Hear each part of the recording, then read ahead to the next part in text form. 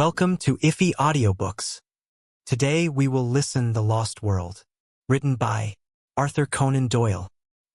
Mr. Hungerton, her father, really was the most tactless person upon earth. A fluffy, feathery, untidy cockatoo of a man, perfectly good-natured, but absolutely centered upon his own silly self. If anything could have driven me from Gladys, it would have been the thought of such a father-in-law. I am convinced that he really believed in his heart that I came round to the chestnuts 3 days a week for the pleasure of his company, and especially to hear his views upon bimetallism, a subject upon which he was, by way of being an authority. For an hour or more that evening I listened to his monotonous chirp about bad money driving out good, the token value of silver, the depreciation of the rupee, and the true standards of exchange. Suppose, he cried with feeble violence, that all the debts in the world were called up simultaneously, and immediate payment insisted upon. What under our present conditions would happen then? I gave the self-evident answer that I should be a ruined man, upon which he jumped from his chair, reproved me for my habitual levity, which made it impossible for him to discuss any reasonable subject in my presence, and bounced off out of the room to dress for a Masonic meeting. At last I was alone with Gladys, and the moment of fate had come. All that evening I had felt like the soldier who awaits the signal which will send him on a forlorn hope of victory and fear of repulse alternating in his mind. She sat with that proud, delicate profile of hers outlined against the red curtain. How beautiful she was, and yet how aloof. We had been friends, quite good friends, but never could I get beyond the same comradeship, which I might have established with one of my fellow reporters upon the Gazette, perfectly frank, perfectly kindly, and perfectly unsexual. My instincts are all against a woman being too frank and at her ease with me. Is no compliment to a man. Where the real sex feeling begins, timidity and distrust are its companions. Heritage from old wicked days when love and violence went often hand in hand. The bent head, the averted eye, the faltering voice, the wincing figure, these, and not the unshrinking gaze and frank reply, are the true signals of passion. Even in my short life I had learned as much as that, or had inherited it in that race memory which we call instinct. Gladys was full of every womanly quality. Some judged her to be cold and hard, but such a thought was treason. That delicately bronzed skin, almost oriental in its coloring, that raven hair, the large liquid eyes, the full butt, exquisite lips, all the stigmata of passion were there. But I was sadly conscious that up to now I had never found the secret of drawing it forth. However, come what might, I should have done with Suspense and bring matters to a head tonight. She could but refuse me, and better be a repulsed lover than an accepted brother. So far my thoughts had carried me, and I was about to break the long and uneasy silence, when two critical, dark eyes looked round at me, and the proud head was shaken in smiling reproof. I have a presentiment that you are going to propose, Ned. I do wish you wouldn't, for things are so much nicer as they are. I drew my chair a little nearer. Now, how did you know that I was going to propose? I asked in genuine wonder. Don't women always know? Do you suppose any woman in the world was ever taken unawares? But, oh Ned, our friendship has been so good and so pleasant. What a pity to spoil it. Don't you feel how splendid it is that a young man and a young woman should be able to talk face to face as we have talked? I don't know, Gladys. You see, I can talk face to face with the station master. I can't imagine how that official came into the matter. But in he trotted and set us both laughing. That does not satisfy me in the least. Want my arms round you, and your head on my breast, and oh Gladys, I want. She had sprung from her chair, as she saw signs that I proposed to demonstrate some of my wants. You've spoiled everything, Ned, she said. It's all so beautiful and natural until this kind of thing comes in. It is such a pity. Why can't you control yourself? I didn't invent it, I pleaded. It's nature. It's love. Well, perhaps if both love, it may be different. I have never felt it. But you must. You, with your beauty, with your soul. Oh, Gladys, you were made for love. You must love. One must wait till it comes. But why can't you love me, Gladys? Is it my appearance? Or what? She did unbend a little. She put forward a hand, such a gracious, stooping attitude it was, and she pressed back my head. Then she looked into my upturned face with a very wistful smile. No, it isn't that, she said at last. You're not a conceited boy by nature, and so I can safely tell you it is not that. It's deeper. My character? She nodded severely. What can I do to mend it? Do sit down and talk it over. No, really, I won't if you'll only sit down. She looked at me with a wondering distrust which was much more to my mind than her wholehearted confidence. How primitive and bestial it looks, when you put it down in black and white. And perhaps after all it is only a feeling peculiar to myself. Anyhow, she sat down. Now tell me what's amiss with me? I'm in love with somebody else, said she. It was my turn to jump out of my chair. It's nobody in particular, she explained, laughing at the expression of my face. Only an ideal. I've never met the kind of man I mean. Tell me about him. What does he look like? Oh, he might look very much like you. How dear of you to say that. Well, what is it that he does that I don't do? Just say the word. Teetotal, vegetarian, aeronaut, theosophist, Superman. I'll have a try at it, Gladys, if you will only give me an idea what would please you. She laughed at the elasticity of my character. Well, in the first place, I don't think my ideal would speak like that, said she. He would be a harder, sterner man, not so ready to adapt himself to a silly girl's whim. But, above all, he must be a man who could do, who could act, who could look death in the face and have no fear of him. A man of great deeds and strange experiences. It is never a man that I should love, but always the glories he had won, for they would be reflected upon me. Think of Richard Burton. When I read his wife's life of him, I could so understand her love. And Lady Stanley, did you ever read the wonderful last chapter of that book about her husband?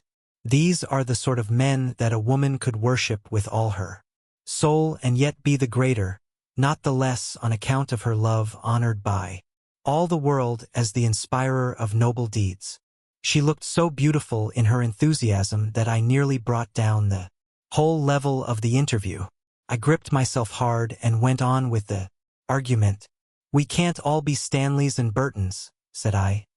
Besides, we don't get the chance. At least I never had the chance. If I did, I should try to take it. But chances are all around you. It is the mark of the kind of man, I mean, that he makes his own chances. You can't hold him back. I've never met him, and yet I seem to know him so well. There are heroisms all round us waiting to be done. It's for men to do them, and for women to reserve their love as a reward for such men. Look at that young Frenchman who went up last week in a balloon. It was blowing a gale of wind, but because he was announced to go, he insisted on starting. The wind blew him 1,500 miles in 24 hours, and he fell in the middle of Russia. That was the kind of man I mean. Think of the woman he loved and how other women must have envied her. That's what I should like to be envied for my man. I'd have done it to please you. But you shouldn't do it merely to please me. You should do it because you can't help yourself, because it's natural to you, because the man in you is crying out for heroic expression. Now, when you described the Wigan coal explosion last month, could you not have gone down and helped those people in spite of the choke damp? I did. You never said so. There was nothing worth bucking about. I didn't know. She looked at me with rather more interest. That was brave of you. I had to. If you want to write good copy, you must be where the things are. What a prosaic motive. It seems to take all the romance out of it.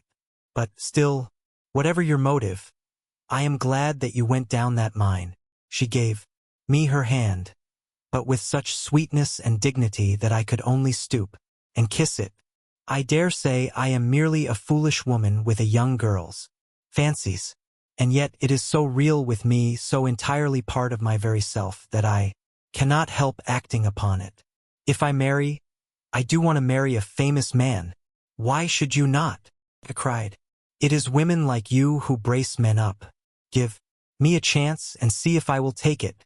Besides, as you say, men ought to make their own chances and not wait until they are given. Look at Clive, just a clerk, and he conquered India. By George, I'll do something in the world. Yet, she laughed at my sudden Irish effervescence. Why not? She said. You have everything a man could have: youth, health, strength, education, energy. I was sorry you spoke, and now I am glad, so glad, if it wakens these thoughts in you. And if I do. Her dear hand rested like warm velvet upon my lips. Not another word, sir. You should have been at the office for evening duty half an hour ago. Only I hadn't the heart to remind you. Some day, perhaps, when you have won your place in the world, we shall talk it over again.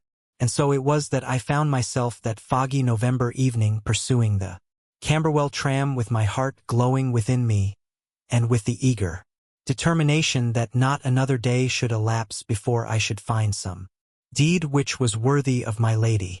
But who in all this wide world could ever have imagined the incredible shape which that deed was to take, or the strange steps by which I was led to the doing of it? And, after all, this opening chapter will seem to the reader to have nothing to do with my narrative. And yet there would have been no narrative without it, for it is only when a man goes out into the world with the thought that there are heroisms all round him, and with the desire all alive in his heart to follow any which may come within sight of him, that he breaks away as I did from the life he knows, and ventures forth into the wonderful, mystic twilight land where lie the great adventures and the great rewards. Behold me, then, at the office of the Daily Gazette, on the staff of which I was a most insignificant unit, with the settled determination that very night, if possible, to find the quest which should be worthy of my Gladys. Was it hardness, was it selfishness, that she should ask me to risk my life for her own glorification? Such thoughts may come to middle age, but never to ardent 23 in the fever of his first love. I always liked McCardle, the crabbed, old, round-backed, red-headed news editor, and I rather hoped that he liked me. Of course, Beaumont was the real boss, but he lived in the rarefied atmosphere of some Olympian height, from which he could distinguish nothing smaller than an international crisis, or a split in the cabinet. Sometimes we saw him passing in lonely majesty to his inner sanctum, with his eyes staring vaguely and his mind hovering over the Balkans or the Persian Gulf. He was above and beyond us, but McCardle was his first lieutenant, and it was he that we knew.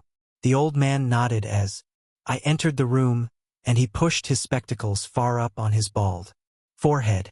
Well, Mr. Malone, from all I hear, you seem to be doing very well, said he, in his kindly Scotch accent. I thanked him. The colliery explosion was excellent. So was the Southwark fire. You have the true descriptive touch. What did you want to see me about? To ask a favor. He looked alarmed, and his eyes shunned mine. Tut, tut. What is it? Do you think, sir, that you could possibly send me on some mission for the paper? I would do my best to put it through and get you some good copy. What sort of mission had you in your mind, Mr. Malone? Well, sir, anything that had adventure and danger in it. I really would do my very best. The more difficult it was, the better it would suit me. You seem very anxious to lose your life. To justify my life, sir. Dear me, Mr. Malone. This is very, very exalted.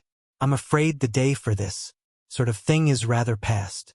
The expense of the special mission business hardly justifies the result, and, of course, in any case it would only be an experienced man with a name that would command public confidence who would get such an order.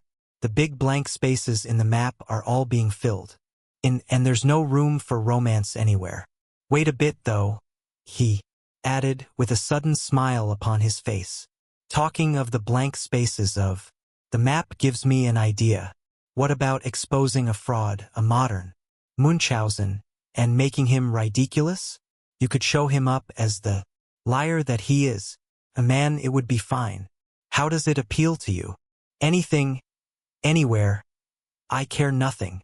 McCardle was plunged in thought for some minutes. I wonder whether you could get on friendly, or at least on talking terms, with the fellow, he said at last. You seem to have a sort of genius for establishing relations with people, sympathy, I suppose, or animal magnetism or youthful vitality or something. I am conscious of it myself. You are very good, sir. So why should you not try your luck with Professor Challenger of Enmore Park? I dare say I looked a little startled. Challenger, I cried. Professor Challenger, the famous zoologist. Wasn't he the man who broke the skull of Blundell, of the Telegraph? The news editor smiled grimly. Do you mind? Didn't you say it was adventures you were after? It is all in the way of business, sir, I answered. Exactly. I don't suppose he can always be so violent as that. I'm thinking that Blundell got him at the wrong moment, maybe, or in the wrong fashion. You may have better luck or more tact in handling him. There's something in your line there, I am sure, and the Gazette should work it. I really know nothing about him, said I. I only remember his name in connection with the police court proceedings for striking Blundell. I have a few notes for your guidance, Mr. Malone. I've had my eye on the professor for some little time. He took a paper from a drawer. Here is a summary of his record. I give it you briefly. Challenger George Edward. Born, Largs, N.B. 1863. Idiocy. Largs. Academy, Edinburgh University. British Museum Assistant. 1892. Assistant. Keeper of Comparative Anthropology Department. 1893. Resigned after acrimonious correspondence same year. Winner of Crayston Medal for Zoological Research. Foreign member of, well, quite a lot of things, about 2 inches of small type. Société Belge, American Academy of Sciences, La Plata, etc., etc. Ex-President, Paleontological Society. Section H, British Association. So on. Publications. Some observations upon a series of Kalmuck skulls. Outlines of vertebrate evolution and numerous papers, including the underlying fallacy of Weissmanism, which caused heated discussion at the Zoological Congress of Vienna. Recreations. Walking, alpine climbing. Address. Enmore Park, Kensington, W. There, take it with you. I've nothing more for you tonight. I pocketed the slip of paper. One moment, sir, I said as I realized that it was a pink bald head and not a red face which was fronting me. I am not very clear yet why I am to interview this gentleman. What has he done? The face flashed back again. Went to South America on a solitary expedition 2 years ago. Came back last year. Had undoubtedly been to South America, but refused to say exactly where. Began to tell his adventures in a vague way, but somebody started to pick holes and he just shut up like an oyster. Something wonderful happened, or the man's a champion liar, which is the more probable supposition. Had some damaged photographs said to be fakes. Got so touchy that he assaults anyone who asks questions and heaves reporters down the stairs. In my opinion, he's just a homicidal megalomaniac with a turn for science. That's your man, Mr. Malone. Now off you run and see what you can make of him. You're big enough to look after yourself. Anyway, you are all safe. Employers' Liability Act, you know. A grinning red face turned once more into a pink oval, fringed with gingery fluff. The interview was at an end. I walked across to the Savage Club, but instead of turning into it, I leaned upon the railings of Adelphi Terrace and gazed thoughtfully for a long time at the brown, oily river. I can always think most sanely and clearly in the open air. I took out the list of Professor Challenger's exploits and I read it, over under the electric lamp. Then I had what I can only regard as an inspiration. As a pressman, I felt sure from what I had been told that I could never hope to get into touch with this cantankerous professor. But these recriminations, twice mentioned in his skeleton biography, could only mean that he was a fanatic in science. Was there not an exposed margin there, upon which he might be accessible? I would try. I entered the club. It was just after 11, and the big room was fairly full, though the rush had not yet set in. I noticed a tall, thin, angular man seated in an armchair by the fire. He turned as I drew my chair up to him. It was the man of all others whom I should have chosen, Tarp Henry of the staff of Nature, a thin, dry, leathery creature, who was full, to those who knew him, of kindly humanity. I plunged instantly into my subject. What do you know of Professor Challenger? Challenger. He gathered his brows in scientific disapproval. Challenger was the man who came with some cock-and-bull story from South America. What story? Oh, it was rank nonsense about some queer animals he had discovered. Believe he has retracted since. Anyhow, he has suppressed it all. He gave an interview to Reuters, and there was such a howl that he saw it wouldn't do. It was a discreditable business. There were one or two folk who were inclined to take him seriously, but he soon choked them off. How? Well, by his insufferable rudeness and impossible behavior. There was poor old Wadley of the Zoological Institute. Wadley sent a message. The president of the Zoological Institute presents his compliments to Professor Challenger and would take it as a personal favor if he would do them the honor to come to their next meeting. The answer was unprintable. You don't say? Well, a Baudelarized version of it would run, Professor Challenger presents his compliments to the president of the Zoological Institute and would take it as a personal favor if he would go to the devil. Good Lord! Yes, I expect that's what old Wadley said. I remember his wail at the meeting, which began, in 50 years' experience of scientific intercourse. It quite broke the old man up. Anything more about Challenger? Well, I'm a bacteriologist, you know. I live in a 900 diameter microscope. I can hardly claim to take serious notice of anything that I can see with my naked eye. I'm a frontiersman from the extreme edge of the knowable, and I feel quite out of place when I leave my study and come into touch with all you great, rough, hulking creatures. I'm too detached to talk scandal, and yet at scientific conversaciones I have heard something of Challenger, for he is one of those men whom nobody can ignore. He's as clever as they make a full-charged battery of force and vitality, but a quarrelsome, ill-conditioned faddist, and unscrupulous at that. He had gone the length of faking some photographs over the South American business. You say he is a faddist. What is his particular fad? He has 1,000, but the latest is something about Weissman and evolution. He had a fearful row about it in Vienna, I believe. Can't you tell me the point? Not at the moment, but a translation of the proceedings exists. We have it, filed at the office. Would you care to come? It's just what I want. I have to interview the fellow and I need some lead. Up to him. It's really awfully good of you to give me a lift. I'll go with you. Now, if it is not too late.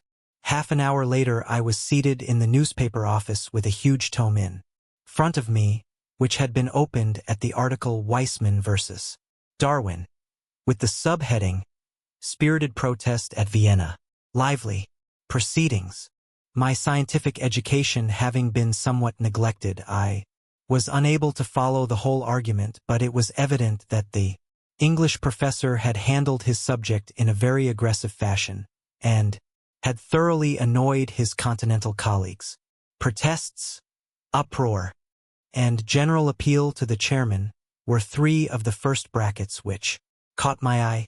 Most of the matter might have been written in Chinese for any definite meaning that it conveyed to my brain.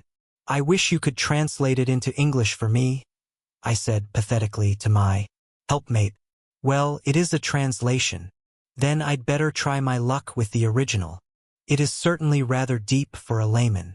If I could only get a single good, meaty sentence which seemed to convey some sort of definite human idea, it would serve my turn.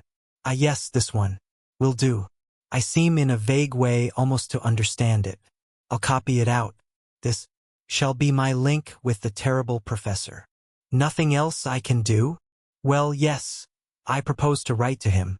If I could frame the letter here and use your address, it would give atmosphere. We'll have the fellow round here making a row and breaking the furniture. No, you'll see the letter. Nothing contentious, I assure you. Well, that's my chair and desk. You'll find paper there.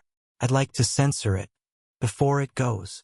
Took some doing, but I flatter myself that it wasn't such a bad job when it was finished. I read it aloud to the critical bacteriologist with some pride in my handiwork. Dear Professor Challenger, it said, as a humble student of nature, I have always taken the most profound interest in your speculations as to the differences between Darwin and Weismann. I have recently had occasion to refresh my memory by rereading. You infernal liar, murmured Tarp Henry. By rereading your masterly address at Vienna. That lucid and admirable statement seems to be the last word in the matter. There is one sentence in it, however, namely, I protest strongly against the insufferable and entirely dogmatic assertion that each separate ID is a microcosm possessed of an historical architecture elaborated slowly through the series of generations. Have you no desire, in view of later research, to modify this statement? Do you not think that it is over-accentuated? With your permission, I would ask the favor of an interview, as I feel strongly upon the subject, and have certain suggestions which I could only elaborate in a personal conversation. With your consent, I trust to have the honor of calling at 11 o'clock the day after tomorrow, Wednesday morning. I remain, sir, with assurances of profound respect, yours very truly, Edward D. Malone. How's that? I asked triumphantly. Well, if your conscience can stand it. It has never failed me yet. But what do you mean to do? To get there. Once I am in his room, I may see some opening. I may even go the length of open confession. If he is a sportsman, he will be tickled. Tickled, indeed. He's much more likely to do the tickling. Chainmail or an American football suit, that's what you'll want. Well, goodbye. I'll have the answer for you here on Wednesday morning, if he ever deigns to answer. You. He is a violent, dangerous, cantankerous character, hated by everyone who comes across him and the butt of the students so far as they dare take a liberty with him. Perhaps it would be best for you if you never heard from the fellow at all. My friend's fear or hope was not destined to be realized. When I called on Wednesday, there was a letter with the West Kensington postmark upon it, and my name scrawled across the envelope in a handwriting which looked like a barbed wire railing. The contents were as follows. Enmore Park, W. Sir. I have duly received your note, in which you claim to endorse my views, although I am not aware that they are dependent upon endorsement, either from you or anyone else. You have ventured to use the word speculation with regard to my statement upon the subject of Darwinism, and I would call your attention to the fact that such a word in such a connection is offensive to a degree. The context convinces me, however, that you have sinned rather through ignorance and tactlessness than through malice, so I am content to pass the matter by. You quote an isolated sentence from my lecture, and appear to have some difficulty in understanding it. I should have thought that only a subhuman intelligence could have failed to grasp the point, but if it really needs amplification, I shall consent to see you at the hour named, though visits and visitors of every sort are exceeding distasteful to me. As to your suggestion that I may modify my opinion, I would have you know that it is not my habit to do so. After a deliberate expression of my mature views, you will kindly show the envelope of this letter to my man, Austin, when you call, as he has to take every precaution to shield me from the intrusive rascals who call themselves journalists. Yours faithfully, George Edward Challenger. This was the letter that I read aloud to Tarp Henry, who had come down early to hear the result of my venture. His only remark was, "There's some new stuff, cuticura or something, which is better than arnica. Some people have such extraordinary notions of humor." It was nearly 10:30 before I had received my message, but a taxicab took me round in good time for my appointment. It was an imposing, porticoed house at which we stopped, and the heavily curtained windows gave every indication of wealth upon the part of this formidable professor. The door was opened by an odd, swarthy, dried-up person of uncertain age, with a dark pilot jacket and brown leather gaiters. I found afterwards that he was the chauffeur, who filled the gaps left by a succession of fugitive butlers. He looked me up and down with a searching light blue eye. "Expected?" he asked. "An appointment. Got your letter?" I produced the envelope. "Right." He seemed to be a person of few words. Following him down the passage, I was suddenly interrupted by a small woman, who stepped out from what proved to be the dining-room door. She was a bright, vivacious, dark-eyed lady, more French than English in her type. "One moment," she said. "You can wait, Austin. Step in here, sir. May I ask if you have met my husband before?" "No, madam, I have not had the honor." "Then I apologize to you in advance. I must tell you that he is a perfectly impossible person, absolutely impossible. If you are forewarned, you will be the more ready to make allowances." "It is most considerate of you, madam. Get quickly out of the room if he seems inclined to be violent. Don't wait to argue with him. Several people have been injured through doing that. Afterwards there is a public scandal, and it reflects upon me and all of us. Suppose it wasn't about South America you wanted to see him? I could not lie to a lady. Dear me, that is his most dangerous subject. You won't believe a word he says. I'm sure I don't wonder. But don't tell him so, for it makes him very violent. Pretend to believe him, and you may get through all right. Remember, he believes it himself. Of that you may be assured. A more honest man never lived. Don't wait any longer, or he may suspect. If you find him dangerous, really dangerous, ring the bell and hold him off until I come. Even at his worst I can usually control him." With these encouraging words, the lady handed me over to the taciturn Austin, who had waited like a bronze statue of discretion during our short interview, and I was conducted to the end of the passage. There was a tap at a door, a bull's bellow from within, and I was face to face with the professor. He sat in a rotating chair behind a broad table, which was covered with books, maps, and diagrams.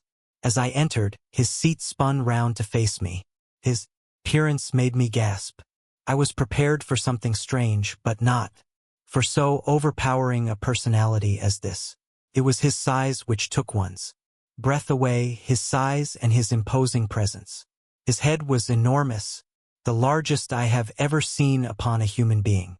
I am sure that his top hat, had I ever ventured to don it, would have slipped over me entirely and rested on my shoulders.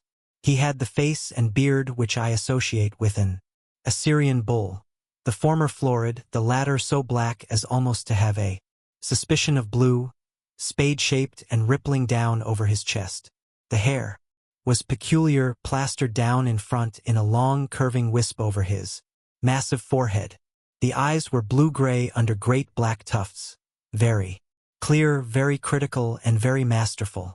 A huge spread of shoulders and a chest like a barrel were the other parts of him which appeared above the table, save for two enormous hands covered with long black hair. This and a bellowing, roaring, rumbling voice made up my first impression of the notorious Professor Challenger. "Well?"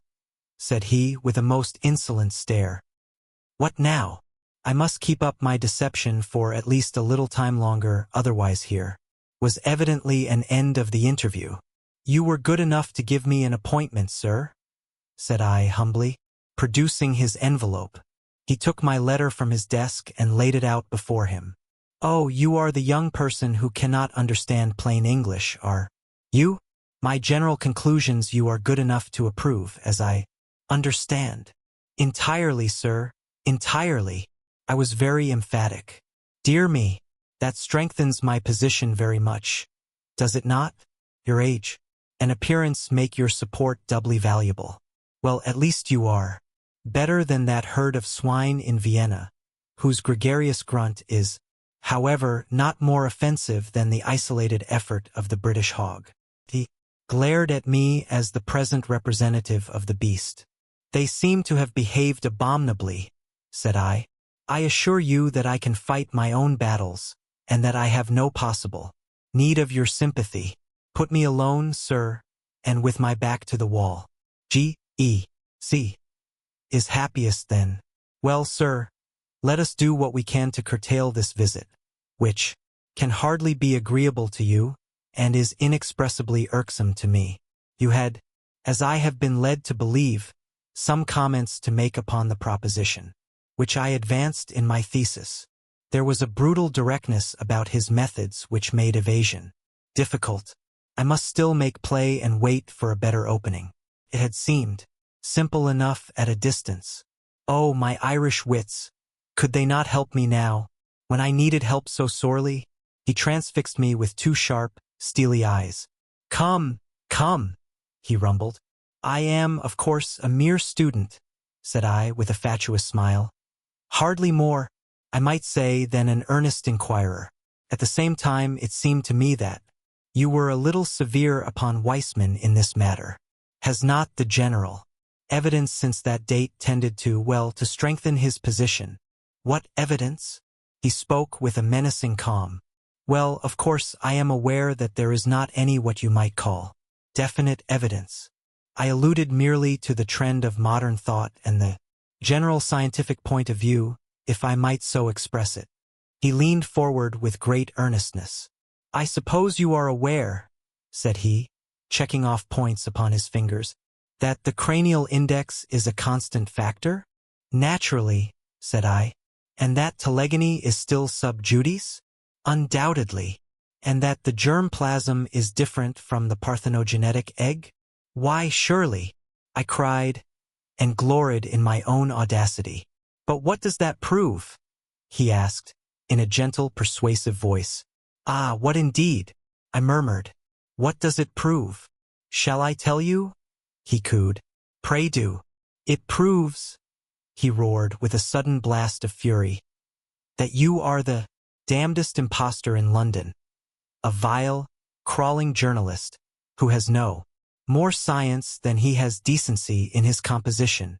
He had sprung to his feet with a mad rage in his eyes. Even at that moment of tension, I found time for amazement at the discovery that he was quite a short man, his head not higher than my shoulder, a stunted Hercules, whose tremendous vitality had all run to depth, breadth, and brain. Gibberish, he cried, leaning forward, with his fingers on the table and his face projecting. That's what I have been talking to you, sir, scientific. Gibberish. Did you think you could match cunning with me, you with your walnut of a brain? You think you are omnipotent, you infernal scribblers, don't you? That your praise can make a man and your blame can break him? We must all bow to you, and try to get a favorable word, must we? This man shall have a leg up, and this man shall have a dressing down. Creeping vermin, I know you. You've got out of your station. Time was when your ears were clipped. You've lost your sense of proportion. Swollen gas bags. I'll keep you in your proper place. Yes, sir, you haven't got over G.E.C. There's one man who is still your master. He warned you off, but if you will come, by the Lord you do it at your own risk. Forfeit, my good Mr. Malone, I claim forfeit. You have played a rather dangerous game, and it strikes me that you have lost it. Look here, sir, said I, backing to the door and opening it. You can be as abusive as you like, but there is a limit. You shall not assault me. Shall I not? He was slowly advancing in a peculiarly menacing way, but he stopped now and put his big hands into the side pockets of a rather boyish, short jacket which he wore. I have thrown several of you out of the house. You will be the fourth or fifth. £3.15 each, that is how it averaged. Expensive, but very necessary. Now, sir, why should you not follow your brethren? I rather think you must. He resumed his unpleasant and stealthy advance, pointing his toes as he walked, like a dancing master. I could have bolted for the hall door, but it would have been too ignominious. Besides, a little glow of righteous anger was springing up within me. I had been hopelessly in the wrong before, but this man's menaces were putting me in the right. I'll trouble you to keep your hands off, sir. I'll not stand it. Dear me. His black mustache lifted and a white fang twinkled in a sneer. You won't stand it, eh? Don't be such a fool, Professor, I cried. What can you hope for? I'm 15 stone, as hard as nails, and play center 3/4 every Saturday. For the London Irish. I'm not the man. It was at that moment that he rushed me. It was lucky that I had opened the door, or we should have gone through it. We did a Catherine wheel together, down the passage. Somehow we gathered up a chair upon our way, and bounded on with it towards the street. My mouth was full of his beard, our arms were locked, our bodies intertwined, and that infernal chair radiated its legs all round us. The watchful Austin had thrown open the hall door. We went with a back somersault down the front steps. I have seen the two Max attempt something of the kind at the halls, but it appears to take some practice to do it without hurting oneself. The chair went to matchwood at the bottom, and we rolled apart into the gutter. He sprang to his feet, waving his fists and wheezing like an asthmatic. Had enough? He panted. You infernal bully, I cried, as I gathered myself together. Then and there we should have tried the thing out, for he was effervescing with fight, but fortunately I was rescued from an odious situation. Policeman was beside us, his notebook in his hand. What's all this? You ought to be ashamed, said the policeman. It was the most rational remark which I had heard in Enmore Park. Well, he insisted, turning to me. What is it, then? This man attacked me, said I. Did you attack him? Asked the policeman. The professor breathed hard and said nothing. It's not the first time either, said the policeman severely, shaking his head. You were in trouble last month for the same thing. You've blackened this young man's eye. Do you give him in charge, sir? I relented. No, said I do not. What's that? Said the policeman. I was to blame myself. I intruded upon him. He gave me fair warning. The policeman snapped up his notebook. Don't let us have any more such goings-on, said he. Now then, move on. There, move on. This to a butcher's boy, a maid, and 1 or 2 loafers, who had collected. He clumped heavily down the street, driving this little flock before him. The professor looked at me, and there was something humorous at the back of his eyes. Come in, said he. I've not done with you yet. The speech had a sinister sound, but I followed him none the less into the house. The manservant, Austin, like a wooden image, closed the door behind us. Hardly was it shut when Mrs. Challenger darted out from the dining room. The small woman was in a furious temper. She barred her husband's way, like an enraged chicken in front of a bulldog. It was evident that she had seen my exit, but had not observed my return. You brute, George, she screamed. You've hurt that nice young man. He jerked backwards with his thumb. Here he is, safe and sound behind me. She was confused, but not unduly so. I am so sorry, I didn't see you. I assure you, madam, that it is all right. He has marked your poor face. Oh, George, what a brute you are. Nothing but scandals from one end of the week to the other. Everyone hating and making fun of you. You've finished my patience. This ends it. Dirty linen, he rumbled. It's not a secret, she cried. Do you suppose that the whole street, the whole of London, for that matter, Get away, Austin, we don't want you. Here. Do you suppose they don't all talk about you? Where is your dignity? You, a man who should have been Regius Professor at a great university, with 1,000 students all revering you. Where is your dignity, George? How about yours, my dear? You try me too much. A ruffian, a common brawling ruffian, that's what you have become. Be good, Jessie. A roaring, raging bully. That's done it. Stool of penance, said he. To my amazement he stooped, picked her up, and placed her sitting upon a high pedestal of black marble in the angle of the hall. It was at least 7 feet high, and so thin that she could hardly balance upon it. A more absurd object than she presented cocked up there with her face convulsed with anger, her feet dangling, and her body rigid for fear of an upset. I could not imagine. Let me down, she wailed. Say, please. You brute, George. Let me down this instant. Come into the study, Mr. Malone. Really, sir, said I, looking at the lady. Here's Mr. Malone pleading for you, Jessie. Say please, and down you. Come. Oh, you brute. Please, please. He took her down as if she had been a canary. You must behave yourself, dear. Mr. Malone is a pressman. He will have it all in his rag tomorrow, and sell an extra dozen among our neighbors. Strange story of high life. You felt fairly high on that pedestal, did you not? Then a subtitle, Glimpse of a Singular Menage. He's a fowl feeder, is Mr. Malone, a carrion eater like all of his kind, porcus ex grege diaboli, swine from the devil's herd. That's it, Malone. What?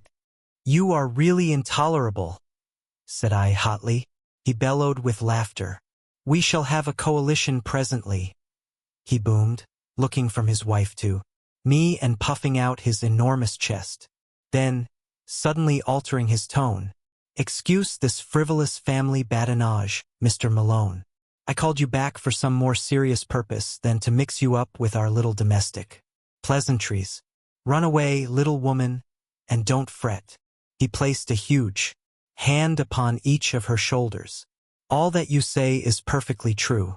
I should be a better man if I did what you advise, but I shouldn't be quite George Edward Challenger. There are plenty of better men, my dear, but only one G.E.C. So make the best of him. He suddenly gave her a resounding kiss, which embarrassed me even more than his violence had done. Now, Mr. Malone, he continued with a great accession of dignity.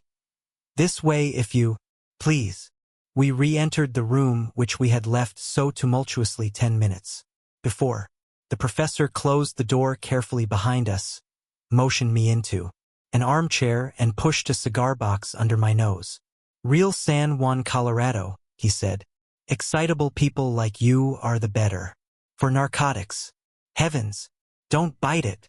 Cut, and cut with reverence.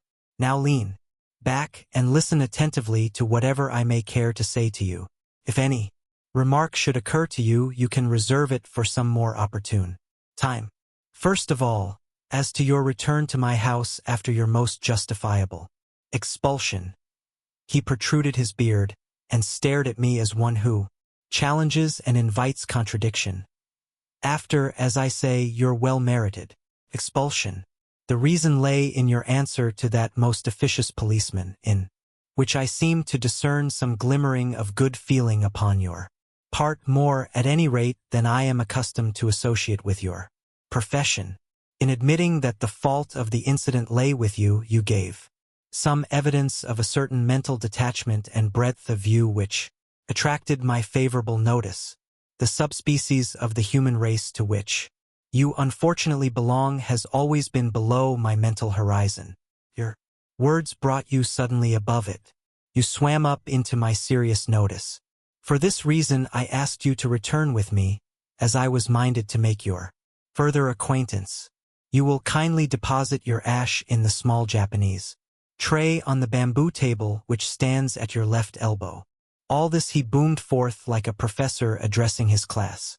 He had swung round his revolving chair so as to face me, and he sat all puffed out like an enormous bullfrog, his head laid back and his eyes half covered by supercilious lids. Now he suddenly turned himself sideways, and all I could see of him was tangled hair with a red, protruding ear. He was scratching about among the litter of papers upon his desk. He faced me presently with what looked like a very tattered sketchbook in his hand. "I am going to talk to you about South America," said he. "No comments, if you please. First of all, I wish you to understand that nothing I tell you now is to be repeated in any public way unless you have my express permission. That permission will, in all human probability, never be given. Is that clear?" "It is very hard," said I. "Surely a judicious account." He replaced the notebook upon the table. "That ends it," said he. "I wish you a very good morning." "No, no," I cried. "I submit to any conditions. So far as I can see, I have no choice." "None in the world," said he. "Well, then, I promise." "Word of honor?" "Word of honor." He looked at me with doubt in his insolent eyes. "After all, what do I know about your honor?" said he. "Upon my word, sir," I cried angrily, "you take very great liberties. I have never been so insulted in my life." He seemed more interested than annoyed at my outbreak. "Round-headed," he muttered. "Brachycephalic, gray-eyed, black-haired, with suggestion of the Negroid. Celtic, I presume." "I am an Irishman, sir." Irish? "Yes, sir." "That, of course, explains it. Let me see. You have given me your promise that my confidence will be respected. That confidence, I may say, will be far from complete. But I am prepared to give you a few indications which will be of interest. In the first place, you are probably aware that 2 years ago I made a journey to South America, one which will be classical in the scientific history of the world. The object of my journey was to verify some conclusions of Wallace and of Bates, which could only be done by observing their reported facts under the same conditions in which they had themselves noted them. If my expedition had no other results, it would still have been noteworthy, but a curious incident occurred to me while there, which opened up an entirely fresh line of inquiry. You are aware, or probably in this half-educated age you are not aware, that the country round some parts of the Amazon is still only partially explored, and that a great number of tributaries, some of them entirely uncharted, run into the main river. It was my business to visit this little-known backcountry and to examine its fauna, which furnished me with the materials for several chapters for that great and monumental work upon zoology which will be my life's justification. I was returning, my work accomplished, when I had occasion to spend a night at a small Indian village, at a point where a certain tributary, the name and position of which I withhold, opens into the main river. The natives were Cucama Indians, an amiable but degraded race with mental powers hardly superior to the average Londoner. I had effected some cures among them upon my way up the river, and had impressed them considerably with my personality, so that I was not surprised to find myself eagerly awaited upon my return. Gathered from their signs that someone had urgent need of my medical services, and I followed the chief to one of his huts. When I entered, I found that the sufferer to whose aid I had been summoned had that instant expired. He was, to my surprise, no Indian, but a white man. Indeed, I may say a very white man, for he was flaxen-haired and had some characteristics of an albino. He was clad in rags, was very emaciated, and bore every trace of prolonged hardship. So far as I could understand the account of the natives, he was a complete stranger to them, and had come upon their village through the woods alone and in the last stage of exhaustion. The man's knapsack lay beside the couch, and I examined the contents.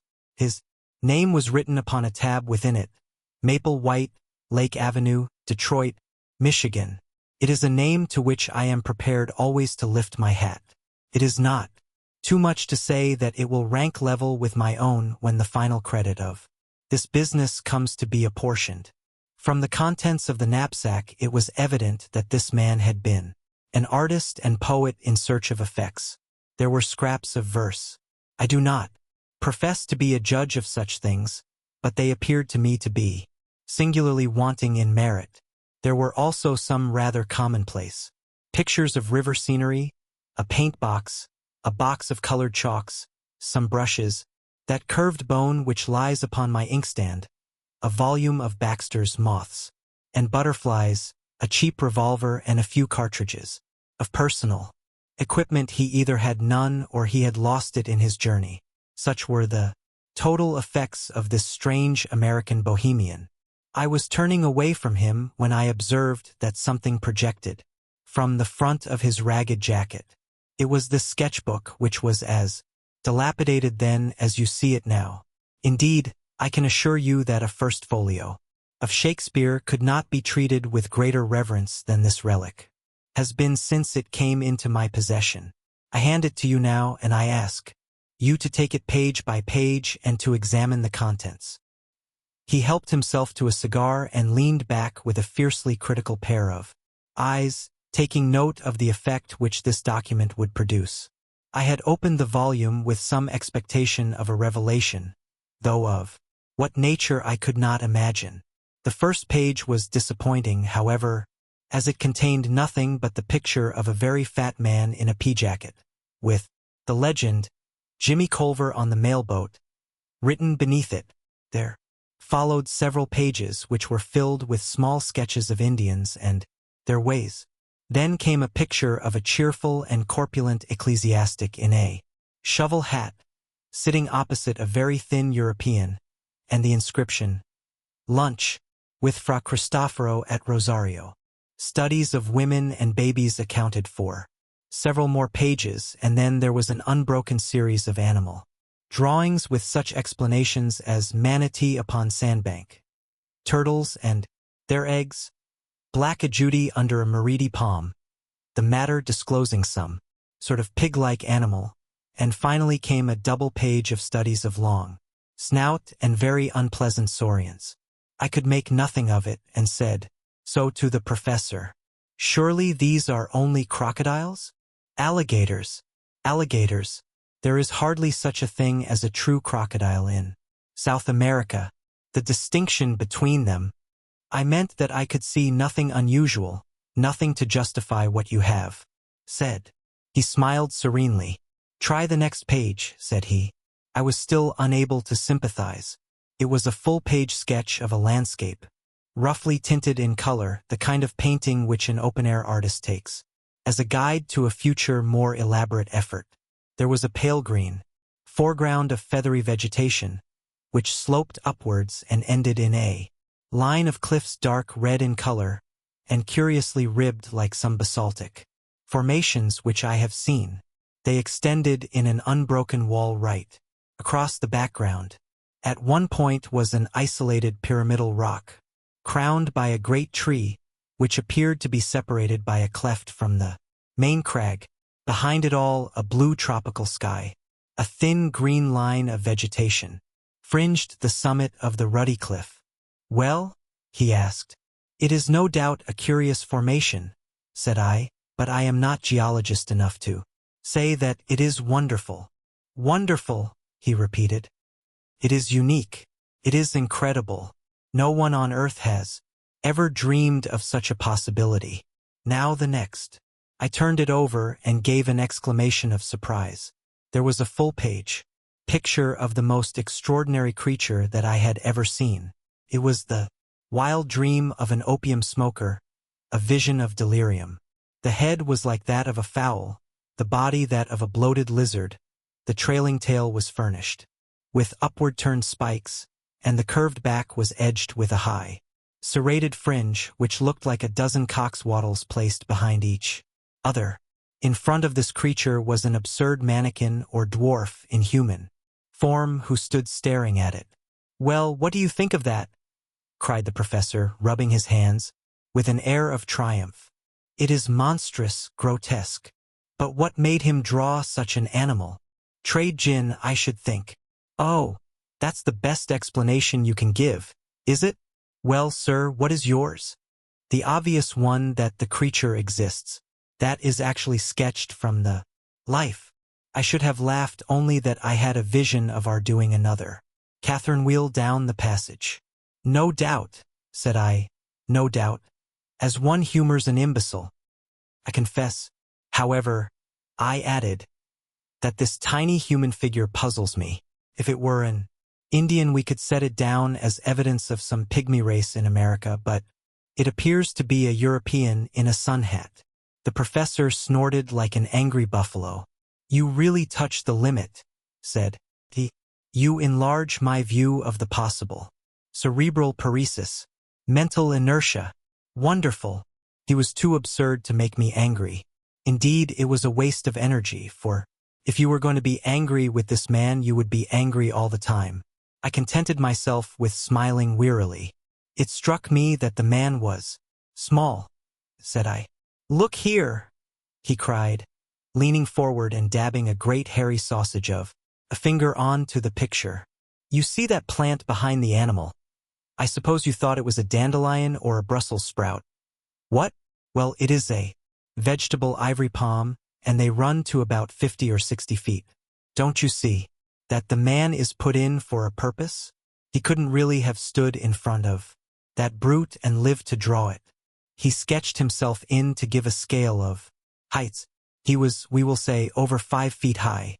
The tree is 10 times bigger, which is what one would expect. Good heavens, I cried. Then you think the beast was, why, Charing Cross Station would hardly make a kennel for such a brute. Apart from exaggeration, he is certainly a well-grown specimen, said the professor complacently. But, I cried, surely the whole experience of the human race is not to be set aside on account of a single sketch. I had turned over the leaves and ascertained that there was nothing more in the book. A single sketch by a wandering American artist who may have done it under hashish or in the delirium of fever, or simply in order to gratify a freakish imagination. You can't, as a man of science, defend such a position as that. For answer, the professor took a book down from a shelf. This is an excellent monograph by my gifted friend, Ray Lankester, said he. There is an illustration here which would interest you. Ah, yes, here it is. The inscription beneath it runs, probable appearance in life of the Jurassic. Dinosaur Stegosaurus. The hind leg alone is twice as tall as a full-grown man. Well, what do you make of that? He handed me the open book. I started as I looked at the picture. In this reconstructed animal of a dead world, there was certainly a very great resemblance to the sketch of the unknown artist. That is certainly remarkable, said I. But you won't admit that it is final? Surely it might be a coincidence, or this American may have seen a picture of the kind and carried it in his memory. It would be likely to recur to a man in a delirium. Very good, said the professor indulgently. We leave it at that. I will now ask you to look at this bone. He handed over the one which he had already described as part of the dead man's possessions. It was about 6 inches long and thicker than my thumb, with some indications of dried cartilage at one end of it. To what known creature does that bone belong? Asked the professor. I examined it with care and tried to recall some half-forgotten knowledge. It might be a very thick human collarbone, I said. My companion waved his hand in contemptuous deprecation. The human collarbone is curved. This is straight. There is a groove upon its surface showing that a great tendon played across it, which could not be the case with a clavicle. Then I must confess that I don't know what it is. You need not be ashamed to expose your ignorance, for I don't suppose the whole South Kensington staff could give a name to it. He took a little bone the size of a bean out of a pillbox. So far as I am a judge, this human bone is the analog of the one which you hold in your hand. That will give you some idea of the size of the creature. You will observe from the cartilage that this is no fossil specimen but recent. What do you say to that? Surely in an elephant. He winced as if in pain. Don't talk of elephants in South America, even in these days of board schools. Well, I interrupted. Any large South American animal, a tapir for example. You may take it, young man, that I am versed in the elements of my business.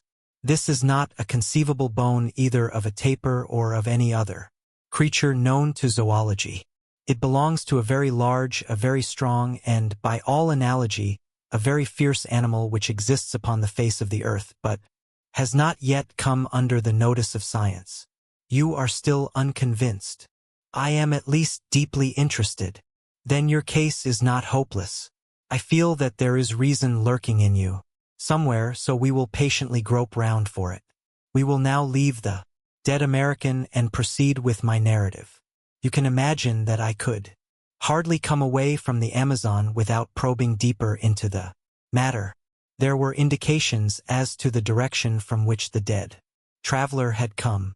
Indian legends would alone have been my guide, for I found that rumors of a strange land were common among all the riverine tribes. You have heard, no doubt, of Kurupuri? Never. Kurupuri is the spirit of the woods.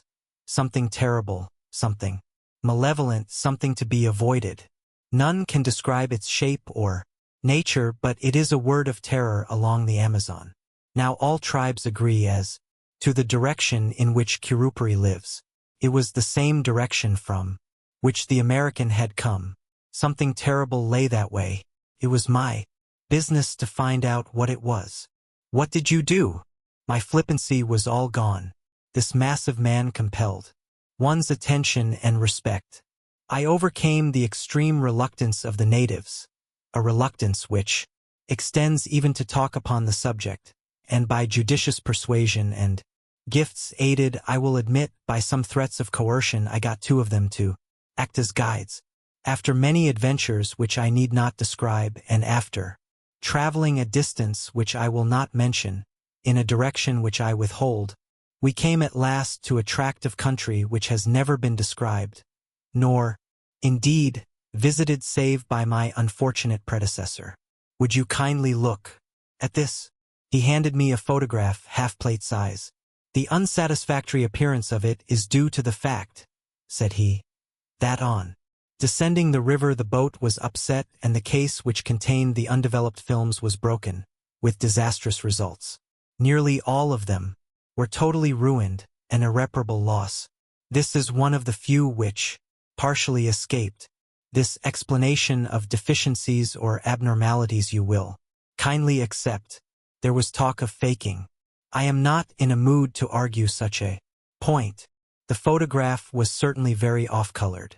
An unkind critic might easily have misinterpreted that dim surface. It was a dull gray landscape, and as I gradually deciphered the details of it, I realized that it represented a long and enormously high line of cliffs, exactly like an immense cataract seen in the distance, with a sloping, tree-clad plain in the foreground. I believe it is the same place as the painted picture, said I. It is the same place, the professor answered. I found traces of the fellow's camp. Now look at this. It was a nearer view of the same scene, though the photograph was extremely defective. I could distinctly see the isolated, tree-crowned pinnacle of rock which was detached from the crag. I have no doubt of it at all, said I. Well, that is something gained, said he. We progress, do we not? Now, will you please look at the top of that rocky pinnacle? Do you observe something there? An enormous tree. But on the tree? A large bird, said I. He handed me a lens. Yes, I said, peering through it. A large bird stands on the tree. It appears to have a considerable beak. I should say it was a pelican. I cannot congratulate you upon your eyesight, said the professor. It is not pelican, nor indeed is it a bird.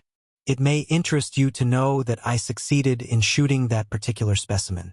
It was the only absolute proof of my experiences which I was able to bring away with me. You have it, then? Here at last was tangible corroboration. I had it. It was unfortunately lost with so much else in the same boat. Accident which ruined my photographs. I clutched at it as it disappeared in the swirl of the rapids, and part of its wing was left in my hand. I was insensible when washed ashore, but the miserable remnant of my superb specimen was still intact. I now lay it before you. From a drawer he produced what seemed to me to be the upper portion of the wing of a large bat. It was at least 2 feet in length, a curved bone, with a membranous veil beneath it. A monstrous bat, I suggested. Nothing of the sort, said the professor severely. Living as I do in an educated and scientific atmosphere, I could not have conceived that the first principles of zoology were so little known. Is it possible that you do not know the elementary fact in comparative anatomy, that the wing of a bird is really the forearm, while the wing of a bat consists of 3 elongated fingers with membranes between? Now, in this case, the bone is certainly not the forearm, and you can see for yourself that this is a single membrane, hanging upon a single bone, and therefore that it cannot belong to a bat. But if it is neither bird nor bat, what is it? My small stock of knowledge was exhausted. I really do not know, said I.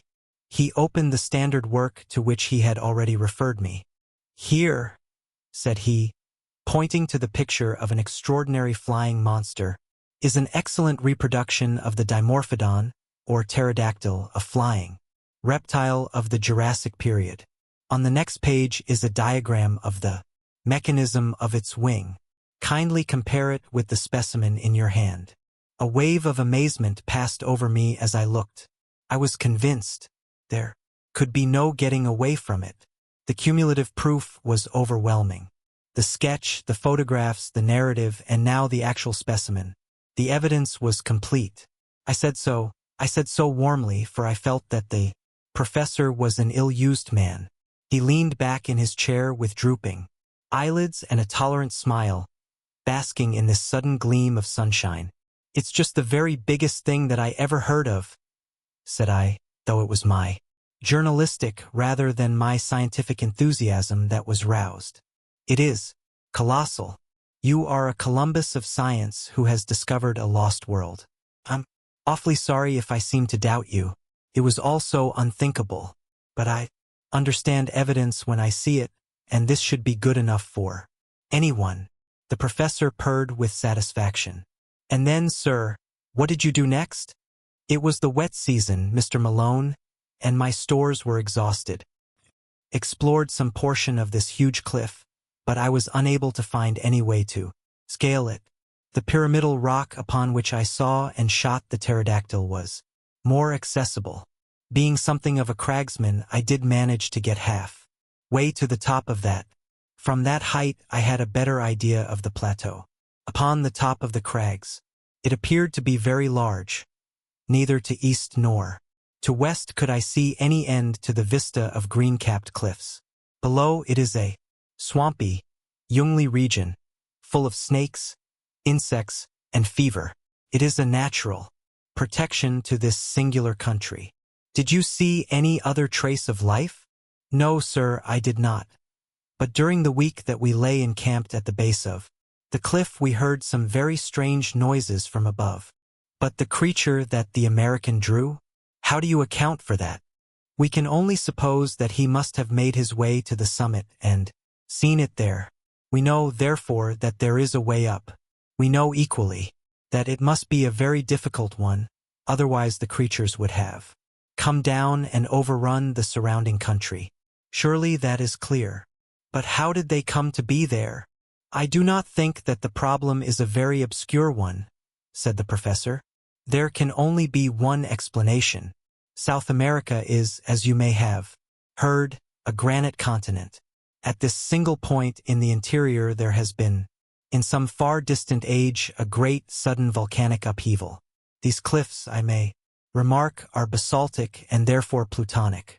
An area as large perhaps as Sussex has been lifted up en bloc with all its living contents, and cut off by perpendicular precipices of a hardness which defies erosion from all the rest of the continent. What is the result? Why, the ordinary laws of nature are suspended. The various checks which influence the struggle for existence in the world at large are all neutralized or altered. Creatures survive which would otherwise disappear. You will observe that both the pterodactyl and the stegosaurus are Jurassic and therefore of a great age in the order of life.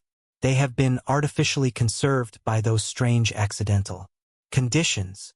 But surely your evidence is conclusive. You have only to lay it before the proper authorities. So in my simplicity I had imagined, said the professor bitterly.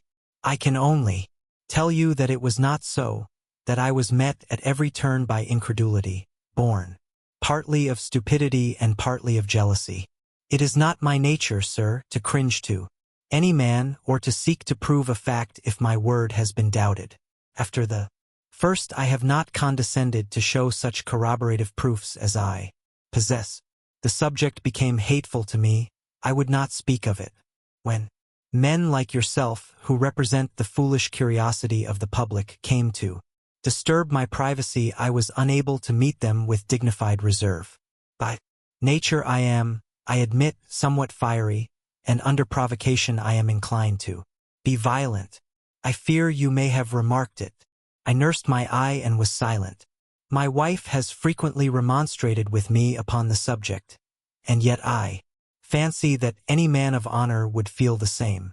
Tonight, however, I propose to give an extreme example of the control of the will over the emotions. I invite you to be present at the exhibition. He handed me a card from his desk. You will perceive that Mr. Percival Waldron, a naturalist of some popular repute, is announced to lecture at 8:30 at the Zoological Institute's hall upon the record of the ages. I have been specially invited to be present upon the platform and to move a vote of thanks to the lecturer. While doing so, I shall make it my business, with infinite tact and delicacy, to throw out a few remarks which may arouse the interest of the audience and cause some of them to desire to go more deeply into the matter. Nothing contentious, you understand, but only an indication that there are greater deeps beyond.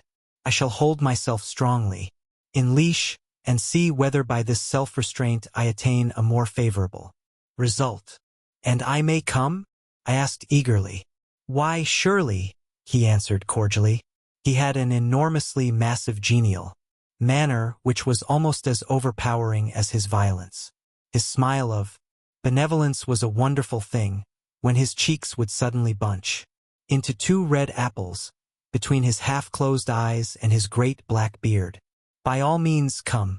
It will be a comfort to me to know that I have one ally in the hall, however inefficient and ignorant of the subject he may be.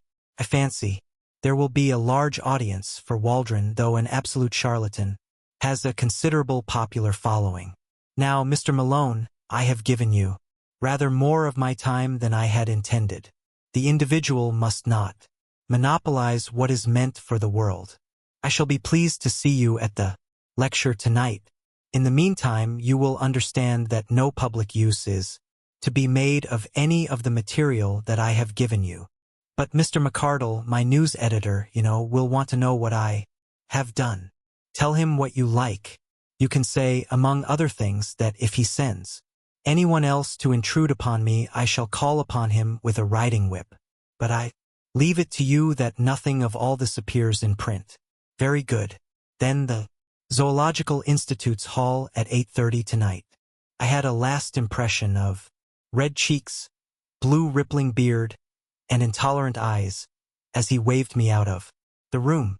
What with the physical shocks incidental to my first interview with Professor Challenger and the mental ones which accompanied the second, I was a somewhat demoralized journalist by the time I found myself in Enmore Park. Once more, in my aching head, the one thought was throbbing, that there really was truth in this man's story, that it was of tremendous consequence, and that it would work up into inconceivable copy for the Gazette when I could obtain permission to use it. A taxicab was waiting at the end of the road, so I sprang into it and drove down to the office. McCardle was at his post as usual. Well, he cried expectantly, what may it run to? I'm thinking, young man, you have been in the wars. Don't tell me that he assaulted you. We had a little difference at first. What a man it is! What did you do? Well, he became more reasonable and we had a chat. But I got nothing out of him, nothing for publication. I'm not so sure about that. You got a black eye out of him and that's for publication. We can't have this reign of terror, Mr. Malone. We must bring the man to his bearings. I'll have a leaderette on him tomorrow that will raise a blister. Just give me the material and I will engage to brand the fellow forever. Professor Munchausen, how's that for an inset headline? Sir John Mandeville Redivivus Cagliostro, all the impostors and bullies in history. Show him up for the fraud he is. I wouldn't do that, sir. Why not? Because he is not a fraud at all. What? Roared McCardle. You don't mean to say you really believe this stuff of his about mammoths and mastodons and great sea serpents? Well, I don't know about that. I don't think he makes any claims of that kind. But I do believe he has got something new. Then for heaven's sake, man, write it up. I'm longing to, but all I know he gave me in confidence and on condition that I didn't. I condensed into a few sentences the professor's narrative. That's how it stands. McCardle looked deeply incredulous. Well, Mr. Malone, he said at last, about this scientific meeting tonight, there can be no privacy about that anyhow. I don't suppose any paper will want to report it, for Waldron has been reported already a dozen times, and no one is aware that Challenger will speak. We may get a scoop if we are lucky. You'll be there in any case, so you'll just give us a pretty full report. Keep space up to midnight. My day was a busy one, and I had an early dinner at the Savage Club with Tarp Henry, to whom I gave some account of my adventures. He listened, with a skeptical smile on his gaunt face, and roared with laughter on hearing that the professor had convinced me. My dear chap, things don't happen like that in real life. People don't stumble upon enormous discoveries and then lose their evidence. Leave that to the novelists. The fellow is as full of tricks as the monkey house at the zoo. It's all bosh. But the American poet? He never existed. I saw his sketchbook. Challenger's sketchbook.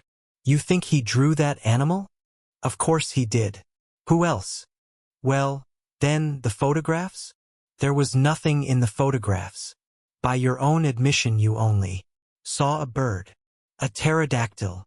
That's what he says. He put the pterodactyl into your head. Well then, the bones? First one out of an Irish stew. Second one vamped up for the occasion. If you are clever and know your business, you can fake a bone as easily as you can a photograph. I began to feel uneasy. Perhaps, after all, I had been premature in my acquiescence. Then I had a sudden happy thought. Will you come to the meeting? I asked. Tarp Henry looked thoughtful. He is not a popular person, the genial Challenger, said he. A lot of people have accounts to settle with him. I should say he is about the best hated man in London. If the medical students turn out, there will be no end of a rag. I don't want to get into a bear garden. You might at least do him the justice to hear him state his own case. Well, perhaps it's only fair. All right, I'm your man for the evening. When we arrived at the hall, we found a much greater concourse than I had expected. A line of electric broughams discharged their little cargoes of white-bearded professors, while the dark stream of humbler pedestrians, who crowded through the arched doorway, showed that the audience would be popular as well as scientific. Indeed, it became evident to us as soon as we had taken our seats that a youthful and even boyish spirit was abroad in the gallery and the back portions of the hall. Looking behind me, I could see rows of faces of the familiar medical student type. Apparently, the great hospitals had each sent down their contingent. The behavior of the audience at present was good-humored, but mischievous. Scraps of popular songs were chorused with an enthusiasm which was a strange prelude to a scientific lecture, and there was already a tendency to personal chaff which promised a jovial evening to others, however embarrassing it might be to the recipients of these dubious honors. Thus, when old Dr. Meldrum, with his well-known curly-brimmed opera hat, appeared upon the platform, there was such a universal query of Where did you get that tile? That he hurriedly removed it and concealed it, furtively under his chair. When gouty Professor Wadley limped down to his seat, there were general affectionate inquiries from all parts of the hall as to the exact state of his poor toe, which caused him obvious embarrassment. The greatest demonstration of all, however, was at the entrance of my new acquaintance, Professor Challenger, when he passed down to take his place at the extreme end of the front row of the platform. Such a yell of welcome broke forth when his black beard first protruded round the corner that I began to suspect Tarp Henry was right in his surmise, and that this assemblage was there not merely for the sake of the lecture, but because it had got rumored abroad that the famous professor would take part in the proceedings. There was some sympathetic laughter on his entrance among the front benches of well-dressed spectators, as though the demonstration of the students in this instance was not unwelcome to them. That greeting was, indeed, a frightful outburst of sound, the uproar of the carnivora cage when the step of the bucket-bearing keeper is heard in the distance. There was an offensive tone in it, perhaps, and yet in the main it struck me as mere riotous outcry, the noisy reception of one who amused and interested them, rather than of one they disliked or despised. Challenger smiled with weary and tolerant contempt, as a kindly man would meet the yapping of a litter of puppies. He sat slowly down, blew out his chest, passed his hand caressingly down his beard, and looked with drooping eyelids and supercilious eyes at the crowded hall before him.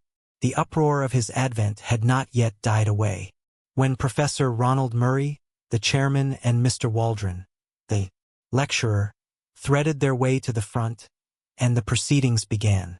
Professor Murray will, I am sure, excuse me if I say that he has the common fault of most Englishmen of being inaudible. Why on earth people who have something to say which is worth hearing should not take the slight trouble to learn how to make it heard is one of the strange mysteries of modern life. Their methods are as reasonable as to try to pour some precious stuff from the spring to the reservoir through a non-conducting pipe which could by the least effort be opened. Professor Murray made several profound remarks to his white tie and to the water carafe upon the table, with a humorous twinkling aside to the silver candlestick upon his right. Then he sat down, and Mr. Waldron, the famous popular lecturer, rose amid a general murmur of applause. He was a stern, gaunt man with a harsh voice and an aggressive manner, but he had the merit of knowing how to assimilate the ideas of other men and to pass them on in a way which was intelligible and even interesting to the lay public, with a happy knack of being funny about the most unlikely objects, so that the precession of the equinox or the formation of a vertebrate became a highly humorous process. As treated by him, it was a bird's-eye view of creation as interpreted by science, which, in language always clear and sometimes picturesque, he unfolded before us.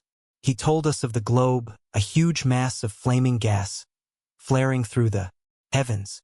Then he pictured the solidification, the cooling, the wrinkling, which formed the mountains, the steam which turned to water, the slow preparation of the stage upon which was to be played the inexplicable drama of life.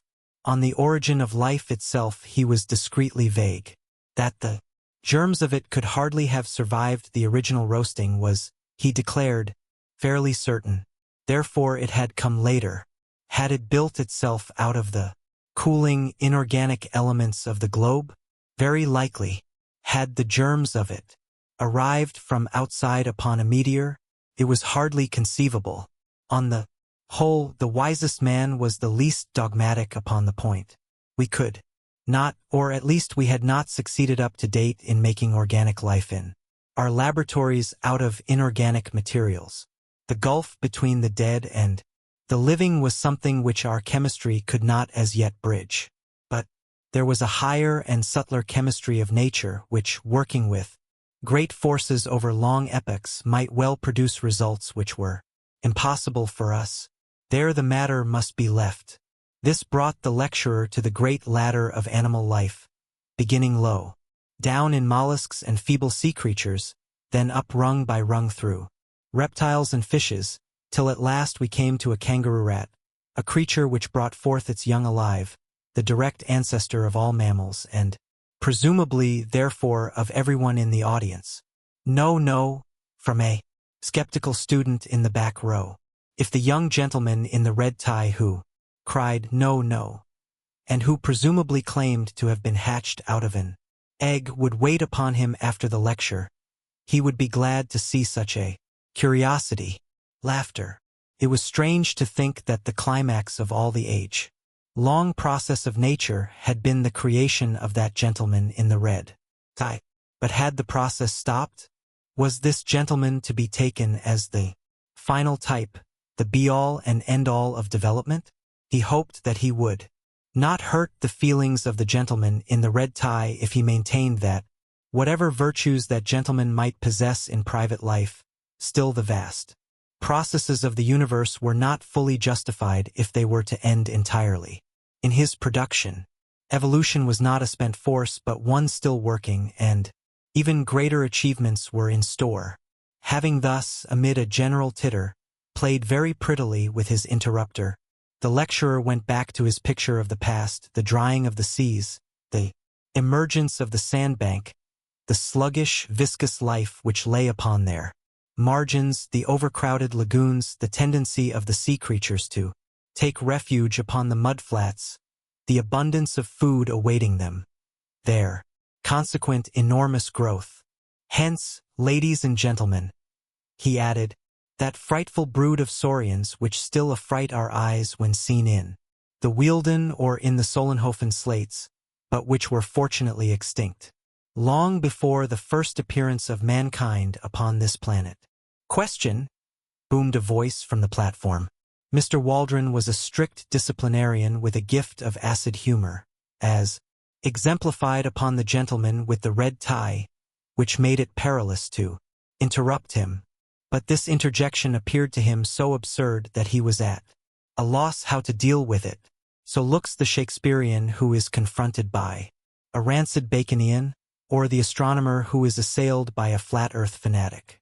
He paused for a moment, and then, raising his voice, repeated slowly the words, which were extinct before the coming of man. Question, boomed the voice once more. Waldron looked with amazement along the line of professors upon the platform until his eyes fell upon the figure of Challenger, who leaned back in his chair with closed eyes and an amused expression, as if he were smiling in his sleep. I see, said Waldron with a shrug. It is my friend Professor Challenger. And amid laughter he renewed his lecture as if this was a final explanation, and no more need be said. But the incident was far from being closed. Whatever path the lecturer took, amid the wilds of the past seemed invariably to lead him to some assertion as to extinct or prehistoric life which instantly brought the same bulls bellow from the professor. The audience began to anticipate it and to roar with delight when it came. The packed benches of students joined in, and every time Challenger's beard opened, before any sound could come forth, there was a yell of question from 100 voices and an answering counter-cry of order and shame from as many more. Waldron, though a hardened lecturer and a strong man, became rattled.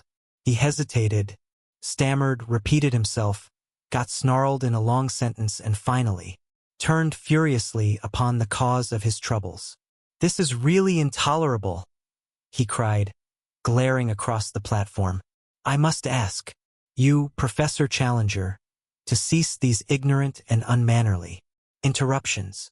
There was a hush over the hall, the students rigid with delight at seeing the high gods on Olympus quarreling among themselves. Challenger levered his bulky figure slowly out of his chair.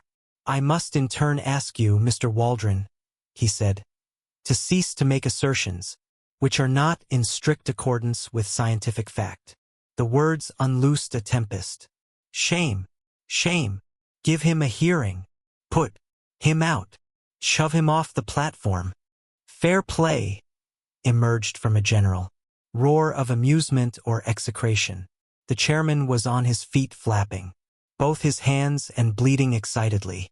Professor Challenger, personal views later, were the solid peaks above his clouds of inaudible mutter.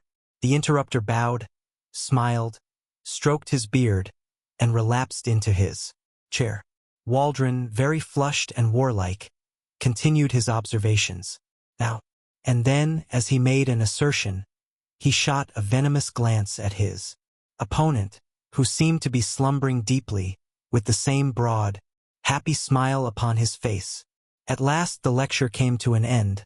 I am inclined to think that it was a premature one, as the peroration was hurried and disconnected.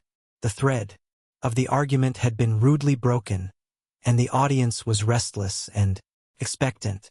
Waldron sat down, and, after a chirrup from the chairman, Professor Challenger rose and advanced to the edge of the platform. In the interests of my paper, I took down his speech verbatim. "Ladies and gentlemen," he began, amid a sustained interruption from the back. "I beg pardon, ladies, gentlemen, and children. I must apologize. I had inadvertently omitted a considerable section of this audience." Tumult, during which the professor stood with one hand raised and his enormous head nodding sympathetically, as if he were bestowing a pontifical blessing upon the crowd. "I have been selected to move a vote of thanks to Mr. Waldron for the very picturesque and imaginative address to which we have just listened.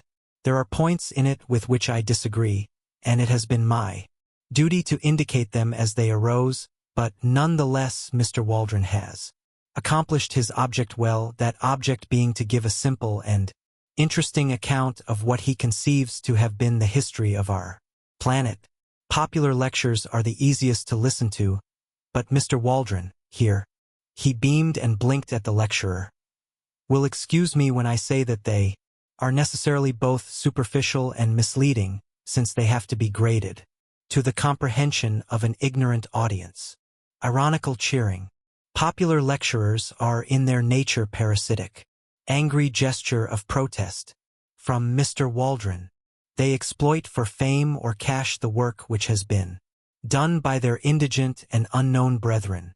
One smallest new fact, obtained in the laboratory, one brick built into the temple of science, far outweighs any second-hand exposition which passes an idle hour, but can leave no useful result behind it. I put forward this obvious reflection not out of any desire to disparage Mr. Waldron in particular, but that you may not lose your sense of proportion and mistake the acolyte for the high priest. At this point Mr. Waldron whispered to the chairman, who half rose and said something severely to his water carafe. "But enough of this." Loud and prolonged cheers. "Let me pass to some subject of wider interest. What is the particular point upon which I, as an original investigator, have challenged our lecturer's accuracy? It is upon the permanence of certain types of animal life upon the earth. I do not speak upon this subject as an amateur, nor, I may add, as a popular lecturer, but I speak as one whose scientific conscience compels him to adhere closely to facts when I say that Mr. Waldron is very wrong in supposing that, because he has never himself seen a so-called prehistoric animal, therefore these creatures no longer exist.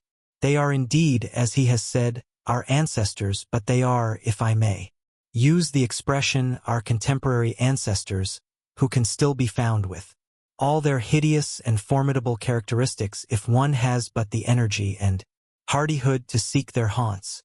Creatures which were supposed to be Jurassic monsters who would hunt down and devour our largest and fiercest mammals still exist. Cries of "Bosh! Prove it! How do you know?" Question. How do I know, you ask me? I know because I have visited their secret haunts. I know because I have seen some of them. Applause, uproar, and a voice, "Liar! Am I a liar?"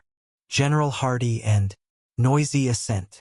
Did I hear someone say that I was a liar? Will the person who called me a liar kindly stand up that I may know him? A voice. Here he is, "Sir, and an inoffensive little person in spectacles, struggling violently, was held up among a group of students. "Did you venture to call me a liar?" "No, sir, no," shouted the accused, and disappeared like a jack-in-the-box. "If any person in this hall dares to doubt my veracity, I shall be glad to have a few words with him after the lecture." "Liar! Who said that?" Again the inoffensive one, plunging desperately, was elevated high into the air.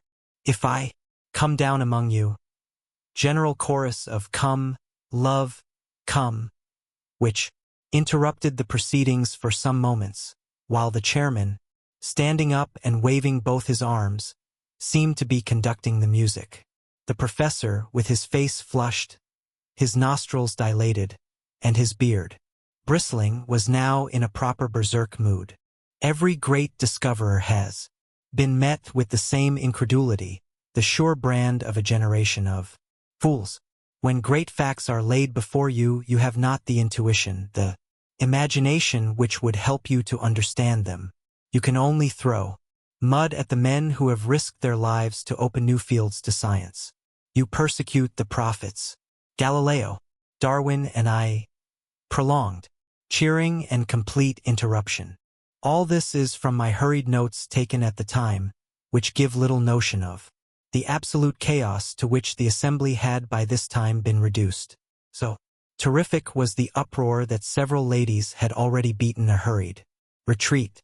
Grave and reverend seniors seemed to have caught the prevailing spirit as badly as the students, and I saw white-bearded men rising and shaking their fists at the obdurate professor. The whole great audience seethed and simmered like a boiling pot. The professor took a step forward and raised both his hands. There was something so big and arresting and virile in the man that the clatter and shouting died gradually away before his commanding gesture and his masterful eyes. He seemed to have a definite message. They hushed to hear it. "I will not detain you," he said. "It is not worth it. Truth is truth, and the noise of a number of foolish young men, and I fear I must add of their equally foolish seniors, cannot affect the matter. I claim that I have opened a new field of science. You dispute it. Cheers. Then I put you to the test. Will you accredit one or more of your own number to go out as your representatives and test my statement in your name?" Mr. Summerlee, the veteran professor of comparative anatomy, rose. Among the audience, a tall, thin, bitter man with the withered aspect of a theologian. He wished, he said, to ask Professor Challenger whether the results to which he had alluded in his remarks had been obtained during a journey to the headwaters of the Amazon made by him 2 years before. Professor Challenger answered that they had. Mr. Summerlee desired to know how it was that Professor Challenger claimed to have made discoveries in those regions which had been overlooked by Wallace, Bates, and other previous explorers of established scientific repute. Professor Challenger answered that Mr. Summerlee appeared to be confusing the Amazon with the Thames, that it was in reality a somewhat larger river, that Mr. Summerlee might be interested to know that with the Orinoco, which communicated with it, some 50,000 miles of country were opened up, and that in so vast a space it was not impossible for one person to find what another had missed. Mr. Summerlee declared, with an acid smile, that he fully appreciated the difference between the Thames and the Amazon, which lay in the fact that any assertion about the former could be tested, while about the latter it could not. He would be obliged if Professor Challenger would give the latitude and the longitude of the country in which prehistoric animals were to be found. Professor Challenger replied that he reserved such information for good reasons of his own, but would be prepared to give it with proper precautions to a committee chosen from the audience. Would Mr. Summerlee serve on such a committee and test his story in person? Mr. Summerlee: "Yes, I will." Great cheering. Professor Challenger: "Then I guarantee that I will place in your hands such material as will enable you to find your way. It is only right, however, since Mr. Summerlee goes to check my statement, that I should have one or more with him who may check his. I will not disguise from you that there are difficulties and dangers. Mr. Summerlee will need a younger colleague. May I ask for volunteers? It is thus that the great crisis of a man's life springs out at him. Could I have imagined when I entered that hall that I was about to pledge myself to a wilder adventure than had ever come to me in my dreams? But Gladys, was it not the very opportunity of which she spoke? Gladys would have told me to go. I had sprung to my feet. I was speaking, and yet I had prepared no words. Tarp Henry, my companion, was plucking at my skirts, and I heard him whispering, "Sit down, Malone. Don't make a public ass of yourself." At the same time I was aware that a tall, thin man, with dark gingery hair, a few seats in front of me, was also upon his feet. He glared back at me with hard, angry eyes, but I refused to give way. "I will go, Mr. Chairman," I kept repeating over and over again. "Name, name," cried the audience. "My name is Edward Dunn Malone. I am the reporter of the Daily Gazette. Claim to be an absolutely unprejudiced witness." "What is your name, sir?" the chairman asked of my tall rival. "I am Lord John Roxton. I have already been up the Amazon. I know all the ground, and have special qualifications for this investigation." Lord John Roxton's reputation as a sportsman and a traveler is, of course, world famous, said the chairman. At the same time, it would certainly be as well to have a member of the press upon such an expedition. "Then I move," said Professor Challenger, "that both these gentlemen be elected as representatives of this meeting to accompany Professor Summerlee upon his journey to investigate and to report upon the truth of my statements." And so, amid shouting and cheering, our fate was decided, and I found myself borne away in the human current which swirled towards the door, with my mind half stunned by the vast new project which had risen so suddenly before it. As I emerged from the hall, I was conscious for a moment of a rush of laughing students down the pavement and of an arm wielding a heavy umbrella, which rose and fell in the midst of them. Then, amid a mixture of groans and cheers, Professor Challenger's electric brougham slid from the curb, and I found myself walking under the silvery lights of Regent Street, full of thoughts of Gladys and of wonder as to my future. Suddenly there was a touch at my elbow. I turned and found myself looking into the humorous, masterful eyes of the tall, thin man who had volunteered to be my companion on this strange quest. "Mr. Malone, I understand," said he. "We are to be companions. What? My rooms are just over the road, in the Albany. Perhaps you would have the kindness to spare me half an hour, for there are one or two things that I badly want to say to you." Lord John Roxton and I turned down Vigo Street together and through the dingy portals of the famous aristocratic rookery. At the end of a long drab passage, my new acquaintance pushed open a door and turned on an electric switch. A number of lamps shining through tinted shades bathed the whole great room before us in a ruddy radiance. Standing in the doorway and glancing round me, I had a general impression of extraordinary comfort and elegance combined with an atmosphere of masculine virility. Everywhere there were mingled the luxury of the wealthy man of taste and the careless untidiness of the bachelor.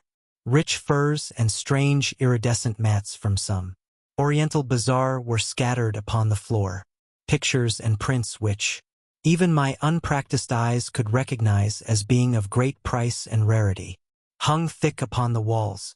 Sketches of boxers, of ballet girls, and of racehorses alternated with a sensuous Fragonard, a Marshal Girardet, and a dreamy Turner. But amid these varied ornaments there were scattered the trophies which brought back strongly to my recollection the fact that Lord John Roxton was one of the great all-round sportsmen and athletes of his day. A dark blue or crossed with a cherry pink one above his mantelpiece spoke of the old Oxonian and Leander man, while the foils and boxing gloves above and below them were the tools of a man who had won supremacy with each. Like a dado round the room was the jutting line of splendid heavy game heads, the best of their sort from every quarter of the world, with the rare white rhinoceros of the Lado enclave drooping its supercilious lip above them all. In the center of the rich red carpet was a black and gold Louis Quinze table, a lovely antique, now sacrilegiously desecrated with marks of glasses and the scars of cigar stumps. On it stood a silver tray of smokables and a burnished spirit stand, from which and an adjacent siphon my silent host proceeded to charge 2 high glasses. Having indicated an armchair to me and placed my refreshment near it, he handed me a long, smooth Havana. Then, seating himself opposite to me, he looked at me long and fixedly with his strange, twinkling, reckless eyes of a cold light blue, the color of a glacier lake. Through the thin haze of my cigar smoke I noted the details of a face which was already familiar to me from many photographs: the strongly curved nose, the hollow, worn cheeks, the dark, ruddy hair, thin at the top, the crisp, virile mustaches, the small, aggressive tuft upon his projecting chin. Something there was of Napoleon III, something of Don Quixote, and yet, again, something which was the essence of the English country gentleman, the keen, alert, open-air lover of dogs and of horses. His skin was of a rich, flowerpot red from sun and wind. His eyebrows were tufted and overhanging, which gave those naturally cold eyes an almost ferocious aspect, an impression which was increased by his strong and furrowed brow. In figure he was spare but very strongly built. Indeed, he had often proved that there were few men in England capable of such sustained exertions. His height was a little over 6 feet, but he seemed shorter on account of a peculiar rounding of the shoulders. Such was the famous Lord John Roxton as he sat opposite to me, biting hard upon his cigar and watching me steadily in a long and embarrassing silence. "Well," said he at last, "we've gone and done it, young fella my lad." This curious phrase he pronounced as if it were all one word. Young fella me. Lad. Yes, we've taken a jump, you and me. I suppose now, when you went into that room there was no such notion in your head. What? No thought of it. The same here. No thought of it. And here we are up to our necks in the tureen. Why, I've only been back 3 weeks from Uganda and taken a place in Scotland and signed the lease and all. Pretty goin', son. What? How? Does it hit you? Well, it is all in the main line of my business. I am a journalist on the Gazette. Of course, you said so when you took it on. By the way, I've got a small job for you if you'll help me. With pleasure. Don't mind taking a risk, do you? What is the risk? Well, it's Ballinger, he's the risk. You've heard of him? No. Why, young fella, where have you lived? Sir John Ballinger is the best gentleman jock in the North Country. I could hold him on the flat at my best. But over jumps he's my master. Well, it's an open secret that when he's out of trainin' he drinks hard, strikin' an average, he calls it. He got delirium on Tuesday, and has been ragin' like a devil ever since. His room is above this. The doctors say that it is all up with the old dear unless some food is got into him, but as he lies in bed with a revolver on his coverlet, and swears he will put 6 of the best through anyone that comes near him, there's been a bit of a strike among the serving men. He's a hard nail, is Jack, and a dead shot, too. But you can't leave a grand national winner to die like that. What do you mean to do, then? I asked. Well, my idea was that you and I could rush him. He may be dozin', and at the worst he can only wing one of us, and the other should have him. If we can get his bolster cover round his arms and then phone up a stomach pump, we'll give the old dear the supper of his life. It was a rather desperate business to come suddenly into one's day's work. Don't think that I am a particularly brave man. I have an Irish imagination, which makes the unknown and the untried more terrible than they are. On the other hand, I was brought up with a horror of cowardice and with a terror of such a stigma. I dare say that I could throw myself over a precipice, like the Hun in the history books, if my courage to do it were questioned, And yet it would surely be pride and fear, rather than courage, which would be my inspiration. Therefore, although every nerve in my body shrank from the whiskey-maddened figure which I pictured in the room above, I still answered, in as careless a voice as I could command, that I was ready to go. Some further remark of Lord Roxton's about the danger only made me irritable. "Talking won't make it any better," said I. "Come on." I rose from my chair and he from his. Then, with a little confidential chuckle of laughter, he patted me 2 or 3 times on the chest, finally pushing me back into my chair. "All right, Sonny my lad, you'll do," said he. I looked up in surprise. "I saw after Jack Ballinger myself this mornin'. He blew a hole in the skirt of my kimono, bless his shaky old hand, but we got a jacket on him and he's to be all right in a week. I say, young fella, I hope you don't mind. What? You see, between you and me close-tiled, I look on this South American business as a mighty serious thing, and if I have a pal with me, I want a man I can bank on. So I sized you down, and I'm bound to say that you came well out of it. You see, it's all up to you and me, for this old Summerlee man will want dry nursin' from the first. By the way, are you by any chance the Malone who is expected to get his rugby cap for Ireland? A reserve, perhaps? I thought I remembered your face. Why, I was there when you got that try against Richmond, as fine a swervin' run as I saw the whole season. I never miss a rugby match if I can help it, for it is the manliest game we have left. Well, I didn't ask you in here just to talk sport.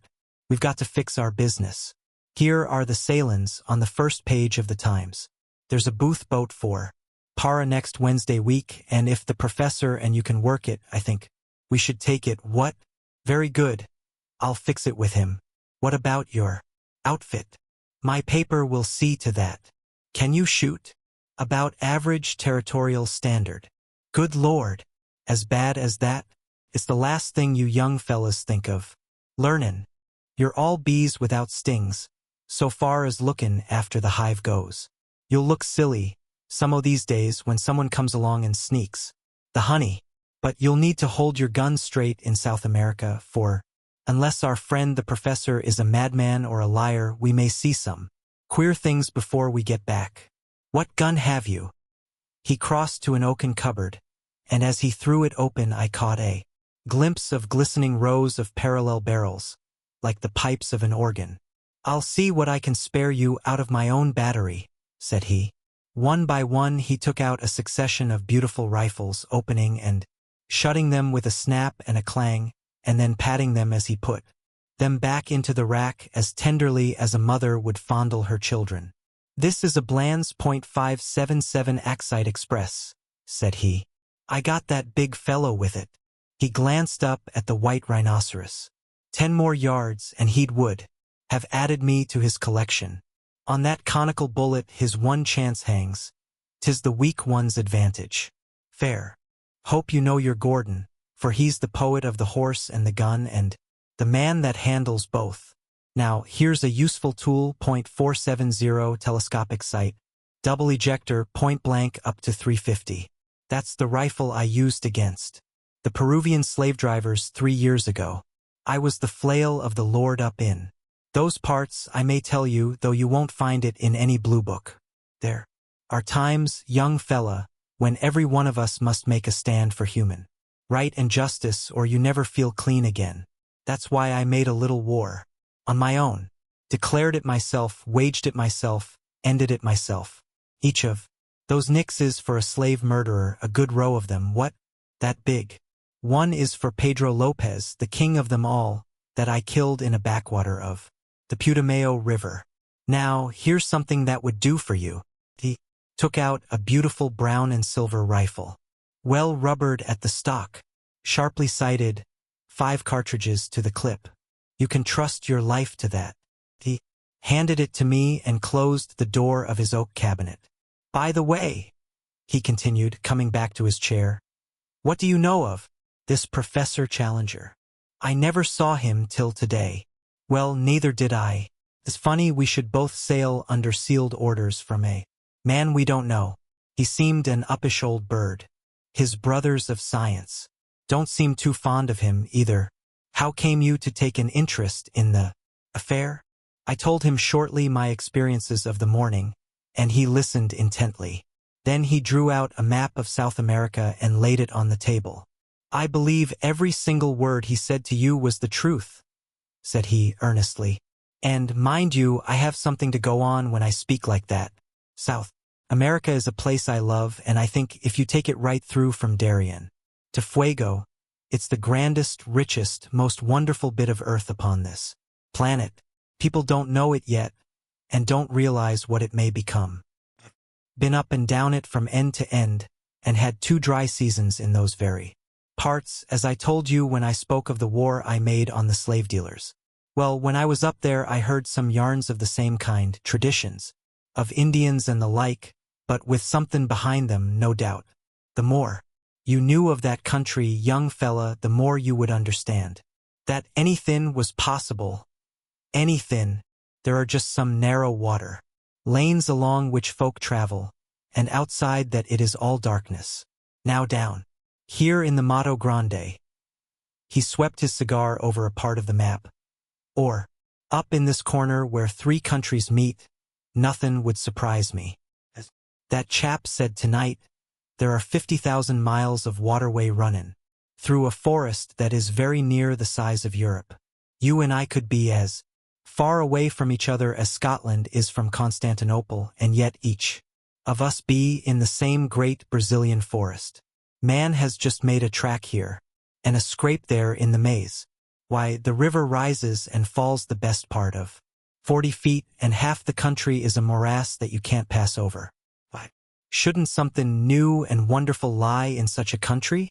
And why shouldn't we be the men to find it out? Besides, he added, his queer, gaunt face shining with delight, there's a sportin' risk in every mile of it. I'm like an old golf ball. I've had all the white paint knocked off me long ago.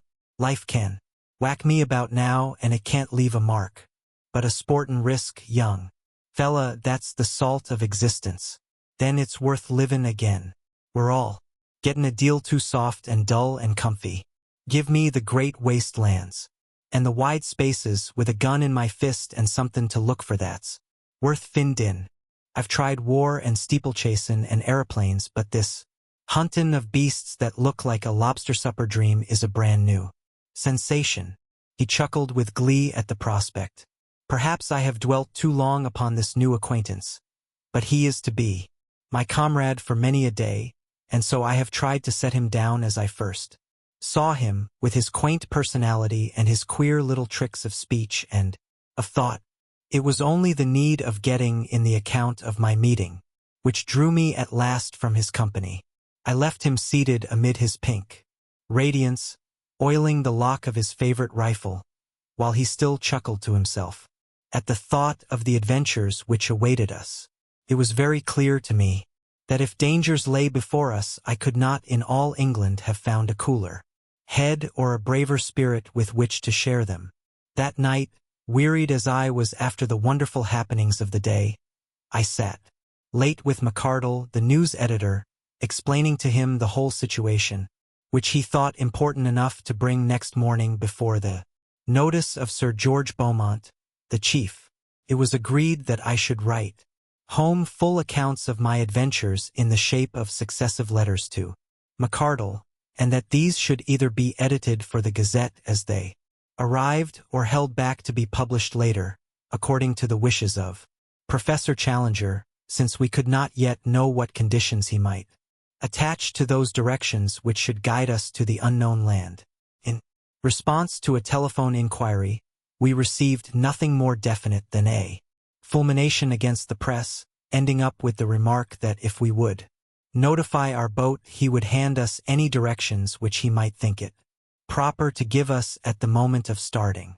A second question from us failed to elicit any answer at all, save a plaintive bleat from his wife to the effect that her husband was in a very violent temper already, and that she hoped we would do nothing to make it worse.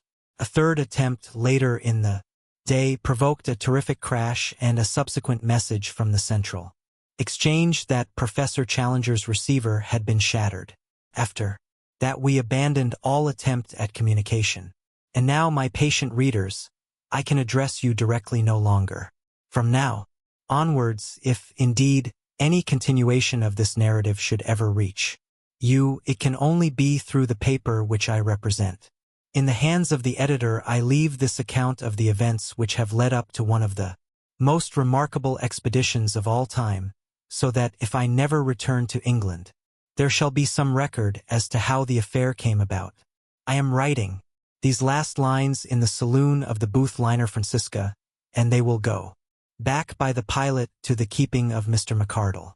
Let me draw one last picture before I close the notebook, a picture which is the last memory of the old country which I bear away with me.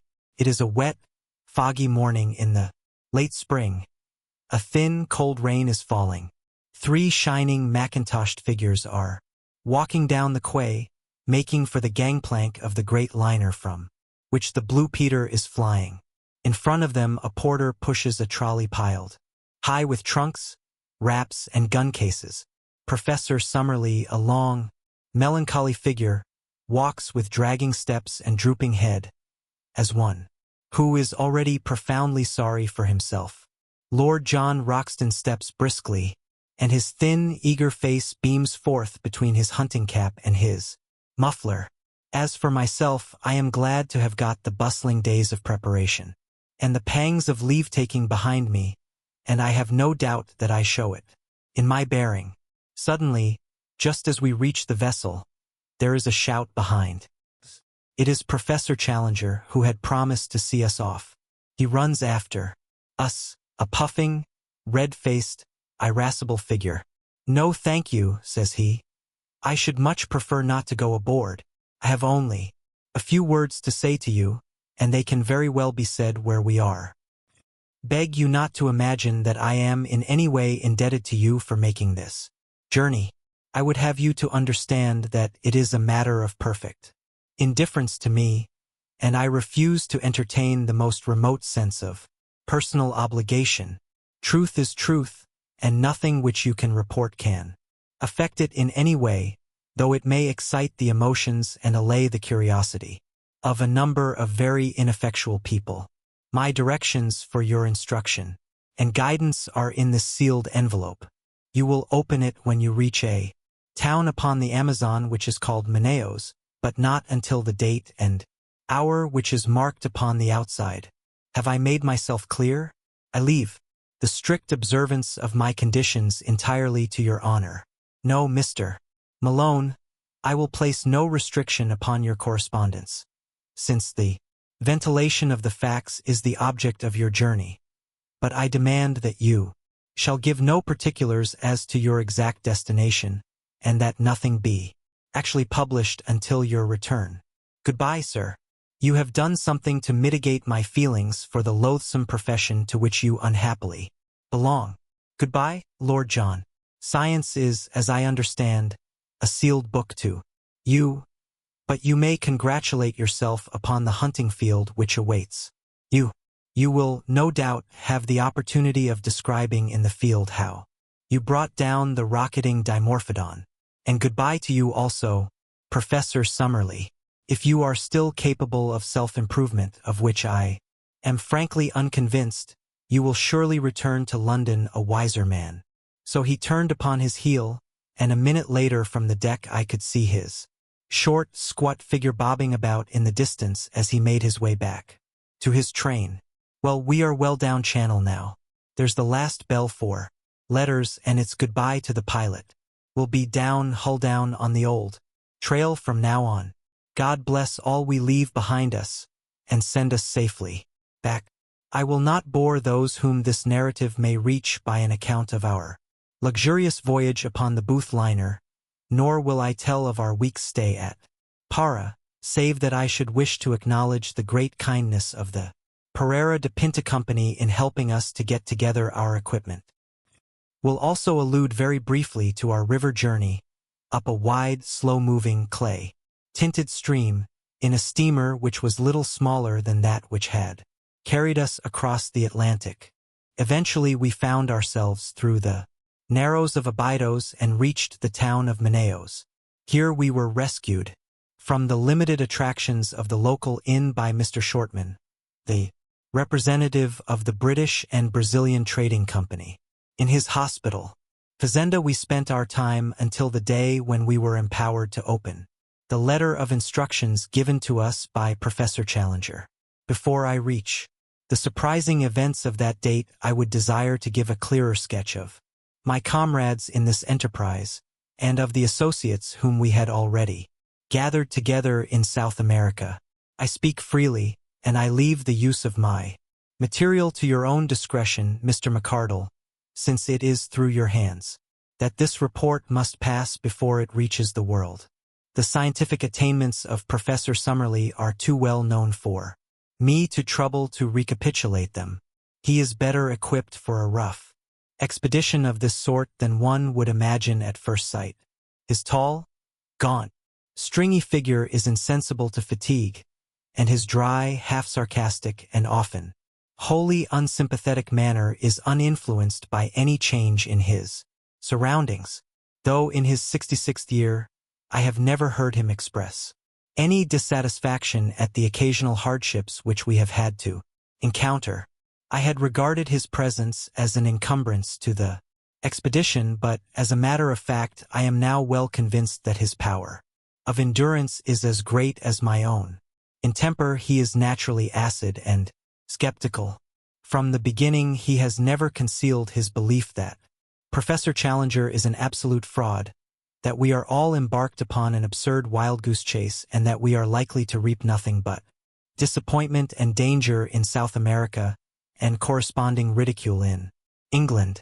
Such are the views which, with much passionate distortion of his thin features and wagging of his thin, goat-like beard, he poured into our ears all the way from Southampton to Manaos.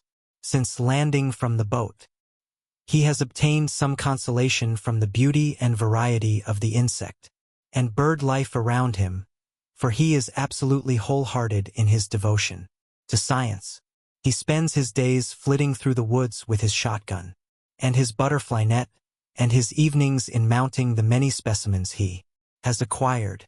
Among his minor peculiarities are that he is careless as to his attire, unclean in his person, exceedingly absent-minded in his habits, and addicted to smoking a short briar pipe, which is seldom out of his mouth. He has been upon several scientific expeditions in his youth. He was with Robertson in Papua, and the life of the camp and the canoe is nothing fresh to him. Lord John Roxton has some points in common with Professor Summerlee, and others in which they are the very antithesis to each other. He is 20 years younger, but has something of the same spare, scraggy physique. To his appearance I have, as I recollect, described it in that portion of my narrative which I have left behind me in London. He is exceedingly neat and prim in his ways, dresses always with great care in white drill suits and high brown mosquito boots, and shaves at least once a day. Like most men of action, he is laconic in speech and sinks readily into his own thoughts. But he is always quick to answer a question or join in a conversation, talking in a queer, jerky, half-humorous fashion. His knowledge of the world, and very especially of South America, is surprising, and he has a wholehearted belief in the possibilities of our journey which is not to be dashed by the sneers of Professor Summerlee. He has a gentle voice and a quiet manner, but behind his twinkling blue eyes there lurks a capacity for furious wrath and implacable resolution, the more dangerous because they are held in leash. He spoke little of his own exploits in Brazil and Peru, but it was a revelation to me to find the excitement which was caused by his presence among the riverine natives, who looked upon him as their champion and protector. The exploits of the Red Chief, as they called him, had become legends among them, but the real facts, as far as I could learn them, were amazing enough. These were that Lord John had found himself some years before in that no man's land which is formed by the half-defined frontiers between Peru, Brazil, and Colombia. In this great district the wild rubber tree flourishes, and has become, as in the Congo, a curse to the natives which can only be compared to their forced labor under the Spaniards upon the old silver mines of Darien. A handful of villainous half-breeds dominated the country, armed such Indians as would support them, and turned the rest into slaves, terrorizing them with the most inhuman tortures in order to force them to gather the India rubber, which was then floated down the river to Para. Lord John Roxton expostulated on behalf of the wretched victims, and received nothing but threats and insults for his pains. He then formally declared war against Pedro Lopez, the leader of the slave drivers, enrolled a band of runaway slaves in his service, armed them, and conducted a campaign, which ended by his killing with his own hands the notorious half-breed and breaking down the system which he represented. No wonder that the ginger-headed man with the silky voice and the free and easy manners was now looked upon with deep interest upon the banks of the great South American river, though the feelings he inspired were naturally mixed, since the gratitude of the natives was equaled by the resentment of those who desired to exploit them. One useful result of his former experiences was that he could talk fluently in the Língua Geral, which is the peculiar talk 1/3 Portuguese and 2/3 Indian, which is current all over Brazil. I have said before that Lord John Roxton was a South America maniac. He could not speak of that great country without ardor, and this ardor was infectious, for, ignorant as I was, he fixed my attention and stimulated my curiosity. How I wish I could reproduce the glamour of his discourses, the peculiar mixture of accurate knowledge and of racy imagination which gave them their fascination, until even the professor's cynical and skeptical smile would gradually vanish from his thin face as he listened. He would tell the history of the mighty river so rapidly explored, for some of the first conquerors of Peru actually crossed the entire continent upon its waters, and yet so unknown in regard to all that lay behind its ever-changing banks. "What is there?" he would cry, pointing to the north. "Wood and marsh and unpenetrated jungle. Who knows what it may shelter? And there to the south, a wilderness of swampy forest, where no white man has ever been. The unknown is up against us on every side. Outside the narrow lines of the rivers, what does anyone know? Who will say what is possible in such a country? Why should old man Challenger not be right? At which direct defiance the stubborn sneer would reappear upon Professor Summerlee's face, and he would sit, shaking his sardonic head in unsympathetic silence, behind the cloud of his briar-root pipe. So much, for the moment, for my two white companions whose characters and limitations will be further exposed, as surely as my own, as this narrative proceeds. But already we have enrolled certain retainers who may play no small part in what is to come. The first is a gigantic Negro named Zambo, who is a black Hercules, as willing as any horse, and about as intelligent. Him we enlisted at Para on the recommendation of the steamship company, on whose vessels he had learned to speak a halting English. It was at Para also that we engaged Gomez and Manuel, two half-breeds, from up the river, just come down with a cargo of redwood. They were swarthy fellows, bearded and fierce, as active and wiry as panthers. Both of them had spent their lives in those upper waters of the Amazon which we were about to explore, and it was this recommendation which had caused Lord John to engage them. One of them, Gomez, had the further advantage that he could speak excellent English. These men were willing to act as our personal servants, to cook, to row, or to make themselves useful in any way, at a payment of $15 a month. Besides these, we had engaged 3 Mojo Indians from Bolivia, who are the most skillful at fishing and boat work of all the river tribes. The chief of these we called Mojo, after his tribe, and the others are known as Jose and Fernando. 3 white men, then 2 half-breeds, 1 Negro, and 3 Indians made up the personnel of the little expedition which lay waiting for its instructions at Manaos before starting upon its singular quest. At last, after a weary week, The day had come and the hour. I ask you to picture the shaded sitting room of the Fazenda St. Ignacio, 2 miles inland from the town of Manaos. Outside lay the yellow, brassy glare of the sunshine, with the shadows of the palm trees as black and definite as the trees themselves. The air was calm, full of the eternal hum of insects, tropical chorus of many octaves, from the deep drone of the bee to the high, keen pipe of the mosquito. Beyond the veranda was a small cleared garden, bounded with cactus hedges and adorned with clumps of flowering shrubs, round which the great blue butterflies and the tiny hummingbirds fluttered and darted in crescents of sparkling light. Within we were seated, round the cane table on which lay a sealed envelope. Inscribed upon it, in the jagged handwriting of Professor Challenger, were the words, "Instructions to Lord John Roxton and party, to be opened at Manaos upon July 15th at 12 o'clock precisely." Lord John had placed his watch upon the table beside him. "We have 7 more minutes," said he. "The old dear is very precise." Professor Summerlee gave an acid smile as he picked up the envelope in his gaunt hand. "What can it possibly matter whether we open it now or in 7 minutes?" said he.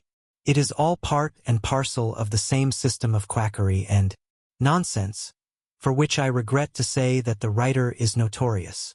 "Oh, come, we must play the game according to rules," said Lord John.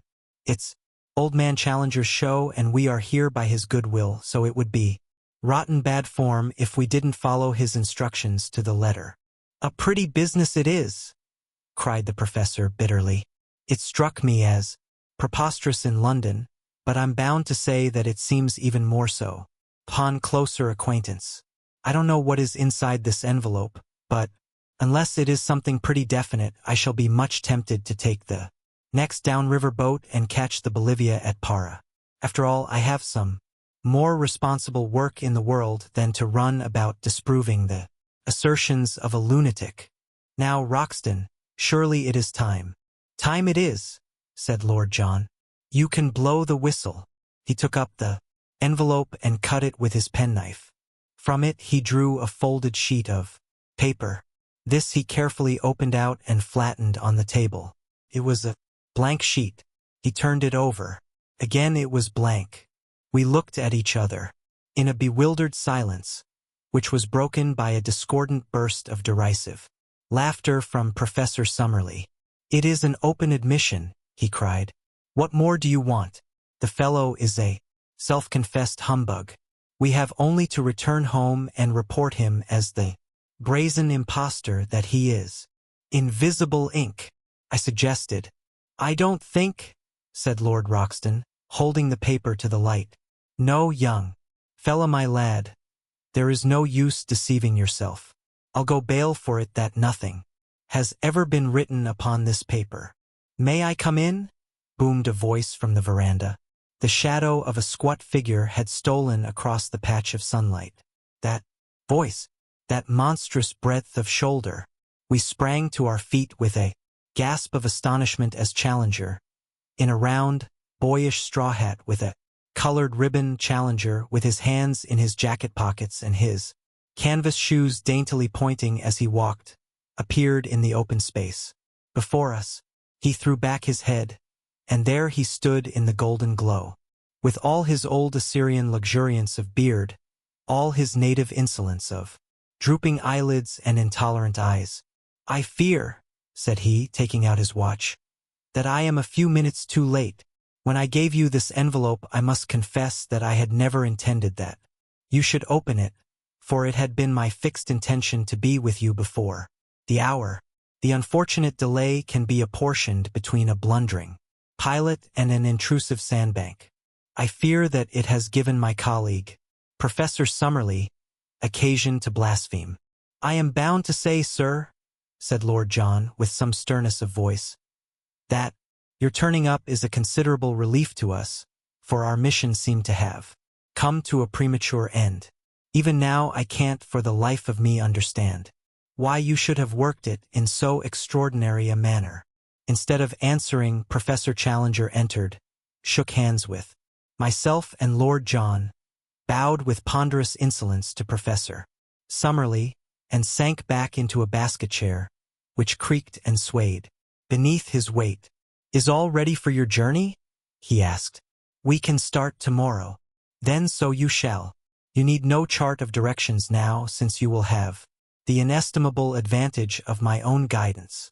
From the first I had determined that I would myself preside over your investigation. The most elaborate charts would, as you will readily admit, be a poor substitute for my own intelligence and advice. As to the small ruse which I played upon you in the matter of the envelope, it is clear that, had I told you all my intentions, I should have been forced to resist unwelcome pressure to travel out with you." "Not from me, sir," exclaimed Professor Summerlee heartily.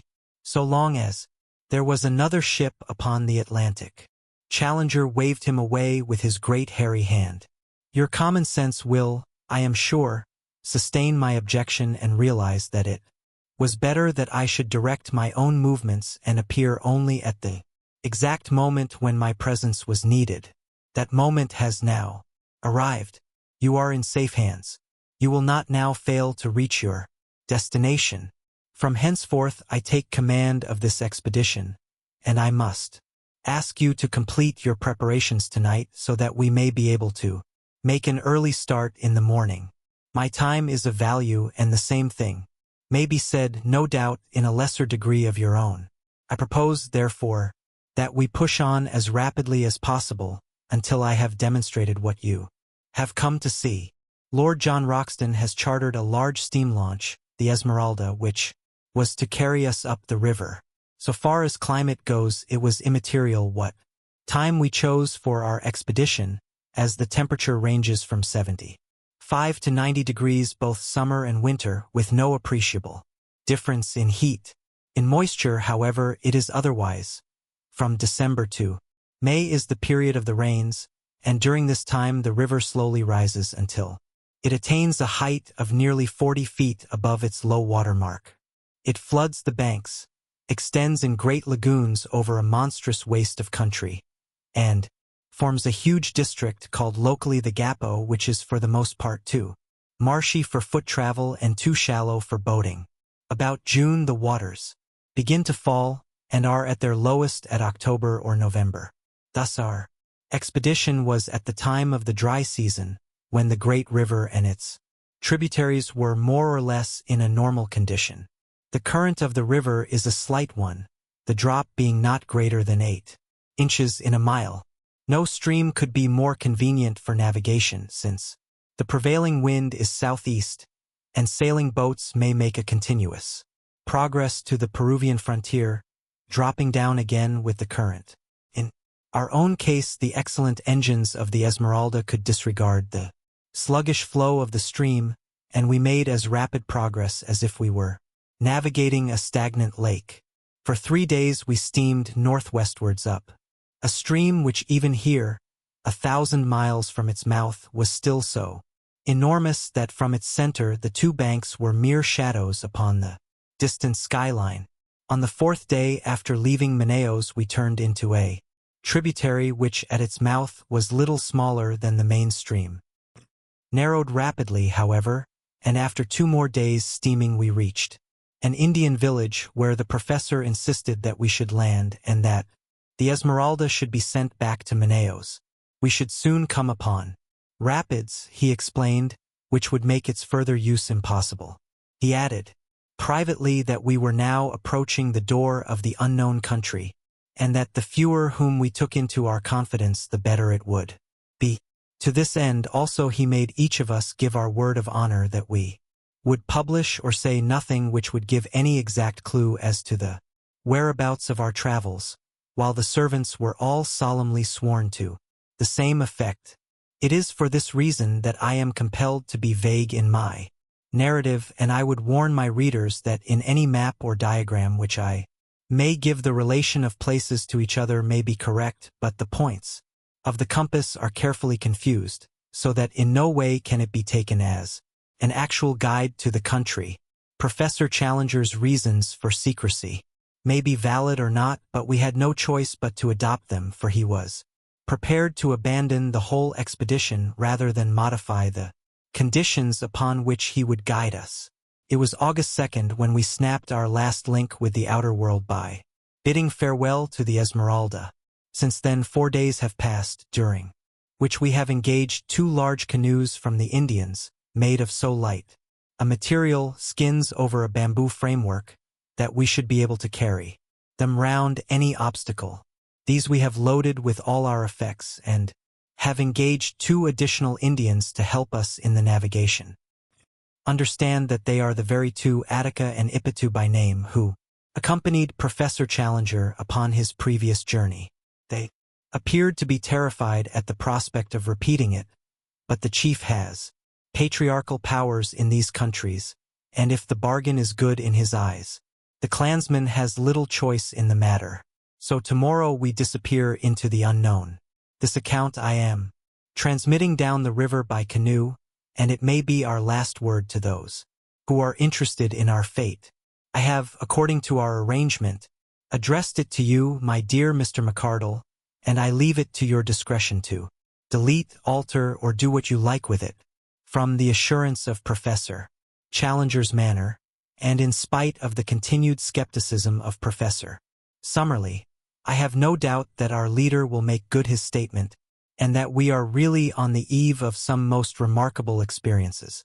Our friends at home may well rejoice with us, for we are at our goal, and up to a point at least we have shown that the statement of Professor Challenger can be verified. We have not, it is true, ascended the plateau, but it lies before us, and even Professor Summerlee is in a more chastened mood. Not that he will for an instant admit that his rival could be right, but he is less persistent in his incessant objections, and has sunk for the most part into an observant silence.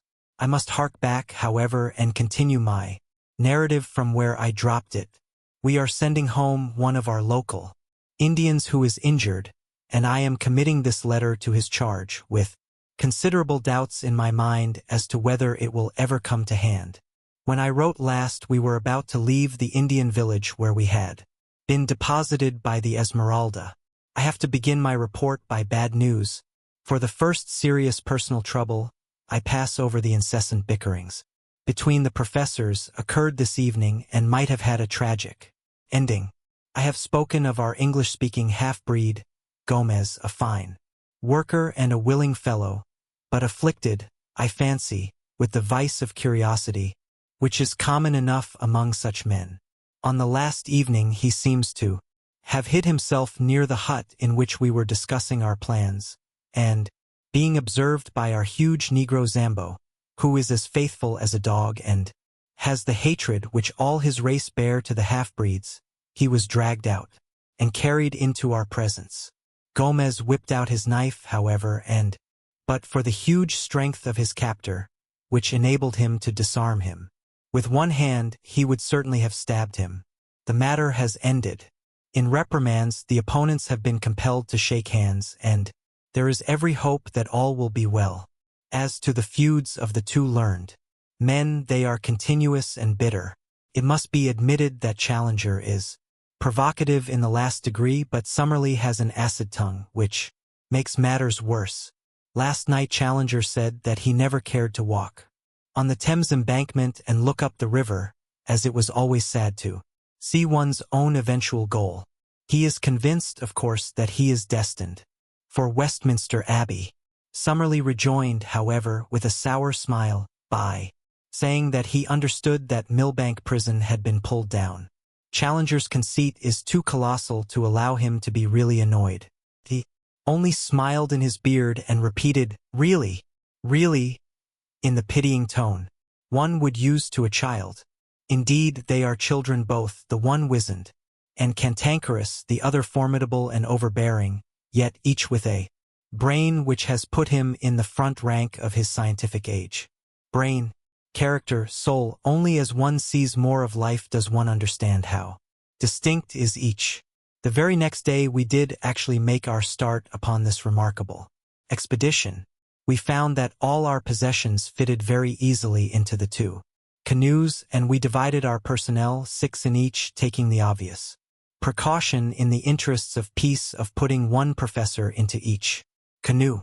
Personally, I was with Challenger, who was in a beatific humor, moving about as one in a silent ecstasy and beaming benevolence from every feature. I have had some experience of him in other moods, however, and shall be the less surprised when the thunderstorms suddenly come up. Amidst the sunshine, if it is impossible to be at your ease, it is equally impossible to be dull in his company, for one is always in a state of tremulous doubt as to what sudden turn his formidable temper may take.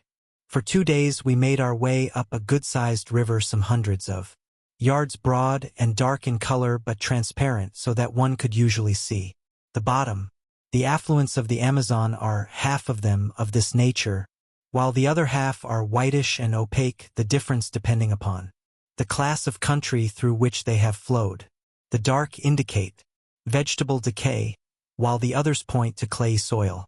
Twice we came across rapids, and in each case made a portage of half a mile or so to avoid them. The woods on either side were primeval, which are more easily penetrated than woods of the second growth, and we had no great difficulty in carrying our canoes through them. How shall I ever forget the solemn mystery of it? The height of the trees and the thickness of the boles exceeded anything which I in my town-bred life could have imagined, shooting upwards in magnificent columns until, at an enormous distance above our heads, we could dimly discern the spot where they threw out their side branches into Gothic upward curves which coalesced to form one great matted roof of verdure, through which only an occasional golden ray of sunshine shot downwards to trace a thin dazzling line of light amidst the majestic obscurity, as we walked noiselessly amid the thick, soft carpet of decaying vegetation. The hush fell upon our souls which comes upon us in the twilight of the Abbey, and even Professor Challenger's full-chested notes sank into a whisper. Alone, I should have been ignorant of the names of these giant growths, but our men of science pointed out the cedars, the great silk cotton trees, and the redwood trees, with all that profusion of various plants which has made this continent the chief supplier to the human race of those gifts of nature which depend upon the vegetable world, while it is the most backward in those products which come from animal life. Vivid orchids and wonderful colored lichens smoldered upon the swarthy tree trunks, and where a wandering shaft of light fell full upon the golden alamanda, the scarlet star clusters of the taxonia, or the rich deep blue of Ipomoea, the effect was as a dream of fairyland. In these great wastes of forest, life, which abhors darkness, struggles ever upwards to the light. Every plant, even the smaller ones, curls and writhes to the green surface, twining itself round its stronger and taller brethren in the effort. Climbing plants are monstrous and luxuriant, but others which have never been known to climb elsewhere learn the art as an escape from that somber shadow, so that the common nettle, the jasmine, and even the jassitara palm tree can be seen circling the stems of the cedars and striving to reach their crowns. Of animal life there was no movement amid the majestic vaulted aisles which stretched from us as we walked, but a constant movement far above our heads told of that multitudinous world of snake and monkey, bird and sloth, which lived in the sunshine, and looked down in wonder at our tiny, dark, stumbling figures in the obscure depths immeasurably below them. At dawn and at sunset the howler monkeys screamed together and the parakeets broke into shrill chatter, but during the hot hours of the day only the full drone of insects, like the beat of a distant surf, filled the ear, while nothing moved amid the solemn vistas of stupendous trunks, fading away into the darkness which held us in. Once some bandy-legged, lurching creature, an ant-eater or a bear, scuttled clumsily amid the shadows. It was the only sign of earth life which I saw in this great Amazonian forest. And yet there were indications that even human life itself was not far from us in those mysterious recesses. On the third day out we were aware of a singular deep throbbing in the air, rhythmic and solemn, coming and going, fitfully throughout the morning. The two boats were paddling within a few yards of each other when first we heard it, and our Indians remained motionless, as if they had been turned to bronze, listening intently with expressions of terror upon their faces. "What is it, then?" I asked. "Drums," said Lord John carelessly. "War drums. I have heard them before."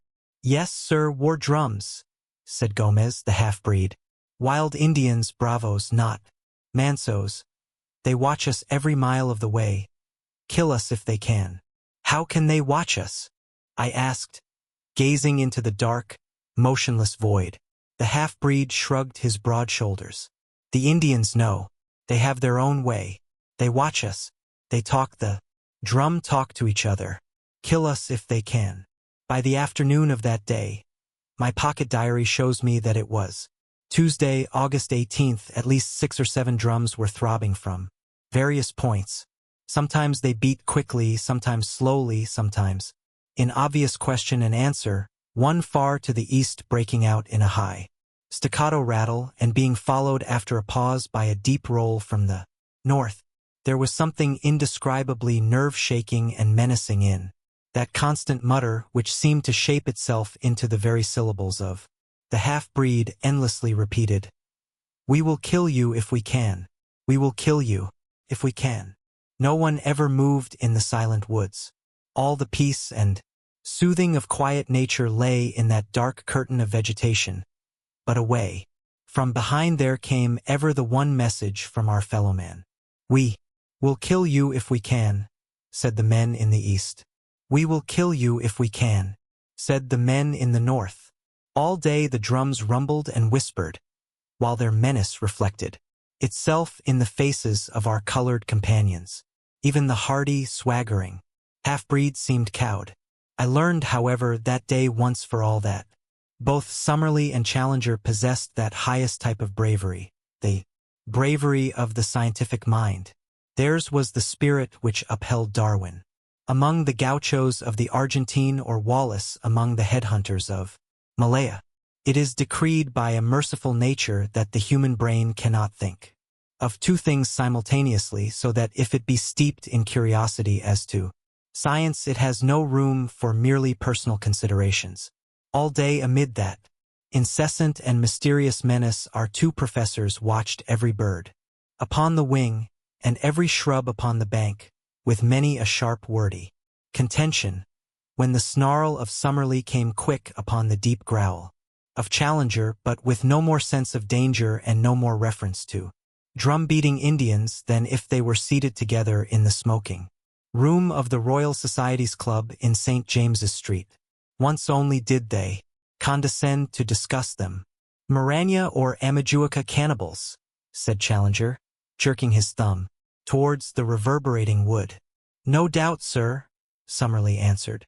"Like all such tribes, I shall expect to find them of polysynthetic speech and of Mongolian type." "Polysynthetic, certainly," said Challenger indulgently. "I am not aware that any other type of language exists in this continent, and I have notes of more than 100. The Mongolian theory I regard with deep suspicion. I should have thought that even a limited knowledge of comparative anatomy would have helped to verify it," said Summerlee bitterly. Challenger thrust out his aggressive chin until he was all beard and hat rim. "No doubt, sir, a limited knowledge would have that effect. When one's knowledge is exhaustive, one comes to other conclusions." They glared at each other in mutual defiance, while all round rose the distant whisper, "We will kill you, we will kill you if we can." That night we moored our canoes with heavy stones for anchors in the center of the stream and made every preparation for a possible attack. Nothing came, however, and with the dawn we pushed upon our way, the drum-beating dying out behind us. About 3 o'clock in the afternoon we came to a very steep rapid, more than a mile long, the very one in which Professor Challenger had suffered disaster upon his first journey. I confess that the sight of it consoled me, for it was really the first direct corroboration, slight as it was, of the truth of his story. The Indians carried first our canoes and then our stores through the brushwood, which is very thick at this point, while we four whites, our rifles on our shoulders, walked between them and any danger coming from the woods.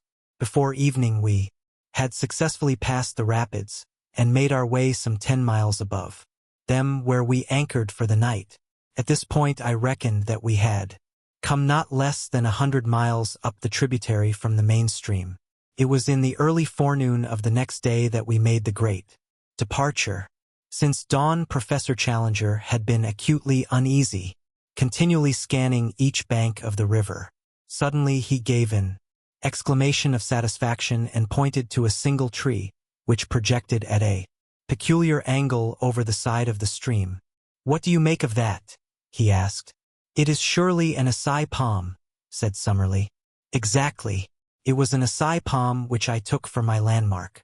The secret opening is half a mile onwards upon the other side of the river. There is no break in the trees. That is the wonder and the mystery of it. There where you see light green rushes instead of dark green undergrowth. There, between the great cotton woods, that is my private gate into the unknown. Push through and you will understand." It was indeed a wonderful place. Having reached the spot marked by a line of light green rushes, we pulled out 2 canoes through them for some hundreds of yards, and eventually emerged into a placid and shallow stream, running clear and transparent over a sandy bottom. It may have been 20 yards across, and was banked in on each side by most luxuriant vegetation. No one who had not observed that for a short distance reeds had taken the place of shrubs could possibly have guessed the existence of such a stream or dreamed of the fairyland beyond. For a fairyland it was the most wonderful that the imagination of man could conceive. The thick vegetation met overhead, interlacing into a natural pergola, and through this tunnel of verdure in a golden twilight flowed the green, pellucid river, beautiful in itself, but marvelous from the strange tints thrown by the vivid light from above, filtered and tempered in its fall. Clear as crystal, motionless as a sheet of glass, green as the edge of an iceberg, it stretched in front of us under its leafy archway, every stroke of our paddles sending 1,000 ripples across its shining surface. It was a fitting avenue to a land of wonders. All sign of the Indians had passed away, but animal life was more frequent, and the tameness of the creatures showed that they knew nothing of the hunter. Fuzzy little black velvet monkeys with snow-white teeth and gleaming, mocking eyes chattered at us as we passed. With a dull, heavy splash, an occasional caiman plunged in from the bank. Once a dark, clumsy tapir stared at us from a gap in the bushes and then lumbered away through the forest. Once, too, the yellow, sinuous form of a great puma whisked amid the brushwood, and its green, baleful eyes glared hatred at us over its tawny shoulder. Bird life was abundant, especially the wading birds, stork, heron, and ibis gathering in little groups, blue, scarlet, and white, upon every log which jutted from the bank, while beneath us the crystal water was alive with fish of every shape and color. For 3 days we made our way up this tunnel of hazy green sunshine. On the longer stretches one could hardly tell as one looked ahead where the distant green water ended and the distant green archway began. The deep peace of this strange waterway was unbroken by any sign of man. "No Indian here. Too much afraid." "Curupuri," said Gomez. "Curupuri is the spirit of the woods," Lord John explained. "It's a name for any kind of devil. The poor beggars think that there is something fearsome in this direction, and therefore they avoid it." On the 3rd day it became evident that our journey in the canoes could not last much longer, for the stream was rapidly growing more shallow. Twice in as many hours we stuck upon the bottom. Finally we pulled the boats up among the brushwood and spent the night on the bank of the river. In the morning Lord John and I made our way for a couple of miles through the forest, keeping parallel with the stream, but as it grew ever shallower we returned and reported what Professor Challenger had already suspected, that we had reached the highest point to which the canoes could be brought. We drew them up, therefore, and concealed them among the bushes, blazing a tree with our axes so that we should find them again. Then we distributed the various burdens among us: guns, ammunition, food, a tent, blankets, and the rest, and shouldering our packages we set forth upon the more laborious stage of our journey. An unfortunate quarrel between our pepperpots marked the outset of our new stage. Challenger had from the moment of joining us issued directions to the whole party, much to the evident discontent of Summerlee. Now, upon his assigning some duty to his fellow professor, it was only the carrying of an aneroid barometer, the matter suddenly came to a head. "May I ask, sir," said Summerlee with vicious calm, "in what capacity you take it upon yourself to issue these orders?" Challenger glared and bristled. "I do it, Professor Summerlee, as leader of this expedition. I am compelled to tell you, sir, that I do not recognize you in that capacity." "Indeed?" Challenger bowed with unwieldy sarcasm. "Perhaps you would define my exact position." "Yes, sir. You are a man whose veracity is upon trial, and this committee is here to try it. You walk, sir, with your judges." "Dear me," said Challenger, seating himself on the side of one of the canoes. "In that case you will, of course, go on your way, and I will follow at my leisure. If I am not the leader, you cannot expect me to lead." Thank heaven that there were two sane men, Lord John Roxton and myself, to prevent the petulance and folly of our learned professors from sending us back empty-handed to London. Such arguing and pleading and explaining before we could get them mollified. Then at last Summerlee, with his sneer and his pipe, would move forwards, and Challenger would come rolling and grumbling after. By some good fortune we discovered about this time that both our savants had the very poorest opinion of Dr. Illingworth of Edinburgh. Thenceforward that was our one safety, and every strained situation was relieved by our introducing the name of the Scotch zoologist, when both our professors would form a temporary alliance and friendship in their detestation and abuse of this common rival. Advancing in single file along the bank of the stream, we soon found that it narrowed down to a mere brook, and finally that it lost itself in a great green morass of sponge-like mosses, into which we sank up to our knees. The place was horribly haunted by clouds of mosquitoes and every form of flying pest, so we were glad to find solid ground again and to make a circuit among the trees, which enabled us to outflank this pestilent morass, which droned like an organ in the distance, so loud was it with insect life. On the second day after leaving our canoes we found that the whole character of the country changed. Our road was persistently upwards, and, as we ascended, the woods became thinner and lost their tropical luxuriance. The huge trees of the alluvial Amazonian plain gave place to the phoenix and cocoa palms, growing in scattered clumps with thick brushwood between. In the damper hollows the Mauritia palms threw out their graceful drooping fronds. We traveled entirely by compass, and once or twice there were differences of opinion between Challenger and the two Indians when, to quote the professor's indignant words, the whole party agreed to trust the fallacious instincts of undeveloped savages rather than the highest product of modern European culture. That we were justified in doing so was shown upon the third day, when Challenger admitted that he recognized several landmarks of his former journey, and in one spot we actually came upon 4 fire-blackened stones, which must have marked a camping place. The road still ascended, and we crossed a rock-studded slope which took 2 days to traverse. The vegetation had again changed, and only the vegetable ivory tree remained, with a great profusion of wonderful orchids, among which I learned to recognize the rare Natonia vexillaria and the glorious pink and scarlet blossoms of Cattleya and Odontoglossum. Occasional brooks with pebbly bottoms and fern-draped banks gurgled down the shallow gorges in the hill and offered good camping grounds. Every evening on the banks of some rock-studded pool were swarms of little blue-backed fish about the size and shape of English trout gave us a delicious supper. On the 9th day after leaving the canoes, having done, as I reckon, about 120 miles, we began to emerge from the trees, which had grown smaller until they were mere shrubs. Their place was taken by an immense wilderness of bamboo, which grew so thickly that we could only penetrate it by cutting a pathway with the machetes and billhooks of the Indians. Took us a long day, traveling from 7 in the morning till 8 at night, with only 2 breaks of 1 hour each to get through this obstacle.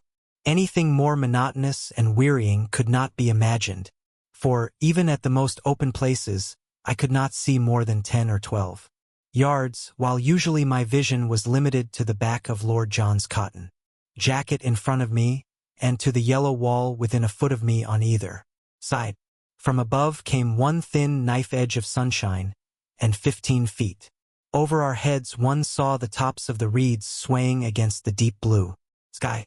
I do not know what kind of creatures inhabit such a thicket, but several times we heard the plunging of large, heavy animals quite close to us.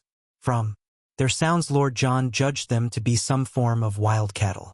Just as night fell we cleared the belt of bamboos, and at once formed our camp, exhausted by the interminable day.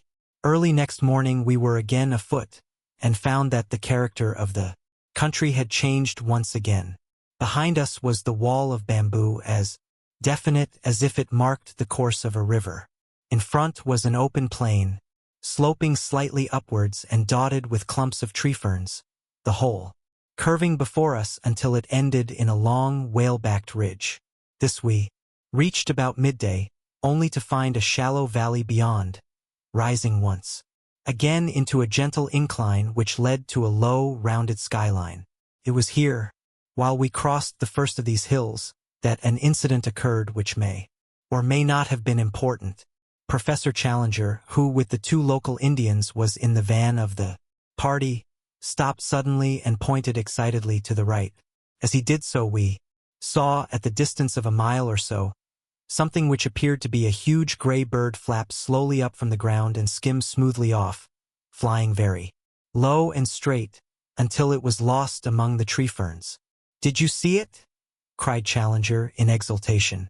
"Summerlee, did you see it?" His colleague was staring at the spot where the creature had disappeared. "What do you claim that it was?" he asked. "To the best of my belief, a pterodactyl." Summerlee burst into derisive laughter. "A fiddlestick," said he. "It was a stork, if ever I saw one." Challenger was too furious to speak. He simply swung his pack upon his back and continued upon his march. Lord John came abreast of me, however, and his face was more grave than was his wont. He had his Zeiss glasses in his hand. "I focused it before it got over the trees," said he. "I won't undertake to say what it was, but I'll risk my reputation as a sportsman that it wasn't any bird that ever I clapped eyes on in my life. So there the matter stands. Are we really just at the edge of the unknown, encountering the outlying pickets of this lost world of which our leader speaks? I give you the incident as it occurred, and you will know as much as I do. It stands alone, for we saw nothing more which could be called remarkable. And now, my readers, if ever I have any, I have brought you up the broad river and through the screen of rushes and down the green tunnel and up the long slope of palm trees and through the bamboo brake and across the plain of tree ferns. At last our destination lay in full sight of us. When we had crossed the second ridge, we saw before us an irregular, palm-studded plain, and then the line of high red cliffs which I have seen in the picture. There it lies even as I write, and there can be no question that it is the same. The nearest point it is about 7 miles from our present camp, and it curves away, stretching as far as I can see. Challenger struts about like a prize peacock, and Summerlee is silent, but still skeptical. Another day should bring some of our doubts to an end. Meanwhile, as Jose, whose arm was pierced by a broken bamboo, insists upon returning, I send this letter back in his charge and only hope that it may eventually come to hand. I will write, again as the occasion serves. I have enclosed with this a rough chart of our journey, which may have the effect of making the account rather easier to understand. A dreadful thing has happened to us. Who could have foreseen it? Cannot foresee any end to our troubles. It may be that we are condemned to spend our whole lives in this strange, inaccessible place. I am still so confused that I can hardly think clearly of the facts of the present or of the chances of the future. To my astounded senses, the one seems most terrible and the other as black as night. No men have ever found themselves in a worse position, nor is there any use in disclosing to you our exact geographical situation and asking our friends for a relief party. Even if they could send one, our fate will in all human probability be decided long before it could arrive in South America. We are, in truth, as far from any human aid as if we were in the moon.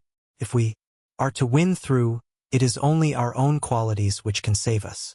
I have as companions 3 remarkable men of great brain power and of unshaken courage. Their lives are one and only hope. It is only when I look upon the untroubled faces of my comrades that I see some glimmer through the darkness. Outwardly I trust that I appear as unconcerned as they. Inwardly I am filled with apprehension. Let me give you, with as much detail as I can, the sequence of events which have led us to this catastrophe. When I finished my last letter, I stated that we were within 7 miles from an enormous line of ruddy cliffs, which encircled, beyond all doubt, the plateau of which Professor Challenger spoke. Their height as we approached them seemed to me in some places to be greater than he had stated, running up in parts to at least 1,000 feet, and they were curiously striated in a manner which is, I believe, characteristic of basaltic upheavals. Something of the sort is to be seen in Salisbury Crags at Edinburgh. The summit showed every sign of a luxuriant vegetation, with bushes near the edge, and farther back many high trees. There was no indication of any life that we could see. That night we pitched our camp immediately under the cliff, a most wild and desolate spot. The crags above us were not merely perpendicular, but curved outwards at the top so that ascent was out of the question. Close to us was the high thin pinnacle of rock which I believe I mentioned earlier in this narrative. It is like a broad red church spire, the top of it being level with the plateau, but a great chasm gaping between. On the summit of it there grew one high tree. Both pinnacle and cliff were comparatively low, some 500 or 600 feet, I should think. It was on that, said Professor Challenger, pointing to this tree, that the pterodactyl was perched. I climbed halfway up the rock before I shot him. Am inclined to think that a good mountaineer like myself could ascend the rock to the top, though he would, of course, be no nearer to the plateau.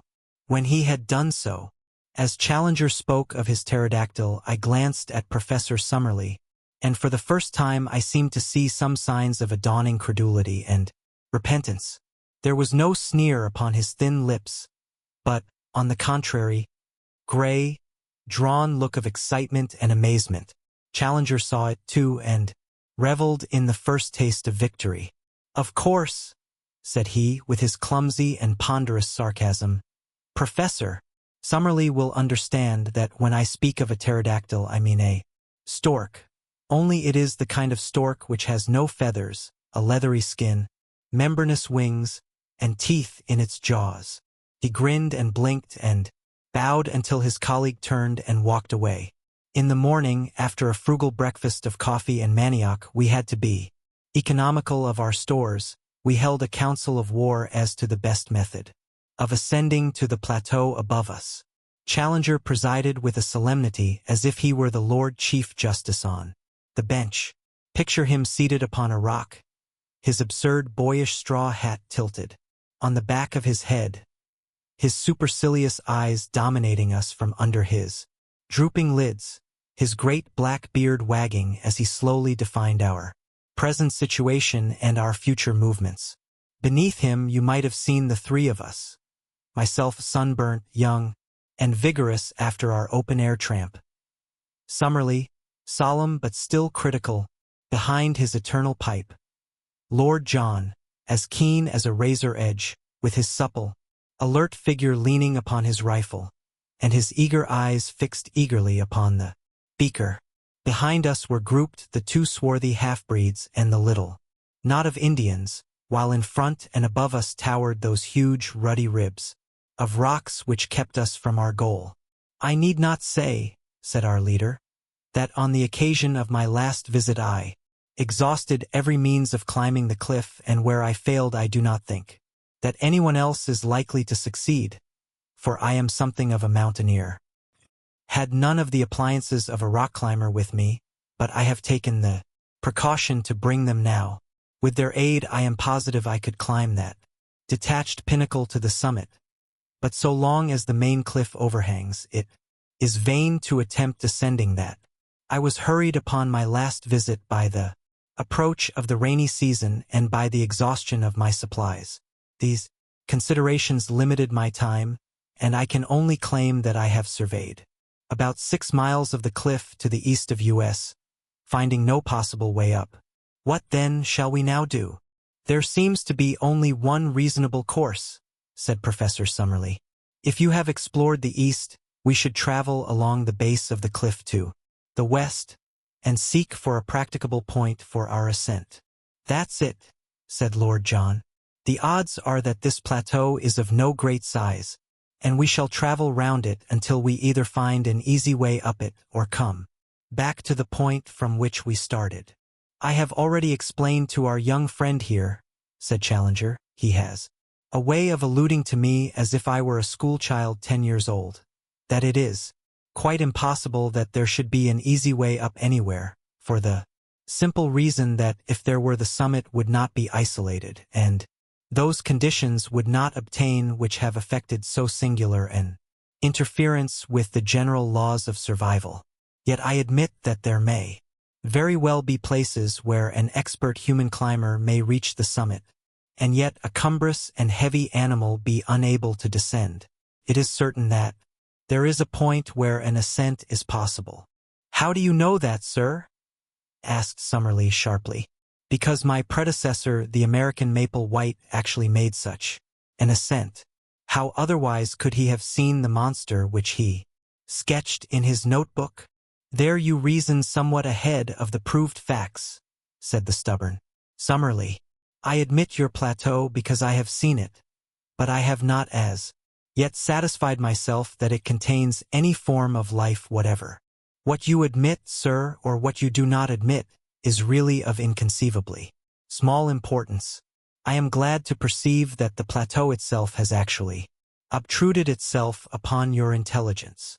He glanced up at it, and then, to our amazement, he sprang from his rock, and, seizing Summerlee by the neck, he tilted his face into the air. "Now, sir," he shouted, hoarse with excitement, "do I help you to realize that the plateau contains some animal life? I have said that a thick fringe of green overhung the edge of the cliff. Out of this there had emerged a black, glistening object. As it came slowly forth and overhung the chasm, we saw that it was a very large snake with a peculiar flat, spade-like head.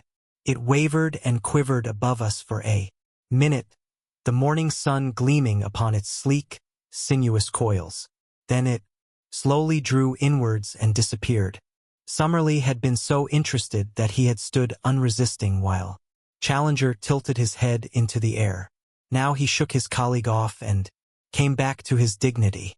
"I should be glad, Professor Challenger," said he, "if you could see your way to make any remarks which may occur to you without seizing me by the chin.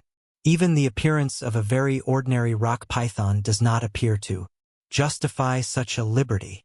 "But there is life upon the plateau all the same," his colleague replied in triumph. "And now, having demonstrated this important conclusion so that it is clear to anyone, however prejudiced or obtuse, I am of opinion that we cannot do better than break up our camp and travel to westward until we find some means of ascent." The ground at the foot of the cliff was rocky and broken so that the going was slow and difficult. Suddenly we came, however, upon something which cheered our hearts. It was the sight of an old encampment with several empty Chicago meat tins, a bottle labeled brandy, a broken tin opener, and a quantity of other travelers' debris. A crumpled, disintegrated newspaper revealed itself as the Chicago Democrat, though the date had been obliterated. "Not mine," said Challenger. "It must be Maple White's." Lord John had been gazing curiously at a great tree fern which overshadowed the encampment. "I say, look at this," said he. "I believe it is meant for a signpost." A slip of hard wood had been nailed to the tree in such a way as to point to the westward. "Most certainly a signpost," said Challenger. "What else?" Finding himself upon a dangerous errand, our pioneer has left this sign so that any party which follows him may know the way he has taken. Perhaps we shall come upon some other indications as we proceed. We did indeed, but they were of a terrible and most unexpected nature. Immediately beneath the cliff there grew a considerable patch of high bamboo, like that which we had traversed in our journey. Many of these stems were 20 feet high with sharp, strong tops, so that even as they stood they made formidable spears. We were passing along the edge of this cover when my eye was caught by the gleam of something white within it. Thrusting in my head between the stems, I found myself gazing at a fleshless skull. The whole skeleton was there, but the skull had detached itself and lay some feet nearer to the open. With a few blows from the machetes of our Indians we cleared the spot and were able to study the details of this old tragedy. Only a few shreds of clothes could still be distinguished, but there were the remains of boots upon the bony feet, and it was very clear that the dead man was a European. A gold watch by Hudson of New York and a chain which held a stylographic pen lay among the bones. There was also a silver cigarette case with J.C. from A.E.S. upon the lid. The state of the metal seemed to show that the catastrophe had occurred no great time before. "Who can he be?" asked Lord John. "Poor devil. Every bone in his body seems to be broken, and the bamboo grows through his smashed ribs," said Summerlee. "It is a fast-growing plant, but it is surely inconceivable that this body could have been here while the canes grew to be 20 feet in length." "As to the man's identity," said Professor Challenger, "I have no doubt whatever upon that point. As I made my way up the river before I reached you at the fazenda, I instituted very particular inquiries about Maple White. Para they knew nothing. Fortunately, I had a definite clue, for there was a particular picture in his sketchbook which showed him taking lunch with a certain ecclesiastic at Rosario.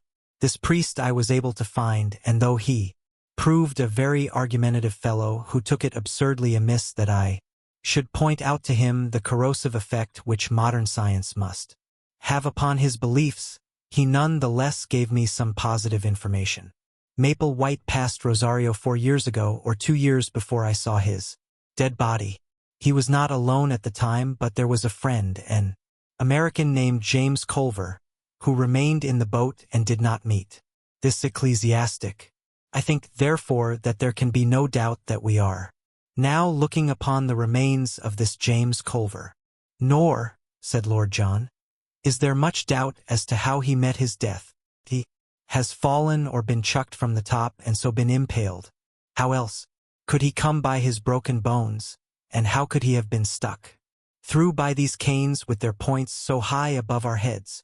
A hush came over us as we stood round these shattered remains and realized the truth of Lord John Roxton's words. The beetling head of the cliff projected over the canebrake. Undoubtedly he had fallen from above. But had he fallen? Had it been an accident? Or already ominous and terrible possibilities began to form round that unknown land. We moved off in silence, and continued to coast round the line of cliffs, which were as even and unbroken as some of those monstrous Antarctic ice fields which I have seen depicted as stretching from horizon to horizon, and towering high above the mastheads of the exploring vessel. In 5 miles we saw no rift or break. And then suddenly we perceived something which filled us with new hope.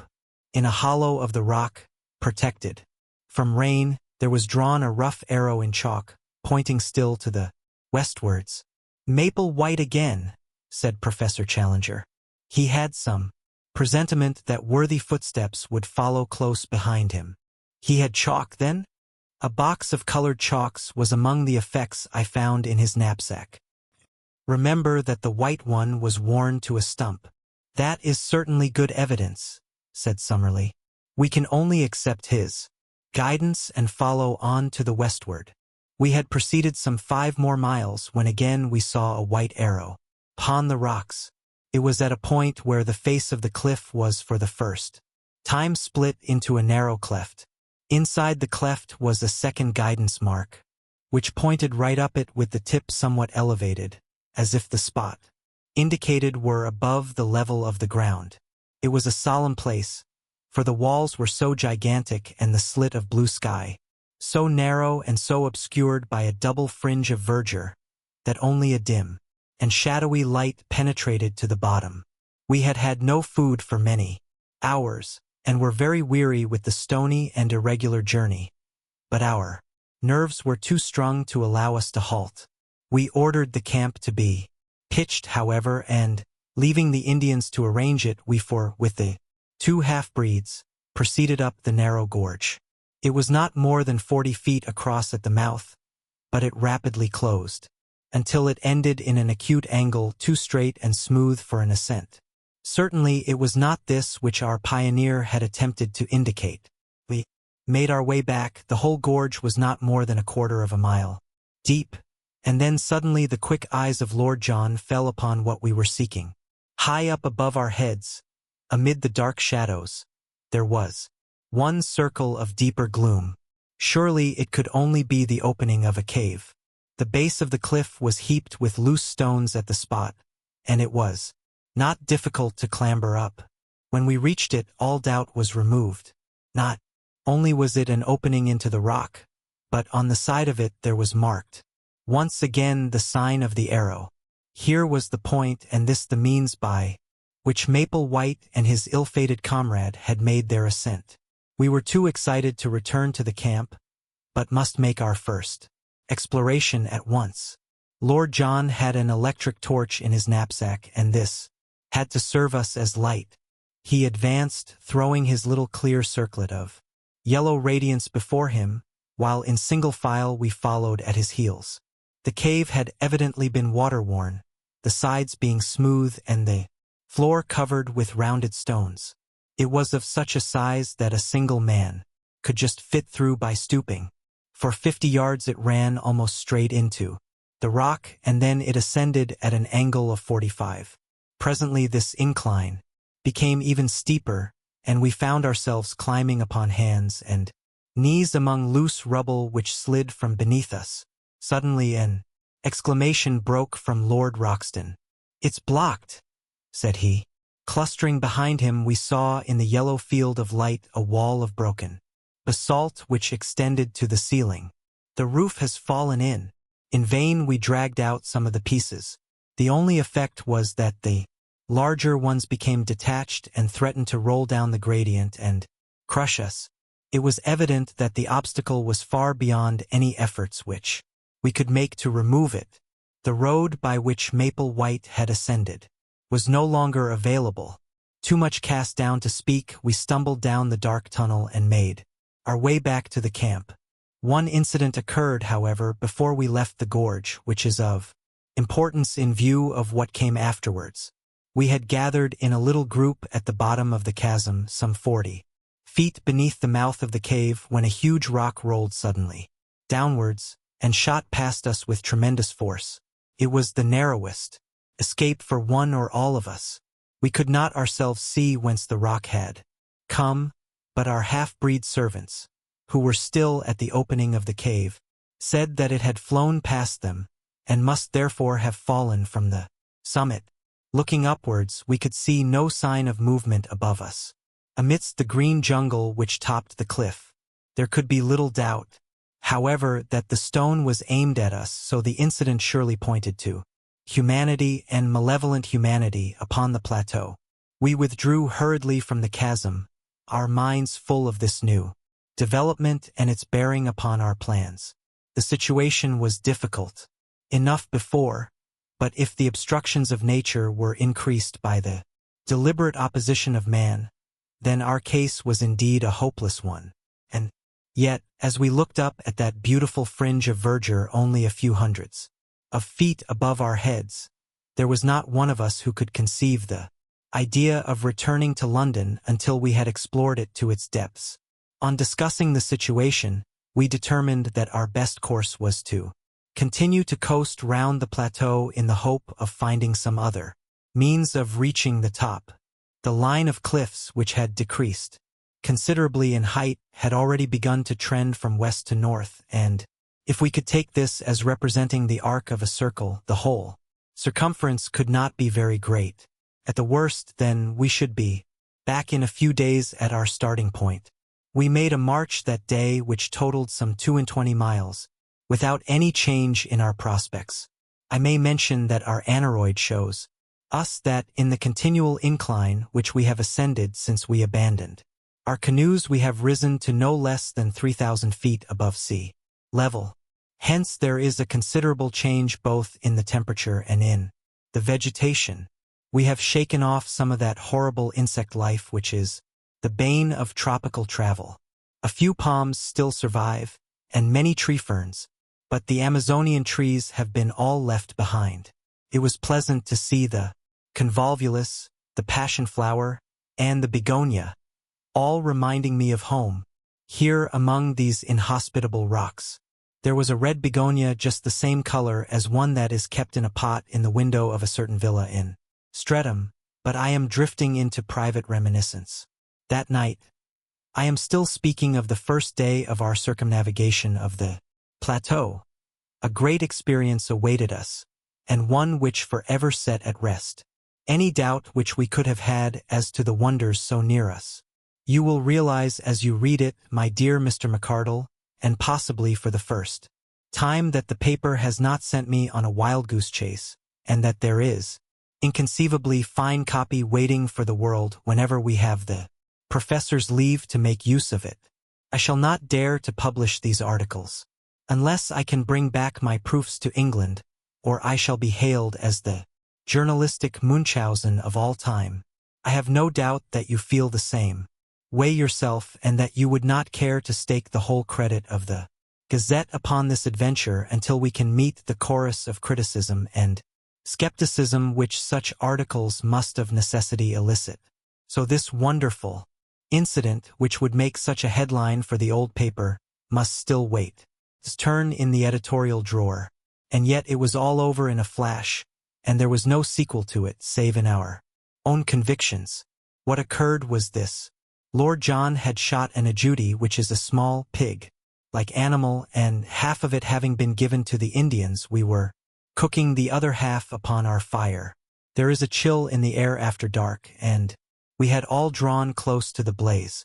The night was moonless, but there were some stars, and one could see for a little distance across the plain. Well, suddenly out of the darkness, out of the night, there swooped something, with a swish like an aeroplane. The whole group of us were covered for an instant by a canopy of leathery wings, and I had a momentary vision of a long snake-like neck, a fierce, red, greedy eye, and a great snapping beak, filled, to my amazement, with little gleaming teeth. The next instant it was gone, and so was our dinner. A huge black shadow, 20 feet across, skimmed up into the air. For an instant the monster wings blotted out the stars, and then it vanished over the brow of the cliff above us. We all sat in amazed silence round the fire, like the heroes of Virgil when the harpies came down upon them. It was Summerlee who was the first to speak. "Professor Challenger," said he, in a solemn voice which quavered with emotion, "I owe you an apology. Sir, I am very much in the wrong, and I beg that you will forget what is past." It was handsomely said, and the two men for the first time shook hands. "So, Much we have gained by this clear vision of our first pterodactyl. It was worth a stolen supper to bring two such men together. But if prehistoric life existed upon the plateau, it was not superabundant, for we had no further glimpse of it during the next 3 days. During this time, we traversed a barren and forbidding country, which alternated between stony desert and desolate marshes full of many wildfowl, upon the north and east of the cliffs. From that direction the place is really inaccessible, and, were it not for a hardish ledge which runs at the very base of the precipice, we should have had to turn back. Many times we were up to our waists in the slime and blubber of an old, semi-tropical swamp. To make matters worse, the place seemed to be a favorite breeding place of the Jaracaca snake, the most venomous and aggressive in South America. Again and again these horrible creatures came writhing and springing towards us, across the surface of this putrid bog, and it was only by keeping our guns forever ready that we could feel safe from them. One funnel-shaped depression in the morass, of a livid green in color from some lichen which festered in it, will always remain as a nightmare memory in my mind. Seems to have been a special nest of these vermins, and the slopes were alive with them, all writhing in our direction, for it is a peculiarity of the Jaracaca that he will always attack man at first sight. There were too many for us to shoot, so we fairly took to our heels and ran until we were exhausted. I shall always remember as we looked back how far behind we could see the heads and necks of our horrible pursuers rising and falling. Amid the reeds, Jaracaca Swamp, we named it in the map which we are constructing. The cliffs upon the farther side had lost their ruddy tint, being chocolate brown in color. The vegetation was more scattered along the top of them, and they had sunk to 300 or 400 feet in height, but in no place did we find any point where they could be ascended. If anything, they were more impossible than at the first point where we had met them. Their absolute steepness is indicated in the photograph which I took over the stony desert. Surely, said I as we discussed the situation, the rain must find its way down somehow. There are bound to be water channels in the rocks. Our young friend has glimpses of lucidity, said Professor Challenger, patting me upon the shoulder. The rain must go somewhere, I repeated. He keeps a firm grip upon actuality. The only drawback is that we have conclusively proved by ocular demonstration that there are no water channels down the rocks. Where, then, does it go? I persisted. I think it may be fairly assumed that if it does not come outwards it must run inwards. Then there is a lake in the center. So I should suppose. It is more than likely that the lake may be an old crater, said Summerlee. The whole formation is, of course, highly volcanic. But however that may be, I should expect to find the surface of the plateau slope inwards with a considerable sheet of water in the center, which may drain off by some subterranean channel into the marshes of the Jaracaca Swamp. Or evaporation might preserve an equilibrium, remarked Challenger, and the two learned men wandered off into one of their usual scientific arguments, which were as comprehensible as Chinese to the layman. On the 6th day we completed our first circuit of the cliffs and found ourselves back at the first camp, beside the isolated pinnacle of rock. We were a disconsolate party, for nothing could have been more minute than our investigation, and it was absolutely certain that there was no single point where the most active human being could possibly hope to scale the cliff, the place which Maple White's chalk marks had indicated as his own means of access was now entirely impassable. What were we to do now? Our stores of provisions, supplemented by our guns, were holding out well, but the day must come when they would need replenishment. In a couple of months the rains might be expected, and we should be washed out of our camp. The rock was harder than marble, and any attempt at cutting a path for so great a height was more than our time or resources would admit. No wonder that we looked gloomily at each other that night and sought our blankets with hardly a word exchanged. Remember that, as I dropped off to sleep, my last recollection was that Challenger was squatting like a monstrous bullfrog by the fire, his huge head in his hands, sunk apparently in the deepest thought and entirely oblivious to the good night which I wished him. But it was a very different Challenger who greeted us in the morning. Challenger with contentment and self-congratulation shining from his whole person. He faced us as we assembled for breakfast with a deprecating false modesty in his eyes, as who should say, "I know that I deserve all that you can say, but I pray you to spare my blushes by not saying it." His beard bristled exultantly, his chest was thrown out, and his hand was thrust into the front of his jacket. So, in his fancy, may he see himself sometimes gracing the vacant pedestal in Trafalgar Square, and adding one more to the horrors of the London streets. "Eureka!" he cried, his teeth shining through his beard. "Gentlemen, you may congratulate me and we may congratulate each other. The problem is solved. You have found a way up? I venture to think so. And where?" For answer he pointed to the spire-like pinnacle upon our right. Our faces, or mine at least, fell as we surveyed it. That it could be climbed. We had our companion's assurance. But a horrible abyss lay between it and the plateau. "We can never get across," I gasped. "We can at least all reach the summit," said he. "When we are up I may be able to show you that the resources of an inventive mind are not yet exhausted."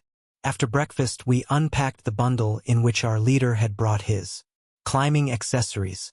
From it he took a coil of the strongest and lightest rope, 150 feet in length, with climbing irons, clamps, and other devices. Lord John was an experienced mountaineer, and Summerlee had done some rough climbing at various times, so that I was really the novice at rock work of the party. But my strength and activity may have made up for my want of experience. It was not in reality a very stiff task, though there were moments which made my hair bristle upon my head.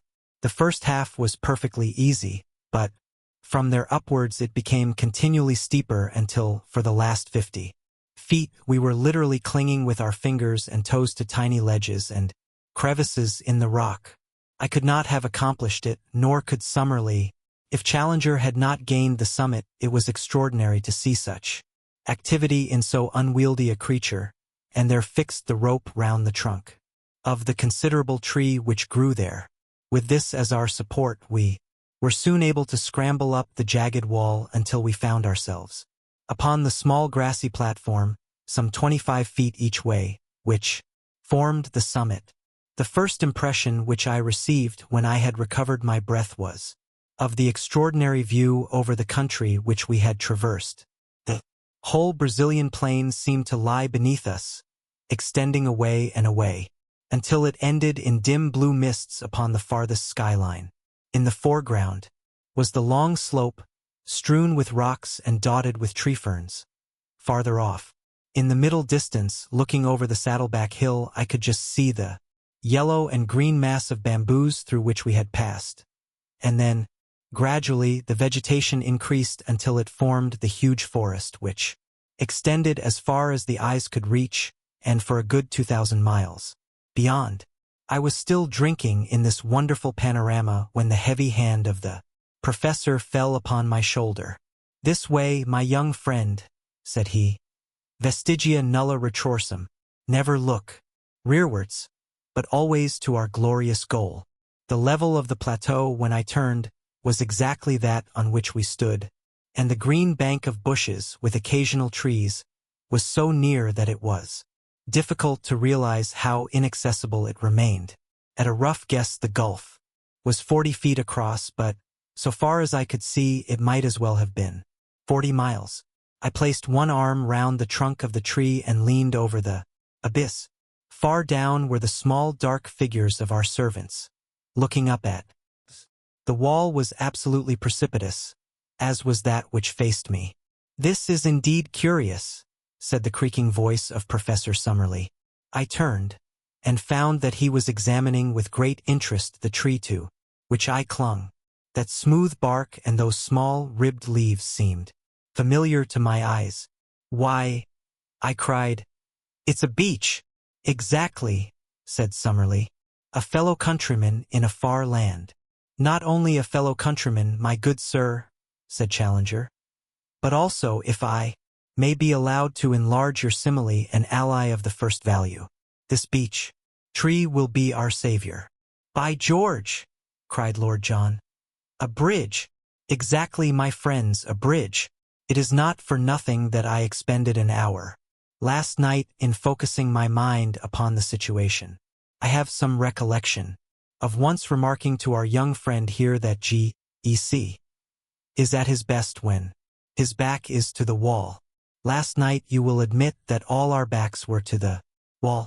But where willpower and intellect go together, there is always a way. A drawbridge had to be found which could be dropped across the abyss. Behold it!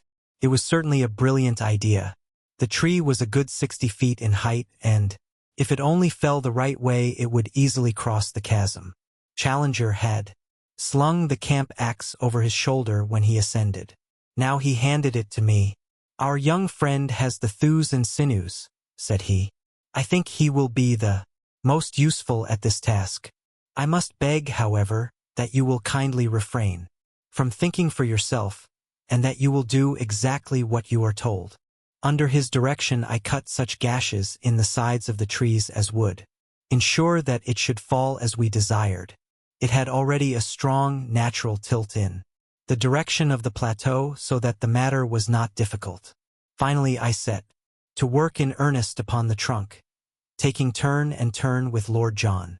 In a little over an hour there was a loud crack, the tree swayed forward, and then crashed over, burying its branches among the bushes on the farther side. The severed trunk rolled to the very edge of our platform, and for one terrible second we all thought it was over. It balanced itself, however, a few inches from the edge, and there was our bridge to the unknown. All of us, without a word, shook hands with Professor Challenger, who raised his straw hat and bowed deeply to each in turn. "I claim the honor," said he, "to be the first to cross to the unknown land." Fitting subject, no doubt, for some future historical painting. He had approached the bridge when Lord John laid his hand upon his coat. "My dear chap," said he, "I really cannot allow it." "Cannot allow it, sir?" The head went back and the beard forward. "When it is a matter of science, don't you know, I follow your lead because you are by way of being a man of science. But it's up to you to follow me when you come into my department." "Your department, sir?" "We all have our professions, and soldierin' is mine. We are, according to my ideas, invadin' a new country, which may or may not be chock full of enemies of sorts. To barge blindly into it for want of a little common sense and patience isn't my notion of management." The remonstrance was too reasonable to be disregarded. Challenger tossed his head and shrugged his heavy shoulders. "Well, sir, what do you propose? For all I know, there may be a tribe of cannibals waitin' for lunchtime among those very bushes," said Lord John, looking across the bridge. "It's better to learn wisdom before you get into a cookin' pot.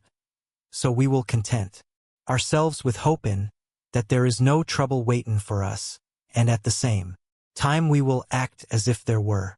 Malone and I will go down again, therefore, and we will fetch up the 4 rifles, together with Gomez and the other one man can then go across, and the rest will cover him with guns until he sees that it is safe for the whole crowd to come along." Challenger sat down upon the cut stump and groaned his impatience. But Summerlee and I were of one mind that Lord John was our leader when such practical details were in question. The climb was a more simple thing, now that the rope dangled down the face of the worst part of the ascent. Within an hour we had brought up the rifles and a shotgun. The half-breeds had ascended also, and under Lord John's orders they had carried up a bale of provisions in case our first exploration should be a long one. We had each bandoliers of cartridges. "Now, Challenger, if you really insist upon being the first man in," said Lord John, when every preparation was complete, I am much indebted to you for your gracious permission, said the angry professor. For never was a man so intolerant of every form of authority. Since you are good enough to allow it, I shall most certainly take it upon myself to act as pioneer upon this occasion. Seating himself with a leg overhanging the abyss on each side, and his hatchet slung upon his back, Challenger hopped his way across the trunk, and was soon at the other side. He clambered up and waved his arms in the air. At last! He cried. At last! I gazed anxiously at him, with a vague expectation that some terrible fate would dart at him from the curtain of green behind him. But all was quiet, save that a strange, many-colored bird flew up from under his feet and vanished among the trees. Summerlee was the second. His wiry energy is wonderful in so frail a frame. He insisted upon having 2 rifles slung upon his back, so that both professors were armed when he had made his transit. I came next and tried hard not to look down into the horrible gulf over which I was passing. Summerlee held out the butt end of his rifle, and an instant later I was able to grasp his hand. As to Lord John, he actually walked, without support. He must have nerves of iron. And there we were, the 4 of us, upon the dreamland, the lost world, of Maple White. To all of us it seemed the moment of our supreme triumph. Who could have guessed that it was the prelude to our supreme disaster? Let me say in a few words how the crushing blow fell upon us. We had turned away from the edge and had penetrated about 50 yards of close brushwood, when there came a frightful rending crash from behind us. With one impulse we rushed back the way that we had come. The bridge was gone. Far down at the base of the cliff I saw, as I looked over, a tangled mass of branches and splintered trunk. It was our beech tree. Had the edge of the platform crumbled and let it through? For a moment this explanation was in all our minds. The next, from the farther side of the rocky pinnacle before us, a swarthy face, the face of Gomez the half-breed, was slowly protruded. Yes, it was Gomez, but no longer the Gomez of the demure smile and the mask-like expression. Here was a face with flashing eyes and distorted features, a face convulsed with hatred and with the mad joy of gratified revenge. "Lord Roxton," he shouted. "Lord John Roxton." "Well," said our companion, "here I am." A shriek of laughter came across the abyss. "Yes, there you are, you English dog, and there you will remain. I have waited and waited, and now has come my chance. You found it hard to get up. You will find it harder to get down. You cursed fools, you are trapped. Every one of you." We were too astounded to speak. We could only stand there staring in amazement. A great broken bough upon the grass showed whence he had gained his leverage to tilt over our bridge. The face had vanished, but presently it was up again, more frantic than before. "We nearly killed you with a stone at the cave," he cried. "But this is better. It is slower and more terrible. Your bones will whiten up there, and none will know where you lie or come to cover them. As you lie dying, think of Lopez, whom you shot 5 years ago on the Putumayo River. I am his brother, and, come what will, I will die happy now, for his memory has been avenged." Furious hand was shaken at us, and then all was quiet. Had the half-breed simply wrought his vengeance and then escaped, all might have been well with him. It was that foolish, irresistible Latin impulse to be dramatic which brought his own downfall. Roxton, the man who had earned himself the name of the flail of the Lord through 3 countries, was not one who could be safely taunted. The half-breed was descending on the farther side of the pinnacle, but before he could reach the ground, Lord John had run along the edge of the plateau and gained a point from which he could see his man. There was a single crack of his rifle, and, though we saw nothing, we heard the scream and then the distant thud of the falling body. Roxton came back to us with a face of granite. "I have been a blind simpleton," said he bitterly. "It's my folly that has brought you all into this trouble. I should have remembered that these people have long memories for blood feuds, and have been more upon my guard. What about the other one? It took 2 of them to lever that tree over the edge. I could have shot him, but I let him go. He may have had no part in it. Perhaps it would have been better if I had killed him, for he must, as you say, have lent a hand. Now that we had the clue to his action, each of us could cast back and remember some sinister act upon the part of the half-breed, his constant desire to know our plans, his arrest outside our tent when he was overhearing them, the furtive looks of hatred which from time to time one or other of us had surprised. We were still discussing it, endeavoring to adjust our minds to these new conditions, when a singular scene in the plain below arrested our attention. A man in white clothes, who could only be the surviving half-breed, was running as one does run when death is the pacemaker. Behind him, only a few yards in his rear, bounded the huge ebony figure of Zambo, our devoted Negro. Even as we looked, he sprang upon the back of the fugitive and flung his arms round his neck. They rolled on the ground together. An instant afterwards Zambo rose, looked at the prostrate man, and then, waving his hand joyously to us, came running in our direction. The white figure lay motionless in the middle of the great plain. Our 2 traitors had been destroyed, but the mischief that they had done lived after them. By no possible means could we get back to the pinnacle. We had been natives of the world. Now we were natives of the plateau. The 2 things were separate and apart. There was the plain which led to the canoes. Yonder, beyond the violet, hazy horizon, was the stream which led back to civilization. But the link between was missing. No human ingenuity could suggest a means of bridging the chasm which yawned between ourselves and our past lives. One instant had altered the whole conditions of our existence. It was at such a moment that I learned the stuff of which my 3 comrades were composed. They were grave, it is true, and thoughtful, but of an invincible serenity. For the moment we could only sit among the bushes in patience and wait the coming of Zambo. Presently his honest black face topped the rocks and his Herculean figure emerged upon the top of the pinnacle. "What I do now?" he cried.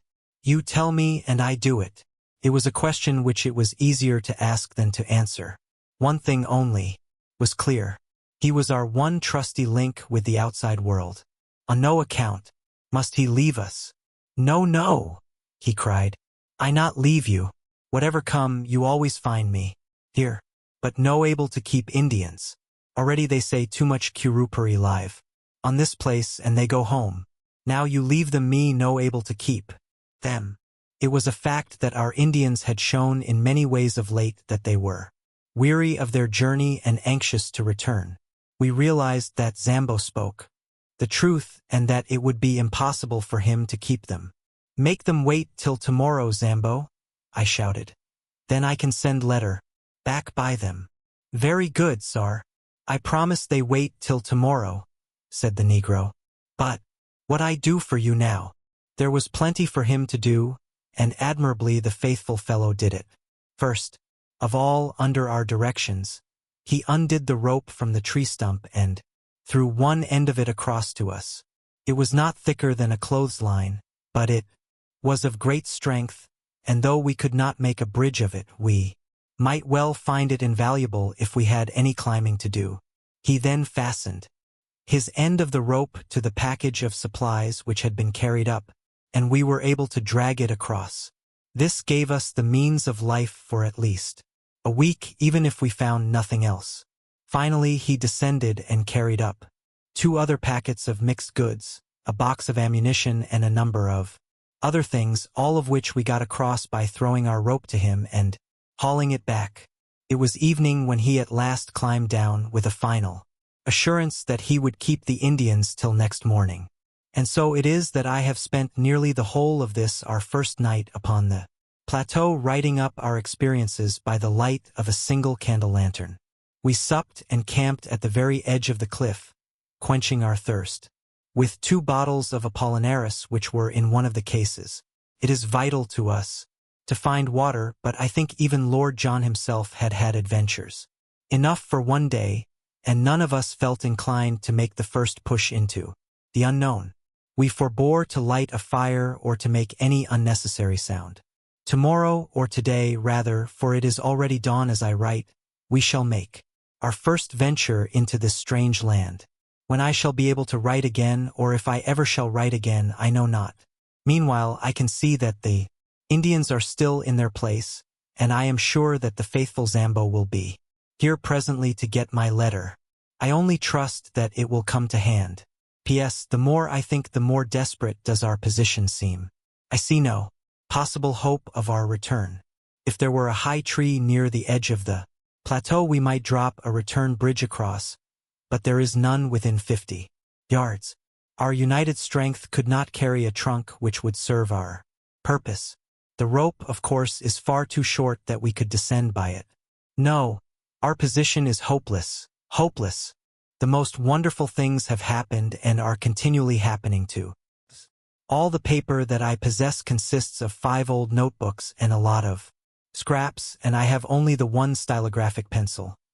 But so long as I can move my hand, I will continue to set down our experiences and impressions, for, since we are the only men of the whole human race to see such things, it is of enormous importance that I should record them whilst they are fresh in my memory, and before that fate, which seems to be constantly impending, does actually overtake us. Whether Zambo can at last take these letters to the river, or whether I shall myself in some miraculous way carry them back with me, or, finally, whether some daring explorer coming upon our tracks, with the advantage, perhaps, of a perfected monoplane, should find this bundle of manuscript. In any case, I can see that what I am writing is destined to immortality as a classic of true adventure. On the morning after our being trapped upon the plateau by the villainous Gomez, we began a new stage in our experiences. The first incident in it was not such as to give me a very favorable opinion of the place to which we had wandered. As I roused myself from a short nap after day had dawned, my eyes fell upon a most singular appearance upon my own leg. My trouser had slipped up, exposing a few inches of my skin above my sock. On this there rested a large purplish grape. Astonished at the sight, I leaned forward to pick it off when, to my horror, it burst between my finger and thumb, squirting blood in every direction.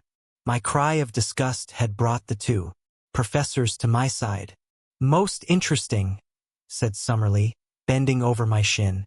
"An enormous blood tick. As yet, I believe, unclassified."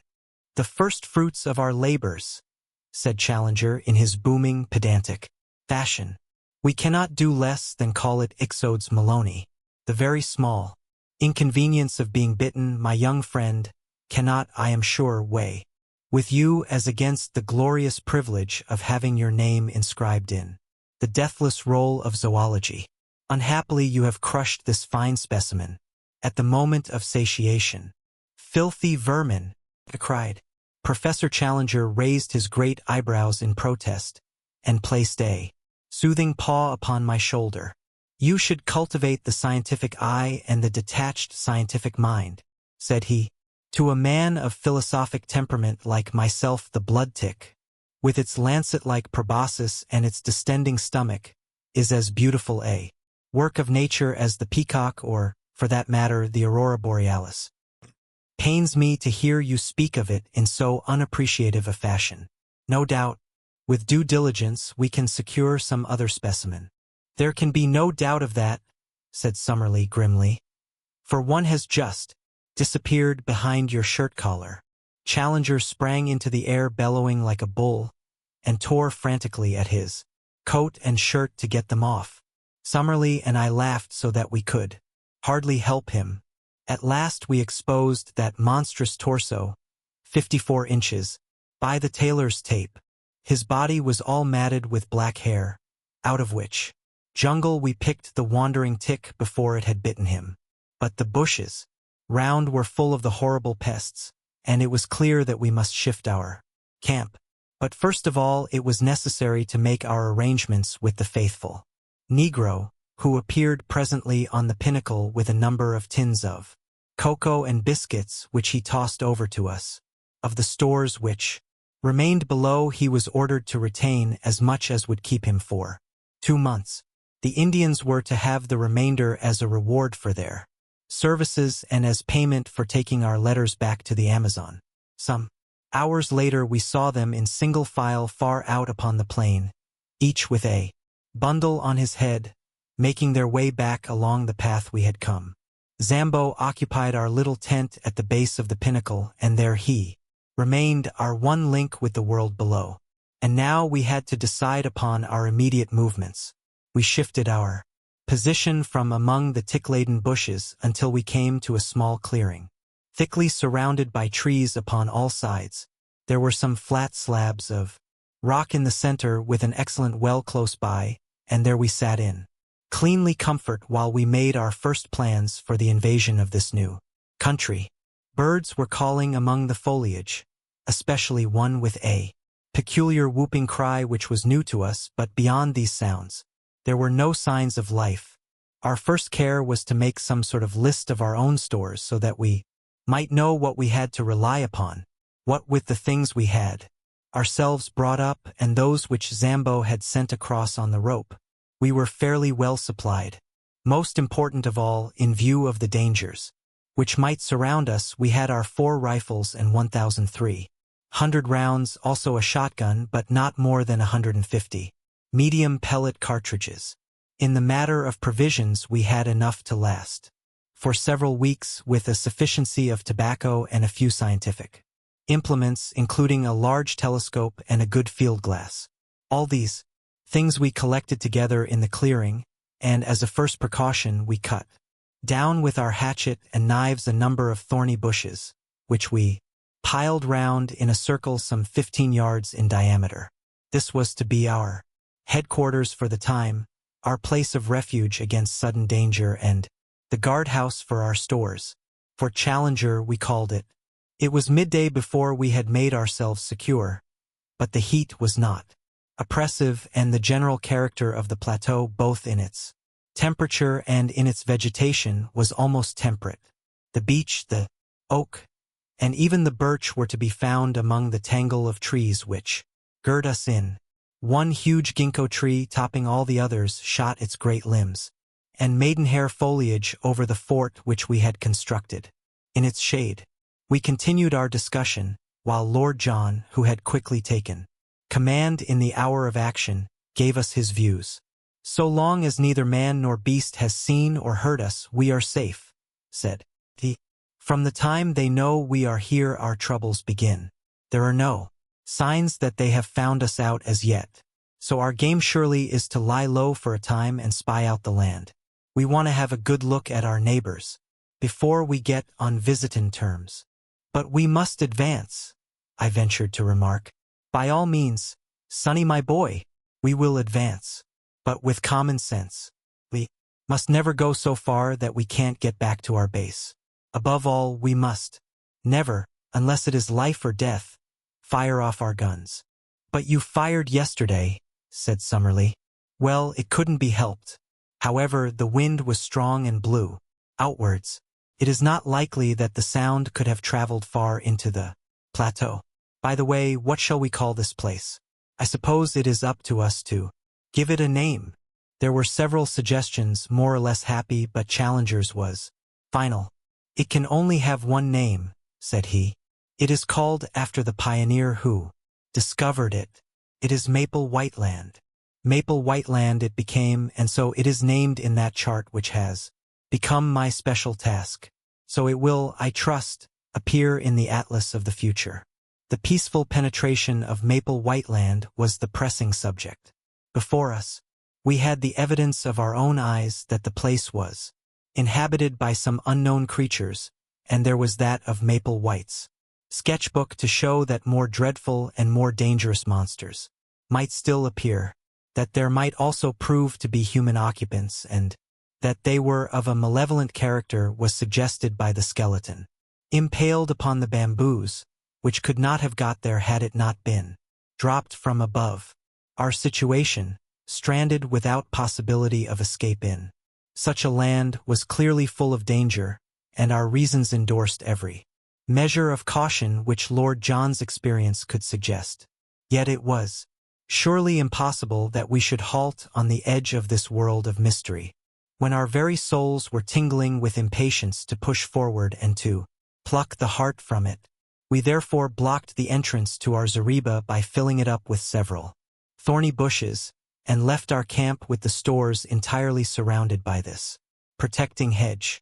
We then slowly and cautiously set forth into the unknown, following the course of the little stream which flowed from our spring, as it should always serve us as a guide on our return. Hardly had we started when we came across signs that there were indeed wonders awaiting us.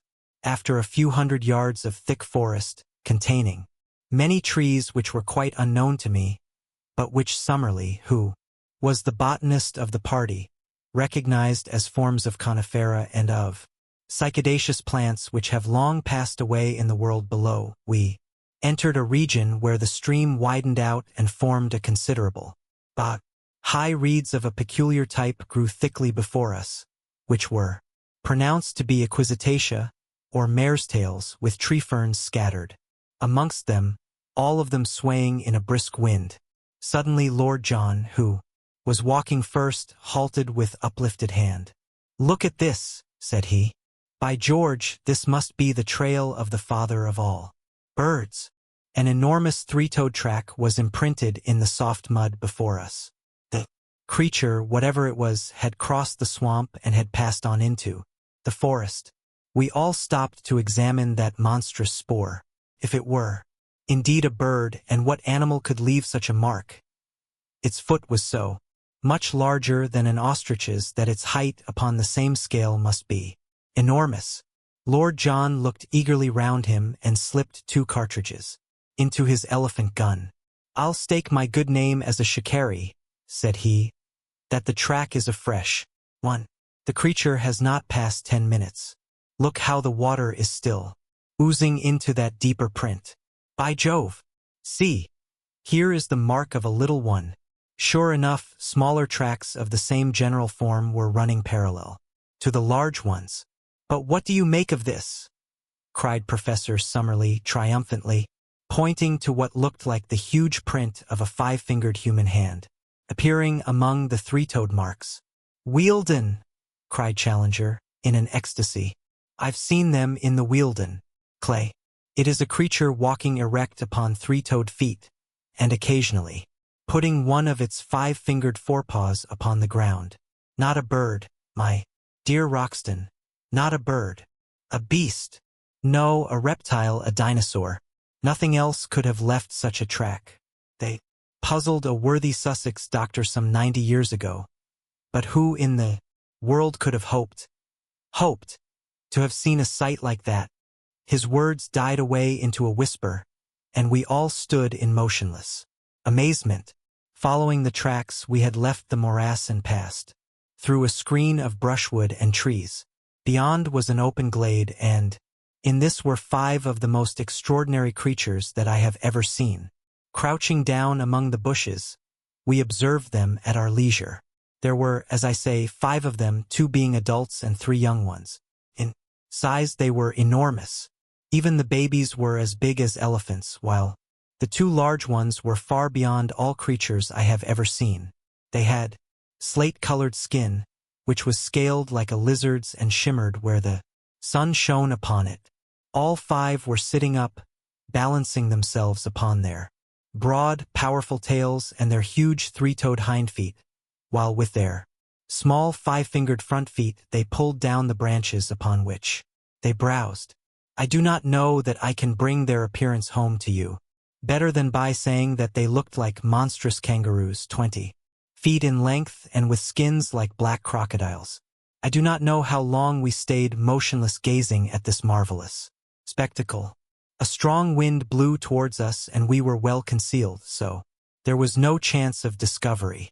From time to time the little ones played round their parents in unwieldy gambols, the great beasts bounding into the air and falling with dull thuds upon the earth.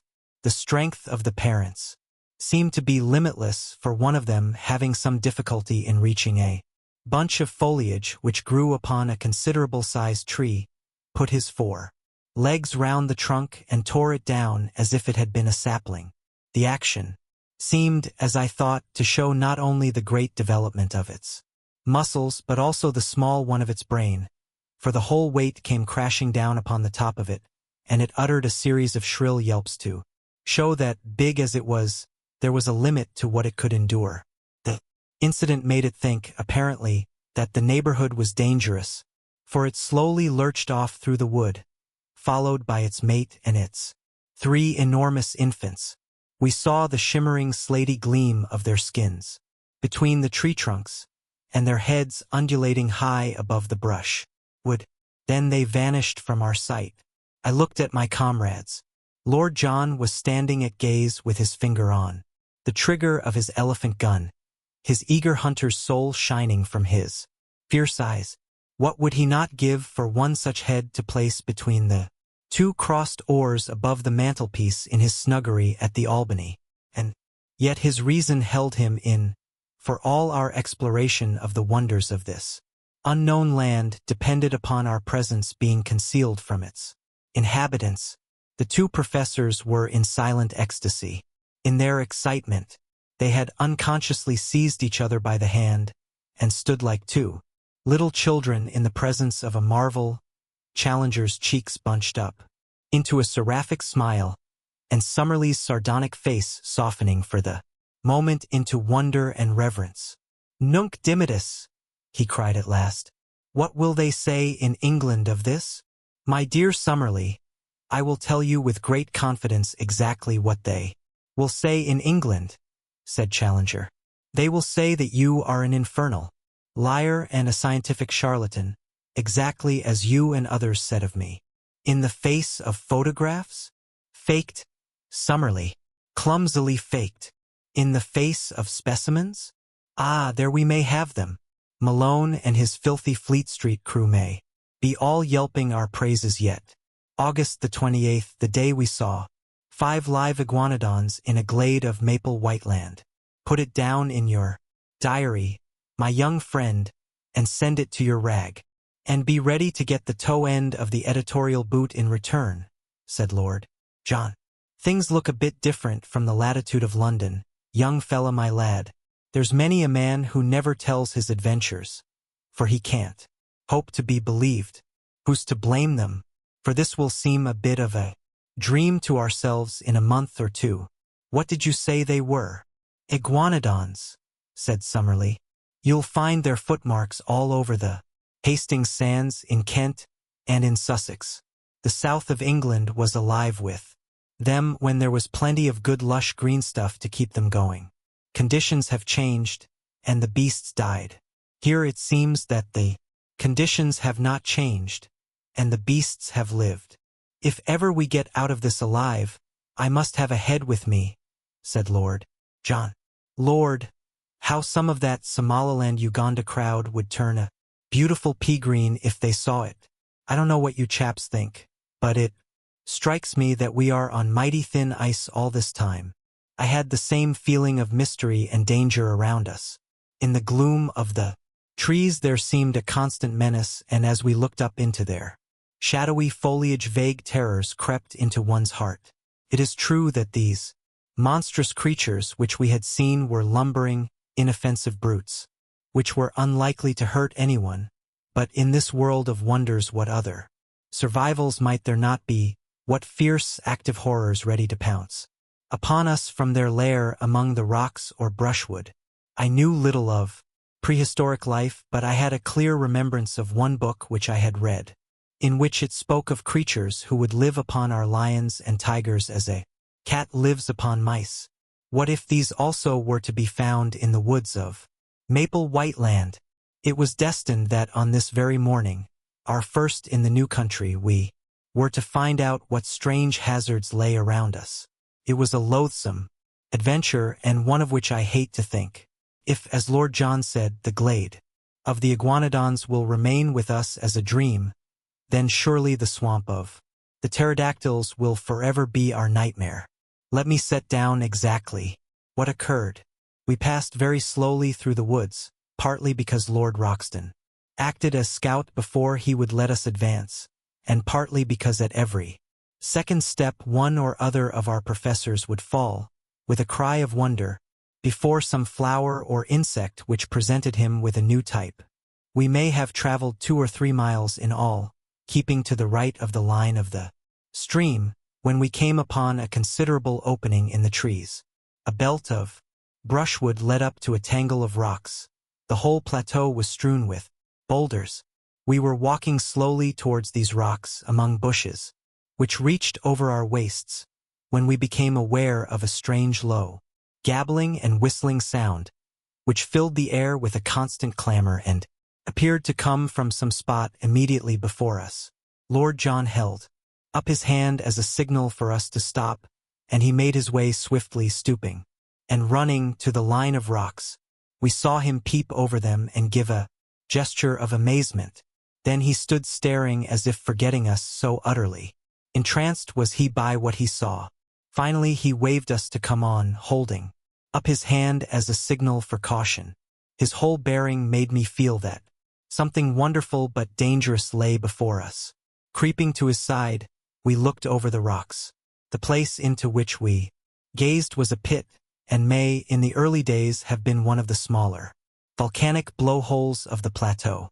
It was bowl-shaped, and at the bottom, some hundreds of yards from where we lay, were pools of green-scummed, stagnant water, fringed with bulrushes. It was a weird place in itself, but its occupants made it seem like a scene from the Seven Circles of Dante. The place was a rookery of pterodactyls. There were hundreds of them, congregated within view. All the bottom area round the water edge was alive with their young ones, and with hideous mothers brooding upon their leathery, yellowish eggs. From this crawling, flapping mass of obscene reptilian life came the shocking clamor which filled the air and the mephitic, horrible, musty odor which turned us sick. But above, perched each upon its own stone, tall, gray, and withered more like dead and dried specimens than actual living creatures, sat the horrible males, absolutely motionless, save for the rolling of their red eyes or an occasional snap of their rat-trap beaks as a dragonfly went past them. Their huge, membranous wings were closed by folding their forearms, so that they sat like gigantic old women, wrapped in hideous web-colored shawls, and with their ferocious heads protruding above them. Large and small, not less than 1,000 of these filthy creatures lay in the hollow before us. Our professors would gladly have stayed there all day, so entranced were they by this opportunity of studying the life of a prehistoric age. They pointed out the fish and dead birds lying about among the rocks as proving the nature of the food of these creatures, and I heard them congratulating each other on having cleared up the point why the bones of this flying dragon are found in such great numbers in certain well-defined areas, as in the Cambridge greensand, since it was now seen that, like penguins, they lived in gregarious fashion. Finally, however, Challenger, bent upon proving some point which Summerlee had contested, thrust his head over the rock and nearly brought destruction upon us all. In an instant the nearest male gave a shrill, whistling cry, and flapped its 20-foot span of leathery wings as it soared up into the air. The females and young ones huddled together beside the water, while the whole circle of sentinels rose one after the other and sailed off into the sky. It was a wonderful sight to see at least 100 creatures of such enormous size and hideous appearance all swooping like swallows with swift, shearing wing strokes above us. But soon we realized that it was not one on which we could afford to linger. At first the great brutes flew round in a huge ring, as if to make sure what the exact extent of the danger might be. Then the flight grew lower and the circle narrower until they were whizzing round and round us, the dry, rustling flap of their huge slate-colored wings filling the air with a volume of sound that made me think of Hendon Aerodrome upon a race day. "Make for the wood and keep together," cried Lord John, clubbing his rifle. "The brutes mean mischief." The moment we attempted to retreat the circle closed in upon us, until the Tips of the wings of those nearest to us nearly touched our faces. We beat at them with the stocks of our guns, but there was nothing solid or vulnerable to strike. Then suddenly out of the whizzing, slate-colored circle a long neck shot out, and a fierce beak made a thrust at us. Another and another followed. Summerlee gave a cry and put his hand to his face, from which the blood was streaming. I felt a prod at the back of my neck and turned dizzy. With the shock, Challenger fell, and as I stooped to pick him up I was again struck from behind and dropped on the top of him. At the same instant I heard the crash of Lord John's elephant gun and, looking up, saw one of the creatures with a broken wing struggling upon the ground, spitting and gurgling at us with a wide-opened beak and bloodshot, goggled eyes, like some devil in a medieval picture. His comrades had flown higher at the sudden sound and were circling above our heads. "Now!" cried Lord John. "Now for our lives!" We staggered through the brushwood, and even as we reached the trees, the harpies were on us again. Summerlee was knocked down, but we tore him up and rushed among the trunks. Once there we were safe, for those huge wings had no space for their sweep beneath the branches. As we limped homewards, sadly mauled and discomfited, we saw them for a long time flying at a great height against the deep blue sky above our heads, soaring round and round, no bigger than wood pigeons, with their eyes no doubt still following our progress. At last, however, as we reached the thicker woods, they gave up the chase and we saw them no more. "A most interesting and convincing experience," said Challenger, as we halted beside the brook and he bathed a swollen knee.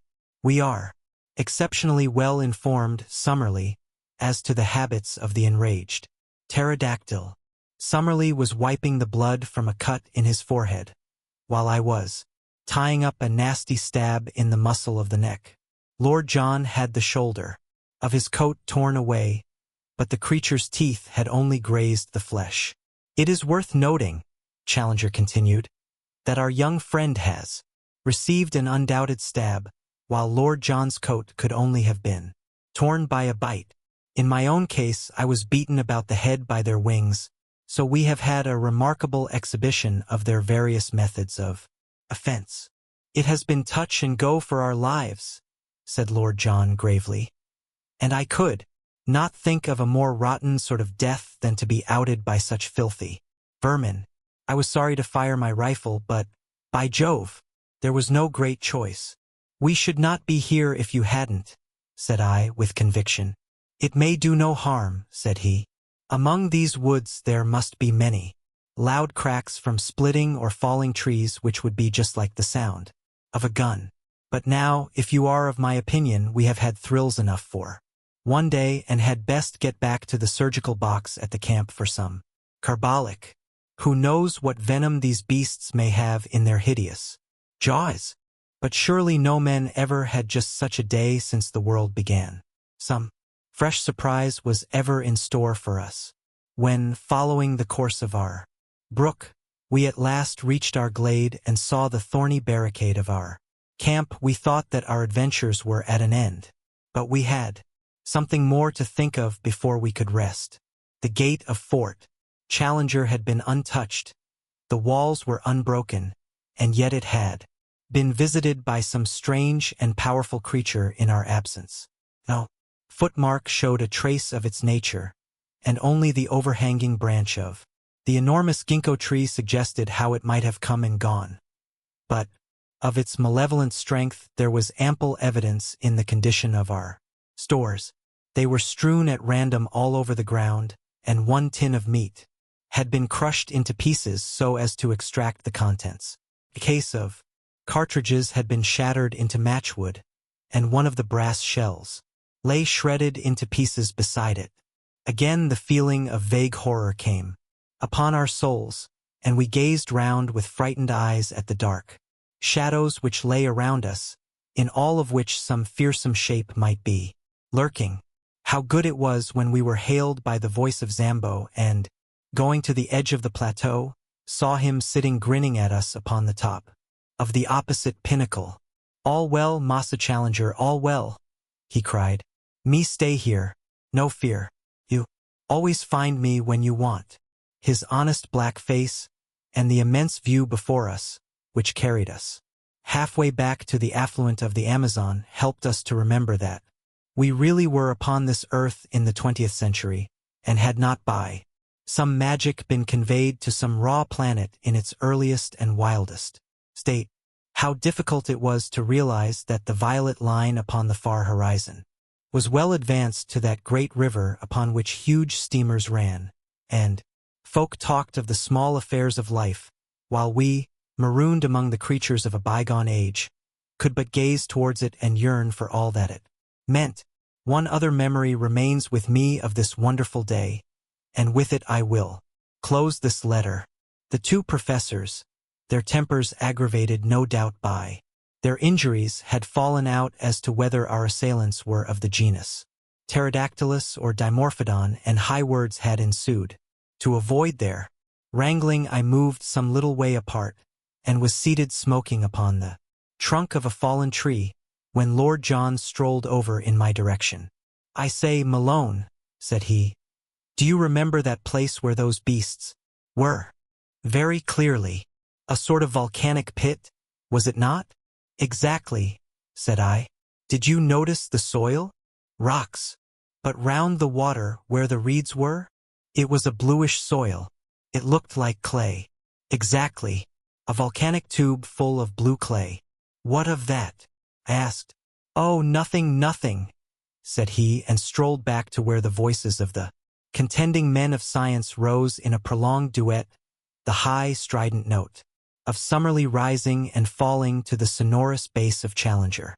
I should have thought no more of Lord John's remark were it not that once again that night I heard him mutter to himself, "Blue clay! Clay in a volcanic tube!" They were the last words I heard before I dropped into an exhausted sleep. Lord John Roxton was right when he thought that some specially toxic quality might lie in the bite of the horrible creatures which had attacked us. On the morning after our first adventure upon the plateau, both Summerlee and I were in great pain and fever, while Challenger's knee was so bruised that he could hardly limp. We kept to our camp all day, therefore, Lord John busying himself with such help as we could give him in raising the height and thickness of the thorny walls which were our only defense. I remember that during the whole long day I was haunted by the feeling that we were closely observed, though by whom or whence I could give no guess.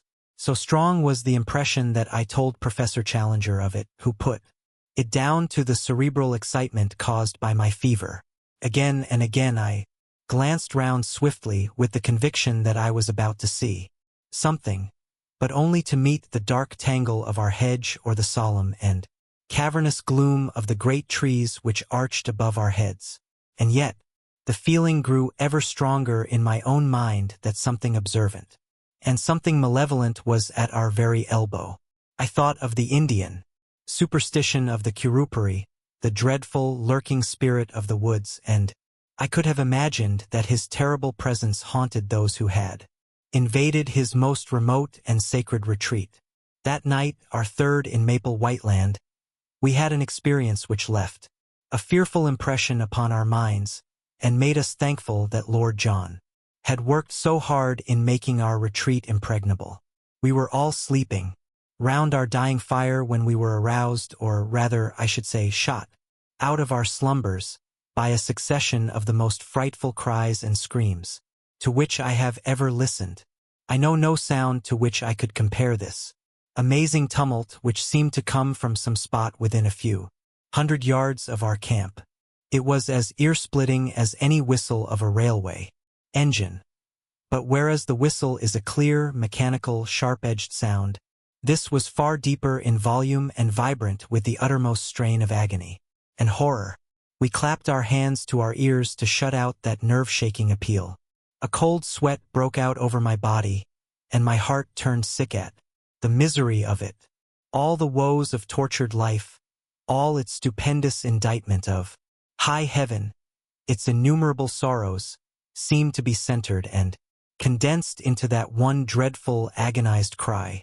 And then, under this high pitched, ringing sound. There was another, more intermittent, a low, deep, chested laugh, a growling, throaty gurgle of merriment which formed a grotesque accompaniment to the shriek with which it was blended. For 3 or 4 minutes on end the fearsome duet continued, while all the foliage rustled with the rising of startled birds. Then it shut off as suddenly as it began. For a long time we sat in horrified silence. Then Lord John threw a bundle of twigs upon the fire, and their red glare lit up the intent faces of my companions and flickered over the great boughs above our heads. "What was it?" I whispered. "We shall know in the morning," said Lord John. "It was close to us, not farther than the glade. We have been privileged to overhear a prehistoric tragedy, the sort of drama which occurred among the reeds upon the border of some Jurassic lagoon, when the greater dragon pinned the lesser among the slime," said Challenger, with more solemnity than I had ever heard in his voice. "It was surely well for man that he came late in the order of creation. There were powers abroad in earlier days which no courage and no mechanism of his could have met. What could his sling, his throwing stick, or his arrow avail him against such forces as have been loosed tonight? Even with a modern rifle it would be all odds on the monster." "I think I should back my little friend," said Lord John, caressing his Express. "But the beast would certainly have a good sporting chance." Summerlee raised his hand. "Hush!" he cried. "Surely I hear something?" From the utter silence there emerged a deep, regular pat-pat. It was the tread of some animal, the rhythm of soft but heavy pads placed cautiously upon the ground. It stole slowly round the camp, and then halted near our gateway. There was a low, sibilant rise and fall, the breathing of the creature. Only our feeble hedge separated us from this horror of the night. Each of us had seized his rifle, and Lord John had pulled out a small bush to make an embrasure in the hedge. "By George," he whispered, "I think I can see it." I stooped and peered over his shoulder through the gap. Yes, I could see it, too. In the deep shadow of the tree there was a deeper shadow yet, black, inchoate, vague, a crouching form full of savage vigor and menace. It was no higher than a horse, but the dim outline suggested vast bulk and strength. That hissing pant, as regular and full-volumed as the exhaust of an engine, spoke of a monstrous organism. Once, as it moved, I thought I saw the glint of 2 terrible, greenish eyes. There was an uneasy rustling, as if it were crawling slowly forward. "I believe it is going to spring," said I, cocking my rifle. "Don't fire! Don't fire!" whispered Lord John. The crash of a gun in this silent night would be heard for miles. "Keep it as a last card. If it gets over the hedge we're done," said Summerlee, and his voice crackled into a nervous laugh as he spoke. "No, it must not get over," cried Lord John. "But hold your fire to the last. Perhaps I can make something of the fellow. I'll chance it, anyhow." It was as brave an act as ever I saw a man do. He stooped to the fire, picked up a blazing branch, and slipped in an instant through a sallyport which he had made in our gateway. The thing moved forward with a dreadful snarl. Lord John never hesitated, but, running towards it with a quick, light step, he dashed the flaming wood into the brute's face. For one moment I had a vision of a horrible mask like a giant toad's, of a warty, leprous skin, and of a loose mouth all beslobbered with fresh blood. The next there was a crash in the underwood, and our dreadful visitor was gone. "I thought he wouldn't face the fire," said Lord John, laughing as he came back and threw his branch among the faggots. "You should not have taken such a risk," we all cried. There was nothing else to be done. If he had got among us we should have shot each other in trying to down him. On the other hand, if we had fired through the hedge and wounded him, he would soon have been on the top of us, to say nothing of giving ourselves away. On the whole, I think that we are jolly well out of it. What was he, then? Our learned men looked at each other with some hesitation. Personally, I am unable to classify the creature with any certainty. said Summerlee, lighting his pipe from the fire. In refusing to commit yourself you are but showing a proper scientific reserve, said Challenger with massive condescension. I am not myself prepared to go farther than to say in general terms that we have almost certainly been in contact tonight with some form of carnivorous dinosaur. Have already expressed my anticipation that something of the sort might exist upon this plateau. We have to bear in mind, remarked Summerlee, that there are many prehistoric forms which have never come down to us. It would be rash to suppose that we can give a name to all that we are likely to meet. Exactly. A rough classification may be the best that we can attempt. Tomorrow some further evidence may help us to an identification. Meantime, we can only renew our interrupted slumbers. But not without a sentinel, said Lord John with decision. We can't afford to take chances in a country like this. 2-hour spells in the future for each of us. Then I'll just finish my pipe in starting the first one, said Professor Summerlee, and from that time onwards we never trusted ourselves again. Without a watchman. In the morning it was not long before we discovered the source of the hideous uproar which had aroused us in the night. The Iguanodon glade was the scene of a horrible butchery. From the pools of blood and the enormous lumps of flesh scattered in every direction over the green sward we imagined at first that a number of animals had been killed, but on examining the remains more closely we discovered that all this carnage came from one of these unwieldy monsters which had been literally torn to pieces by some creature not larger, perhaps, but far more ferocious than itself. Our two professors sat in absorbed argument, examining piece after piece, which showed the marks of savage teeth and of enormous claws. Our judgment must still be in abeyance, said Professor Challenger with a huge slab of whitish-colored flesh across his knee. The indications would be consistent with the presence of a saber-toothed tiger, such as are still found among the breccia of our caverns. But the creature actually seen was undoubtedly of a larger and more reptilian character. Personally, I should pronounce for Allosaurus or Megalosaurus, said Summerlee. Exactly. Any one of the larger carnivorous dinosaurs would meet the case. Among them are to be found all the most terrible types of animal life that have ever cursed the earth or blessed a museum. He laughed sonorously at his own conceit, for, though he had little sense of humor, the crudest pleasantry from his own lips moved him always to roars of appreciation. The less noise the better, said Lord Roxton curtly. We don't know who or what may be near us. If this fella comes back for his breakfast and catches us here, we won't have so much to laugh at. By the way, what is this mark upon the iguanodon's hide? On the dull, scaly, slate-colored skin somewhere above the shoulder. There was a singular black circle of some substance which looked like asphalt. None of us could suggest what it meant, though Summerlee was of opinion that he had seen something similar upon one of the young ones 2 days before. Challenger said nothing, but looked pompous and puffy, as if he could if he would, so that finally Lord John asked his opinion direct. If your lordship will graciously permit me to open my mouth, I shall be happy to express my sentiments, said he with elaborate sarcasm. I am not in the habit of being taken to task in the fashion which seems to be customary with your lordship. I was not aware that it was necessary to ask your permission before smiling at a harmless pleasantry. It was not until he had received his apology that our touchy friend would suffer himself to be appeased.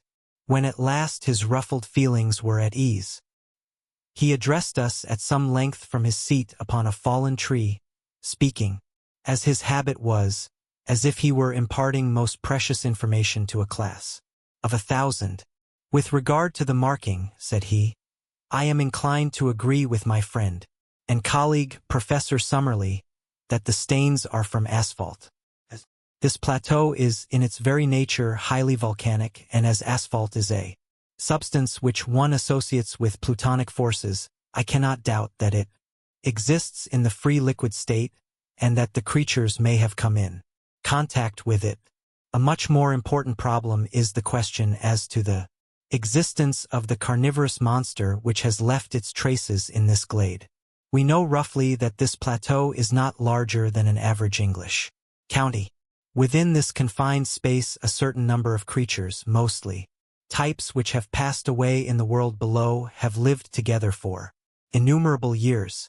Now, it is very clear to me that in so long a period one would have expected that the carnivorous creatures, multiplying unchecked, would have exhausted their food supply and have been compelled to either modify their flesh-eating habits or die of hunger. This, we see, has not been so.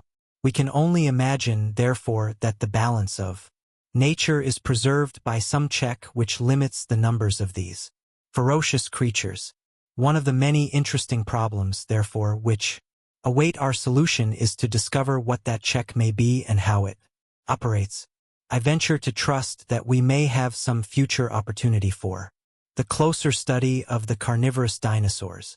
And I venture to trust we may not, I observed. The professor only raised his great eyebrows, as the schoolmaster meets the irrelevant observation of the naughty boy.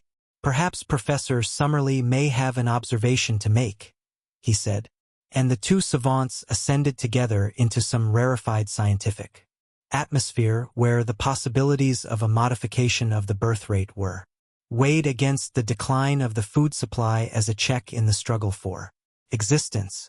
That morning we mapped out a small portion of the plateau, avoiding the swamp of the pterodactyls, and keeping to the east of our brook instead of to the west. In that direction the country was still thickly wooded, with so much undergrowth that our progress was very slow. I have dwelt up to now upon the terrors of Maple White Land, but there was another side to the subject, for all that morning we wandered among lovely flowers, mostly, as I observed, white or yellow in color, these being, as our professors explained, the primitive flower shades.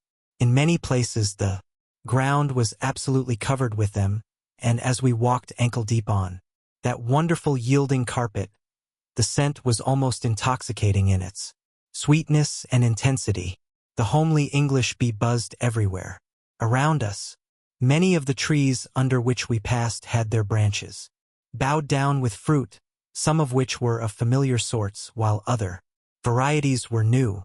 By observing which of them were pecked by the birds, we avoided all danger of poison and added a delicious variety to our food reserve. In the jungle which we traversed were numerous hard-trodden paths made by the wild beasts, and in the more marshy places we saw a profusion of strange footmarks, including many of the iguanodon.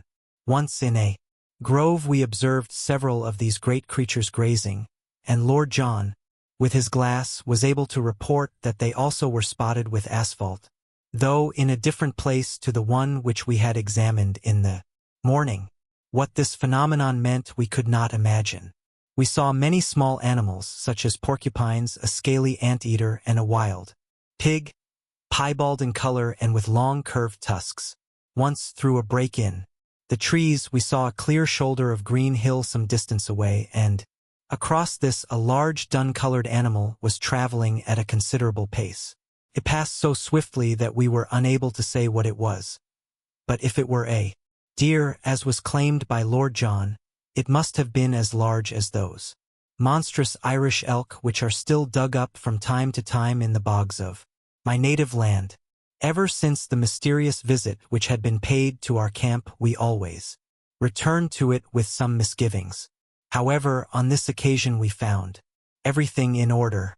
That evening we had a grand discussion upon our present situation and future plans, which I must describe at some length, as it led to a new departure by which we were enabled to gain a more complete knowledge of Maple White Land than might have come in many weeks of exploring. It was Summerlee who opened the debate. All day he had been querulous in manner, and now some remark of Lord John's as to what we should do on the morrow brought all his bitterness to a head. "What we ought to be doing today, tomorrow, and all the time," said he, "is finding some way out of the trap into which we have fallen. You are all turning your brains towards getting into this country. I say that we should be scheming how to get out of it. I am surprised, sir, boomed Challenger, stroking his majestic beard, that any man of science should commit himself to so ignoble a sentiment. You are in a land which offers such an inducement to the ambitious naturalist as none ever has since the world began, and you suggest leaving it before we have acquired more than the most superficial knowledge of it or of its contents. I expected better things of you, Professor Summerlee. You must remember, said Summerlee sourly, that I have a large class in London who are at present at the mercy of an extremely inefficient locum tenens. This makes my situation different from yours, Professor Challenger, since, so far as I know, you have never been entrusted with any responsible educational work. Quite so, said Challenger. I have felt it to be a sacrilege to divert a brain, which is capable of the highest original research to any lesser object. That is why I have sternly set my face against any proffered scholastic appointment. For example? Asked Summerlee with a sneer, but Lord John hastened to change the conversation.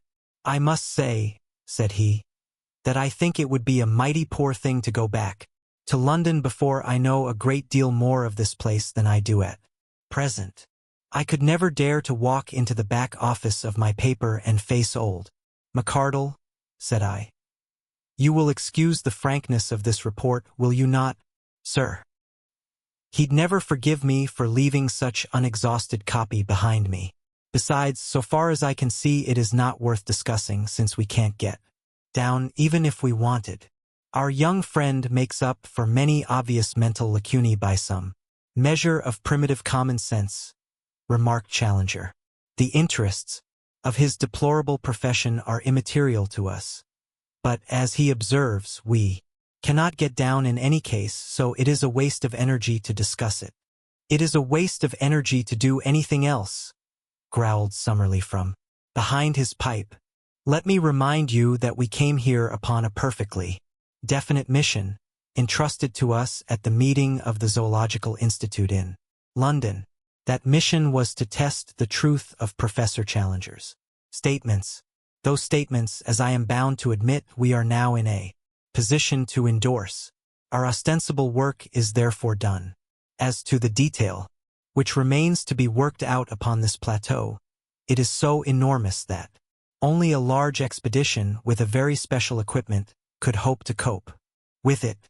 Should we attempt to do so ourselves, the only possible result must be that we shall never return with the important contribution to science, which we have already gained. Professor Challenger has devised means for getting us onto this plateau when it appeared to be inaccessible. I think that we should now call upon him to use the same ingenuity in getting us back to the world from which we came. I confess that as Summerlee stated his view, it struck me as altogether reasonable. Even Challenger was affected by the consideration that his enemies would never stand confuted if the confirmation of his statements should never reach those who had doubted them. The problem of the descent is at first sight a formidable one, said he, and yet I cannot doubt that the intellect can solve it. I am prepared to agree with our colleague that a protracted stay in Maple Whiteland is at present inadvisable, and that the question of our return will soon have to be faced. Absolutely refuse to leave, however, until we have made at least a superficial examination of this country, and are able to take back with us something in the nature of a chart. Professor Summerlee gave a snort of impatience. We have spent 2 long days in exploration, said he, and we are no wiser as to the actual geography of the place than when we started. It is clear that it is all thickly wooded, and it would take months to penetrate it and to learn the relations of one part to another. If there were some central peak, it would be different, but it all slopes downwards so far as we can see. The farther we go, the less likely it is that we will get any general view. It was at that moment that I had my inspiration. My eyes chanced to light upon the enormous gnarled trunk of the ginkgo tree which cast its huge branches over us. Surely, if its bole exceeded that of all others, its height must do the same. If the rim of the plateau was indeed the highest point, then why should this mighty tree not prove to be a watchtower which commanded the whole country? Now, ever since I ran wild as a lad in Ireland, I have been a bold and skilled tree climber. My comrades might be my masters on the rocks, but I knew that I would be supreme among those branches. Could I only get my legs on to the lowest of the giant offshoots, then it would be strange indeed if I could not make my way to the top. My comrades were delighted at my idea. "Our young friend," said Challenger, bunching up the red apples of his cheeks, "is capable of acrobatic exertions which would be impossible to a man of a more solid, though possibly of a more commanding, appearance. Applaud his resolution. By George, young fella, you've put your hand on it," said Lord John, clapping me on the back. "How we never came to think of it before I can't imagine. There's not more than an hour of daylight left, but if you take your notebook you may be able to get some rough sketch of the place. If we put these 3 ammunition cases under the branch, I will soon hoist you onto it." He stood on the boxes while I faced the trunk and was gently raising me, when Challenger sprang forward and gave me such a thrust with his huge hand that he fairly shot me into the tree. With both arms clasping the branch, I scrambled hard with my feet until I had worked first my body and then my knees onto it. There were 3 excellent offshoots like huge rungs of a ladder above my head and a tangle of convenient branches beyond, so that I clambered onwards with such speed that I soon lost sight of the ground and had nothing but foliage beneath me.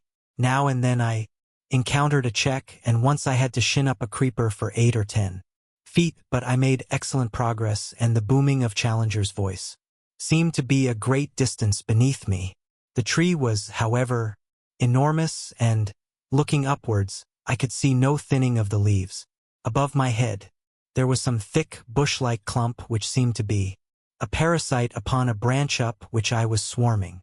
I leaned my head round it in order to see what was beyond, and I nearly fell out of the tree in my surprise and horror at what I saw. A face was gazing into mine, at the distance of only a foot or 2. The creature that owned it had been crouching behind the parasite, and had looked round it at the same instant that I did. It was a human face, or at least it was far more human than any monkey's that I have ever seen.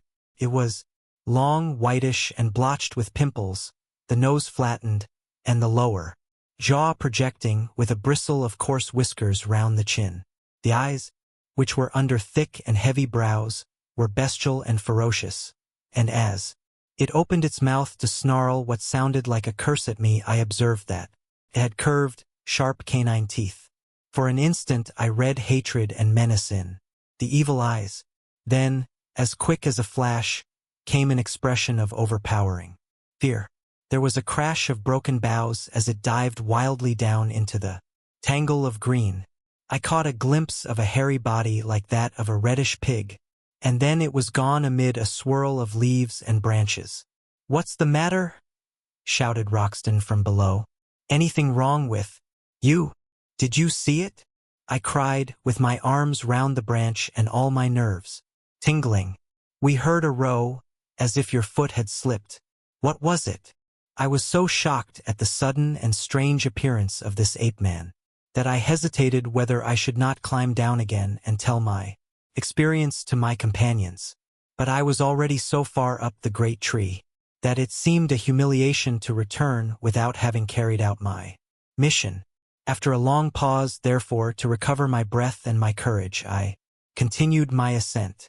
Once I put my weight upon a rotten branch and swung for a few seconds by my hands, but in the main it was all easy climbing. Gradually the leaves thinned around me, and I was aware, from the wind upon my face, that I had topped all the trees of the forest.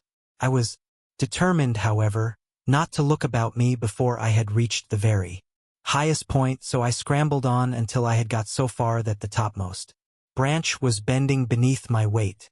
There I settled into a convenient fork, and, balancing myself securely, I found myself looking down at a most wonderful panorama of this strange country in which we found ourselves. The sun was just above the western skyline, and the evening was a particularly bright and clear one, so that the whole extent of the plateau was visible beneath me. It was, as seen from this height, of an oval contour, with a breadth of about 30 miles and a width of 20. Its general shape was that of a shallow funnel, all the sides sloping down to a considerable lake in the center. This lake may have been 10 miles in circumference, and lay very green and beautiful in the evening light, with a thick fringe of reeds at its edges, and with its surface broken by several yellow sandbanks, which gleamed golden in the mellow sunshine. A number of long dark objects, which were too large for alligators and too long for canoes, lay upon the edges of these patches of sand. With my glass I could clearly see that they were alive, but what their nature might be I could not imagine. From the side of the plateau on which we were, slopes of woodland, with occasional glades, stretched down for 5 or 6 miles to the central lake. Could see at my very feet the glade of the iguanodons, and farther off was a round opening in the trees which marked the swamp of the pterodactyls. On the side facing me, however, the plateau presented a very different aspect. There the basalt cliffs of the outside were reproduced upon the inside, forming an escarpment about 200 feet high, with a woody slope beneath it. Along the base of these red cliffs, some distance above the ground, I could see a number of dark holes through the glass, which I conjectured to be the mouths of caves. At the opening of one of these, something white was shimmering, but I was unable to make out what it was. I sat charting the country until the sun had set, and it was so dark that I could no longer distinguish details. Then I climbed down to my companions, waiting for me so eagerly at the bottom of the great tree. For once I was the hero of the expedition. Alone I had thought of it, and alone I had done it. And here was the chart which would save us a month's blind groping among unknown dangers. Each of them shook me solemnly by the hand. But before they discussed the details of my map, I had to tell them of my encounter with the ape-man among the branches. "He has been there all the time," said I. "How do you know that?" asked Lord John. "Because I have never been without that feeling that something malevolent was watching us. I mentioned it to you, Professor Challenger. Our young friend certainly said something of the kind. He is also the one among us who is endowed with that Celtic temperament which would make him sensitive to such impressions. The whole theory of telepathy," began Summerlee, filling his pipe, "is too vast to be now discussed," said Challenger with decision. "Tell me, now," he added, with the air of a bishop addressing a Sunday school, "did you happen to observe whether the creature could cross its thumb over its palm?" "No, indeed." "Had it a tail?" "No." "Was the foot prehensile?" "I do not think it could have made off so fast among the branches if it could not get a grip with its feet. In South America there are, if my memory serves me, you will check the observation, Professor Summerlee, some 36 species of monkeys, but the anthropoid ape is unknown. It is clear, however, that he exists in this country, and that he is not the hairy, gorilla-like variety, which is never seen out of Africa or the East." I was inclined to interpolate, as I looked at him, that I had seen his first cousin in Kensington. This is a whiskered and colorless type, the latter characteristic pointing to the fact that he spends his days in arboreal seclusion. The question which we have to face is whether he approaches more closely to the ape or the man. In the latter case, he may well approximate to what the vulgar have called the missing link. The solution of this problem is our immediate duty. "It is nothing of the sort," said Summerlee abruptly. "Now that, through the intelligence and activity of Mr. Malone," I cannot help quoting the words, "we have got our chart, our one and only immediate duty is to get ourselves safe and sound out of this awful place." "The flesh pots of civilization," groaned Challenger. "The ink pots of civilization, sir. It is our task to put on record what we have seen, and to leave the further exploration to others." You all agreed as much. Before Mr. Malone got us the chart. Well, said Challenger, I admit that my mind will be more at ease when I am assured that the result of our expedition has been conveyed to our friends. How we are to get down from this place I have not as yet an idea. Have never yet encountered any problem, however, which my inventive brain was unable to solve, and I promise you that tomorrow I will turn my attention to the question of our descent. And so the matter was allowed to rest. But that evening, by the light of the fire and of a single candle, the first map of the lost world was elaborated. Every detail which I had roughly noted from my watchtower was drawn out in its relative place. Challenger's pencil hovered over the great blank which marked the lake. What shall we call it? He asked. Why should you not take the chance of perpetuating your own name? Said Summerlee with his usual touch of acidity. I trust, sir, that my name will have other and more personal claims upon posterity, said Challenger severely. Any ignoramus can hand down his worthless memory by imposing it upon a mountain or a river. I need no such monument.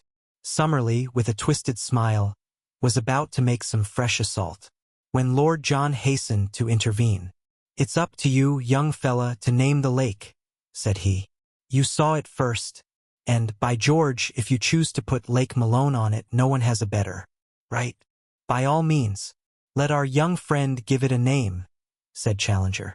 Then, said I, blushing, I dare say, as I said it, let it be named Lake Gladys. Don't you think the central lake would be more descriptive? Remarked Summerlee. I should prefer Lake Gladys. Challenger looked at me sympathetically and shook his great head in mock disapproval. Boys will be boys, said he. Lake Gladys let it be. I have said, or perhaps I have not said, for my memory plays me sad tricks these days, that I glowed with pride when 3 such men as my comrades thanked me for having saved, or at least greatly helped, the situation. As the youngster of the party, not merely in years, but in experience, character, knowledge, and all that goes to make a man, I had been overshadowed from the first, and now I was coming into my own. I warmed at the thought. Alas, for the pride which goes before a fall, that little glow of self-satisfaction, that added measure of self-confidence were to lead me on that very night to the most dreadful experience of my life, ending with a shock, which turns my heart sick when I think of it, came about in this way. I had been unduly excited by the adventure of the tree, and sleep seemed to be impossible. Summerlee was on guard, sitting hunched over our small fire, a quaint angular figure, his rifle across his knees and his pointed, goat-like beard wagging with each weary nod of his head. Lord John lay silent, wrapped in the South American poncho which he wore, while Challenger snored with a roll and rattle which reverberated through the woods. The full moon was shining brightly, and the air was crisply cold. What a night for a walk! And then suddenly came the thought, why not? Suppose I stole softly away, suppose I made my way down to the central lake, suppose I was back at breakfast with some record of the place. Would I not in that case be thought an even more worthy associate? Then, if Summerlee carried the day and some means of escape were found, we should return to London with first-hand knowledge of the central mystery of the plateau, to which I alone, of all men, would have penetrated. I thought of Gladys with her, there are heroisms all round us. I seemed to hear her voice as she said it. I thought also of McArdle. What a 3-column article for the paper. What a foundation for a career. A correspondentship in the next great war might be within my reach. I clutched at a gun, my pockets were full of cartridges, and, parting the thorn bushes at the gate of our zareba, quickly slipped out. My last glance showed me the unconscious Summerlee, most futile of sentinels, still nodding away like a queer mechanical toy in front of the smoldering fire. I had not gone 100 yards before I deeply repented my rashness. I may have said somewhere in this chronicle that I am too imaginative to be a really courageous man, but that I have an overpowering fear of seeming afraid. This was the power which now carried me onwards. I simply could not slink back with nothing done. Even if my comrades should not have missed me and should never know of my weakness, there would still remain some intolerable self-shame in my own soul, and yet I shuddered at the position in which I found myself, and would have given all I possessed at that moment to have been honorably free of the whole business. It was dreadful in the forest. The trees grew so thickly and their foliage spread so widely that I could see nothing of the moonlight save that here and there the high branches made a tangled filigree against the starry sky. As the eyes became more used to the obscurity, one learned that there were different degrees of darkness among the trees, that some were dimly visible, while between and among them there were coal-black shadowed patches, like the mouths of caves, from which I shrank in horror as I passed. I thought of the despairing yell of the tortured iguanodon, that dreadful cry which had echoed through the woods. I thought, too, of the glimpse I had in the light of Lord John's torch of that bloated, warty, blood-slavering muzzle. Even now I was on its hunting ground. At any instant it might spring upon me from the shadows, this nameless and horrible monster. I stopped, and, picking a cartridge from my pocket, I opened the breech of my gun. As I touched the lever, my heart leaped within me. It was the shotgun, not the rifle, which I had taken. Again the impulse to return swept over me. Here surely was a most excellent reason for my failure, one for which no one would think the less of me. But again the foolish pride fought against that very word. Could not, must not fail. After all, my rifle would probably have been as useless as a shotgun against such dangers as I might meet. If I were to go back to camp to change my weapon, I could hardly expect to enter and to leave again without being seen. In that case there would be explanations, and my attempt would no longer be all my own. After a little hesitation, then, I screwed up my courage and continued upon my way, my useless gun under my arm. The darkness of the forest had been alarming, but even worse was the white, still flood of moonlight in the open glade of the iguanodons. Among the bushes I looked out at it. None of the great brutes were in sight. Perhaps the tragedy which had befallen one of them had driven them from their feeding ground. In the misty, silvery night I could see no sign of any living thing. Taking courage, therefore, I slipped rapidly across it, and among the jungle on the farther side I picked up once again the brook which was my guide. It was a cheery companion, gurgling and chuckling as it ran, like the dear old trout stream in the West Country where I have fished at night in my boyhood. So long as I followed it down, I must come to the lake, and so long as I followed it back, I must come to the camp. Often I had to lose sight of it on account of the tangled brushwood, but I was always within earshot of its tinkle and splash. As one descended the slope, the woods became thinner, and bushes, with occasional high trees, took the place of the forest. I could make good progress, therefore, and I could see without being seen. I passed close to the pterodactyl swamp, and as I did so, with a dry, crisp, leathery rattle of wings, one of these great creatures, it was 20 feet at least from tip to tip, rose up from somewhere near me and soared into the air. As it passed across the face of the moon, the light shone clearly through the membranous wings, and it looked like a flying skeleton against the white, tropical radiance. I crouched low among the bushes, for I knew from past experience that, with a single cry, the creature could bring 100 of its loathsome mates about my ears. It was not until it had settled again that I dared to steal onwards upon my journey. The night had been exceedingly still, but as I advanced I became conscious of a low, rumbling sound, a continuous murmur, somewhere in front of me. This grew louder as I proceeded, until at last it was clearly quite close to me. When I stood still, the sound was constant, so that it seemed to come from some stationary cause. It was like a boiling kettle or the bubbling of some great pot. Soon I came upon the source of it, for in the center of a small clearing I found a lake, or a pool, rather, for it was not larger than the basin of the Trafalgar Square fountain, of some black pitch-like stuff, the surface of which rose and fell in great blisters of bursting gas.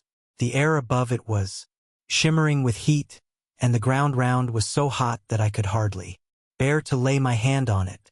It was clear that the great volcanic outburst which had raised this strange plateau so many years ago had not yet entirely spent its forces. Blackened rocks and mounds of lava I had already seen, everywhere peeping out from amid the luxuriant vegetation which draped them, but this asphalt pool in the jungle was the first sign that we had of actual existing activity on the slopes of the ancient crater. I had no time to examine it further, for I had need to hurry if I were to be back in camp in the morning. It was a fearsome walk, and one which will be with me so long as memory holds. In the great moonlight clearings I slunk along among the shadows on the margin. In the jungle I crept forward, stopping with a beating heart whenever I heard, as I often did, the crash of breaking branches as some wild beast went past. Now and then great shadows loomed up for an instant and were gone, great silent shadows which seemed to prowl upon padded feet. How often I stopped with the intention of returning, and yet every time my pride conquered my fear and sent me on again until my object should be attained. At last, my watch showed that it was 1 in the morning. I saw the gleam of water amid the openings of the jungle, and 10 minutes later I was among the reeds upon the borders of the central lake. I was exceedingly dry, so I lay down and took a long draught of its waters, which were fresh and cold. There was a broad pathway with many tracks upon it at the spot which I had found, so that it was clearly one of the drinking places of the animals. Close to the water's edge there was a huge isolated block of lava. Up this I climbed, and, lying on the top, I had an excellent view in every direction. The first thing which I saw filled me with amazement. When I described the view from the summit of the great tree, I said that on the farther cliff I could see a number of dark spots, which appeared to be the mouths of caves. Now, as I looked up at the same cliffs, I saw disks of light in every direction, ruddy, clearly defined patches, like the portholes of a liner in the darkness. For a moment I thought it was the lava glow from some volcanic action, but this could not be so. Any volcanic action would surely be down in the hollow, and not high among the rocks. What, then, was the alternative? It was wonderful, and yet it must surely be. These ruddy spots must be the reflection of fires within the caves, fires which could only be lit by the hand of man. There were human beings, then, upon the plateau. How gloriously! My expedition was justified. Here was news indeed for us to bear back with us to London. For a long time I lay and watched these red, quivering blotches of light. Suppose they were 10 miles off from me, yet even at that distance one could observe how, from time to time, they twinkled or were obscured as someone passed before them. What would I not have given to be able to crawl up to them, to peep in, and to take back some word to my comrades as to the appearance and character of the race who lived in so strange a place? It was out of the question for the moment, and yet surely we could not leave the plateau until we had some definite knowledge upon the point. Lake Gladys, my own lake, lay like a sheet of quicksilver before me, with a reflected moon shining brightly in the center of it. It was shallow, for in many places I saw low sandbanks protruding above the water. Everywhere, upon the still surface, I could see signs of life, sometimes mere rings and ripples in the water, sometimes the gleam of a great silver-sided fish in the air, sometimes the arched, slate-colored back of some passing monster. Once upon a yellow sandbank I saw a creature like a huge swan, with a clumsy body and a high, flexible neck, shuffling about upon the margin. Presently it plunged in, and for some time I could see the arched neck and darting head undulating over the water. Then it dived, and I saw it no more. My attention was soon drawn away from these distant sights and brought back to what was going on at my very feet. Two creatures like large Armadillos had come down to the drinking place and were squatting at the edge of the water, their long, flexible tongues like red ribbons shooting in and out as they lapped. A huge deer with branching horns, a magnificent creature which carried itself like a king, came down with its doe and two fawns and drank beside the armadillos. No such deer exist anywhere else upon earth, for the moose or elks which I have seen would hardly have reached its shoulders. Presently it gave a warning snort, and was off with its family among the reeds, while the armadillos also scuttled for shelter. Newcomer, a most monstrous animal, was coming down the path. For a moment I wondered where I could have seen that ungainly shape, that arched back with triangular fringes along it, that strange bird-like head held close to the ground. Then it came back to me. It was the Stegosaurus, the very creature which Maple White had preserved in his sketchbook, and which had been the first object which arrested the attention of Challenger. There he was, perhaps the very specimen which the American artist had encountered. The ground shook beneath his tremendous weight, and his gulpings of water resounded through the still night. For 5 minutes he was so close to my rock that, by stretching out my hand, I could have touched the hideous waving hackles upon his back. Then he lumbered away and was lost among the boulders. Looking at my watch, I saw that it was 2:30 and high time, therefore that I started upon my homeward journey. There was no difficulty about the direction in which I should return, for all along I had kept the little brook upon my left, and it opened into the central lake within a stone's throw of the boulder upon which I had been lying. I set off, therefore, in high spirits, for I felt that I had done good work and was bringing back a fine budget of news for my companions. Foremost of all, of course, were the sight of the fiery caves and the certainty that some troglodytic race inhabited them.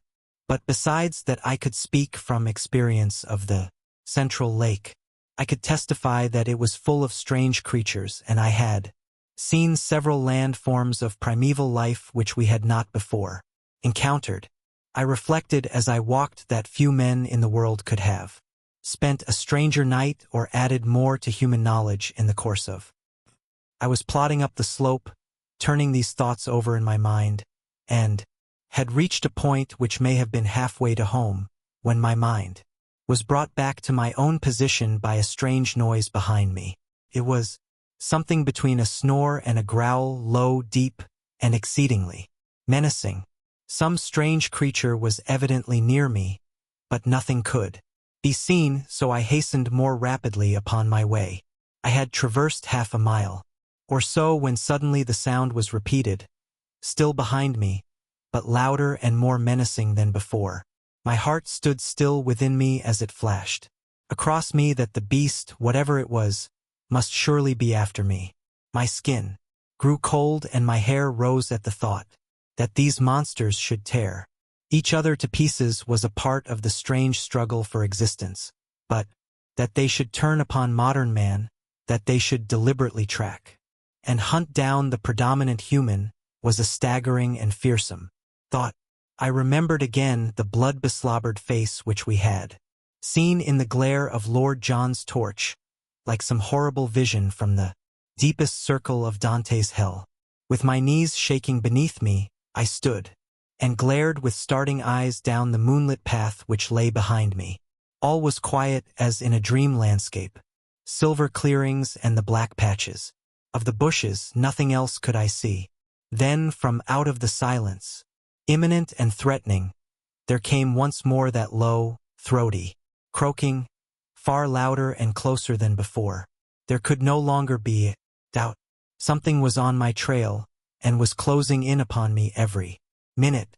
I stood like a man paralyzed, still staring at the ground which I had traversed. Then suddenly I saw it. There was movement among the bushes. At the far end of the clearing which I had just traversed, a great dark shadow disengaged itself and hopped out into the clear moonlight. I say hopped advisedly, for the beast moved like a kangaroo, springing along in an erect position upon its powerful hind legs, while its front ones were held bent in. front of it.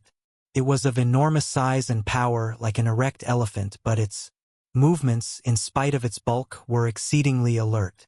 For a moment, as I saw its shape, I hoped that it was an iguanodon, which I knew to be harmless, but, ignorant as I was, I soon saw that this was a very different creature.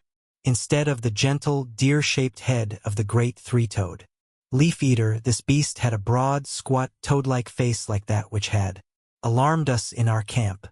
His ferocious cry and the horrible energy of his pursuit both assured me that this was surely one of the great flesh-eating dinosaurs, the most terrible beasts which have ever walked this earth. As the huge brute loped along, it dropped forward upon its forepaws and brought its nose to the ground every 20 yards or so. It was smelling out my trail.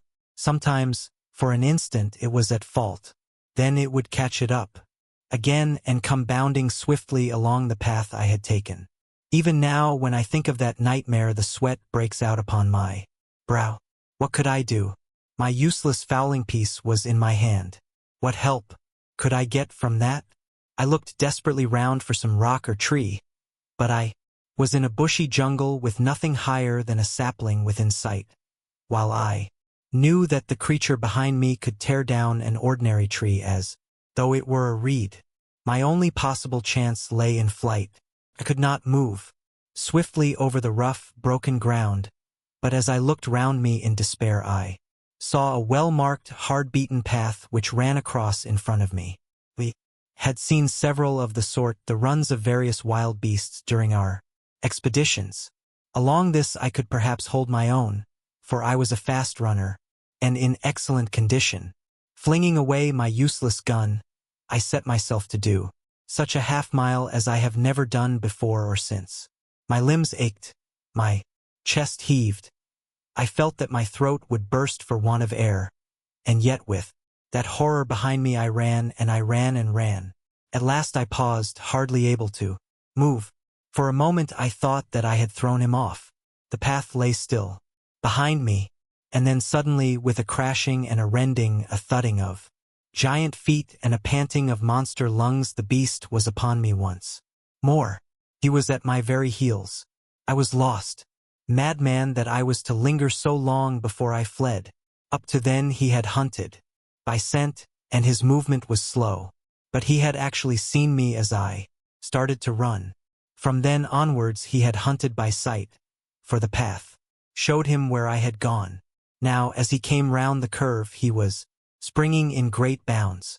The moonlight shone upon his huge projecting eyes, the row of enormous teeth in his open mouth, and the gleaming fringe of claws upon his short, powerful forearms. With a scream of terror I turned and rushed wildly down the path. Behind me the thick, gasping breathing of the creature sounded louder and louder. His heavy footfall was beside me. Every instant I expected to feel his grip upon my back. And then suddenly, there came a crash. I was falling through space, and everything beyond was darkness and rest. As I emerged from my unconsciousness, which could not, I think, have lasted more than a few minutes, I was aware of a most dreadful and penetrating smell. Putting out my hand in the darkness, I came upon something which felt like a huge lump of meat, while my other hand closed upon a large bone. Up above me there was a circle of starlit sky, which showed me that I was lying at the bottom of a deep pit. Slowly I staggered to my feet and felt myself all over. I was stiff and sore from head to foot, but there was no limb which would not move, no joint which would not bend. As the circumstances of my fall came back into my confused brain, I looked up, in terror, expecting to see that dreadful head silhouetted against the paling sky.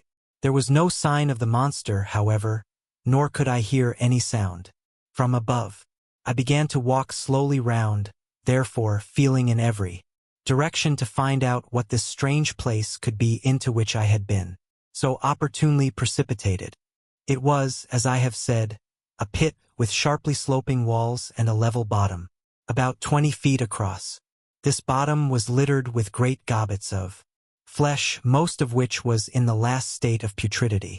The atmosphere was poisonous and horrible, after tripping and stumbling over these lumps of decay, I came suddenly against something hard, and I found that an upright post was firmly fixed in the center of the hollow.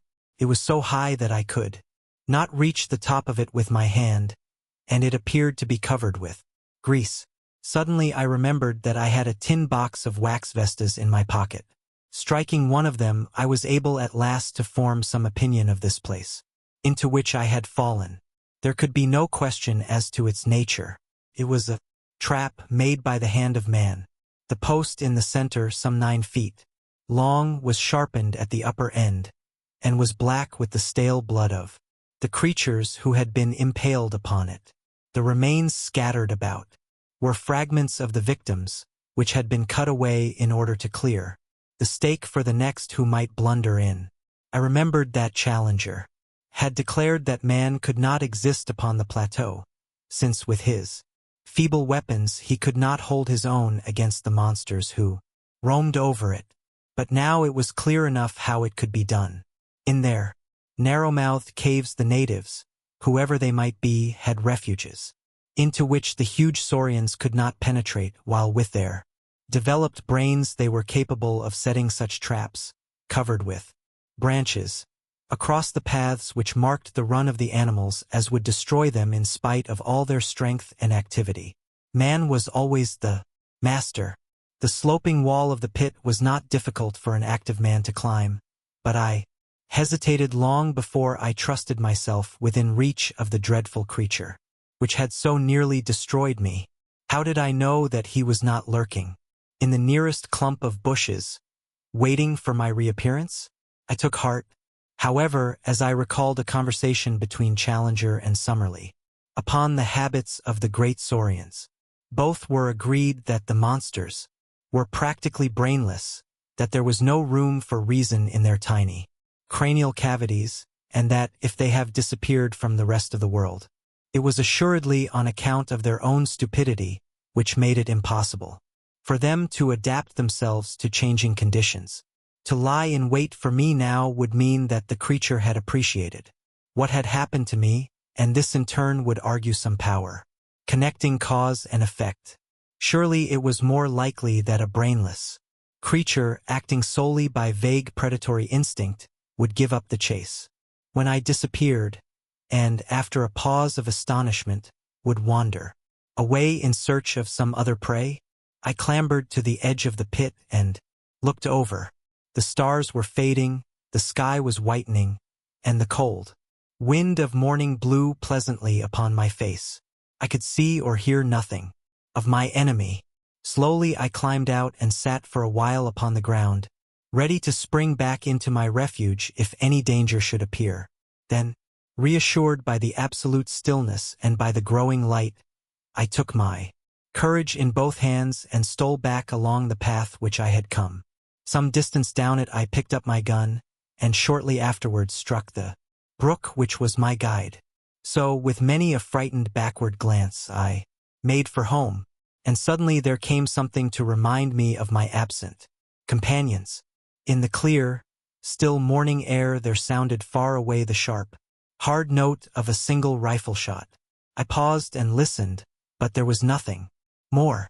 For a moment I was shocked at the thought that some sudden danger might have befallen them, but then a simpler and more natural explanation came to my mind. It was now broad daylight. No doubt my absence had been noticed.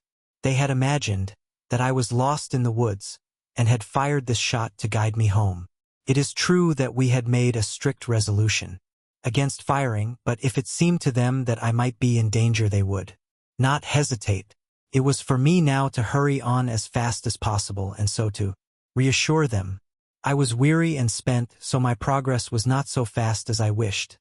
But at last I came into regions which I knew.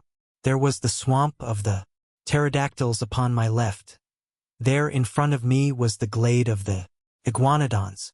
Now I was in the last belt of trees which separated me from Fort Challenger. I raised my voice in a cheery shout to allay their fears. No answering greeting came back to me. My heart sank at that ominous stillness. I quickened my pace into a run. The zareba rose before me even as I had left it, but the gate was open. I rushed in. In the cold, morning light it was a fearful sight which met my eyes. Our effects were scattered in wild confusion over the ground. My comrades had disappeared, and close to the smoldering ashes of our fire the grass was stained crimson with a hideous pool of blood. I was so stunned by this sudden shock that for a time I must have nearly lost my reason. I have a vague recollection, as one remembers a bad dream, of rushing about through the woods all round the empty camp, calling wildly for my companions. No answer came back from the silent shadows. The horrible thought that I might never see them again, that I might find myself abandoned all alone in that dreadful place, with no possible way of descending into the world below, that I might live and die in that nightmare country, drove me to desperation. I could have torn my hair and beaten my head in my despair. Only now did I realize how I had learned to lean upon my companions, upon the serene self-confidence of Challenger, and upon the masterful, humorous coolness of Lord John Roxton.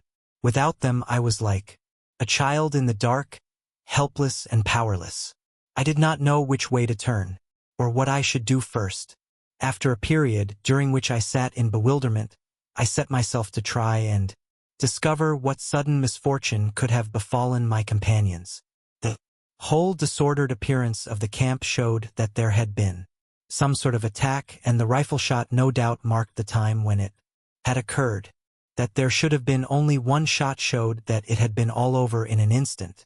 The rifles still lay upon the ground, and one of them, Lord John's, had the empty cartridge in the breech. The blankets of Challenger and of Summerlee beside the fire suggested that they had been asleep at the time. The cases of ammunition and of food were scattered about in a wild litter, together with our unfortunate cameras and plate carriers, but none of them were missing. On the other hand, all the exposed provisions, and I remembered that there were a considerable quantity of them, were gone. They were animals, then, and not natives who had made the inroad, for surely the latter would have left nothing behind. But if animals, or some single terrible animal, then what had become of my comrades? A ferocious beast would surely have destroyed them and left their remains. It is true that there was that one hideous pool of blood, which told of violence. Such a monster as had pursued me during the night could have carried away a victim as easily as a cat would a mouse. In that case the others would have followed in pursuit, but then they would assuredly have taken their rifles with them.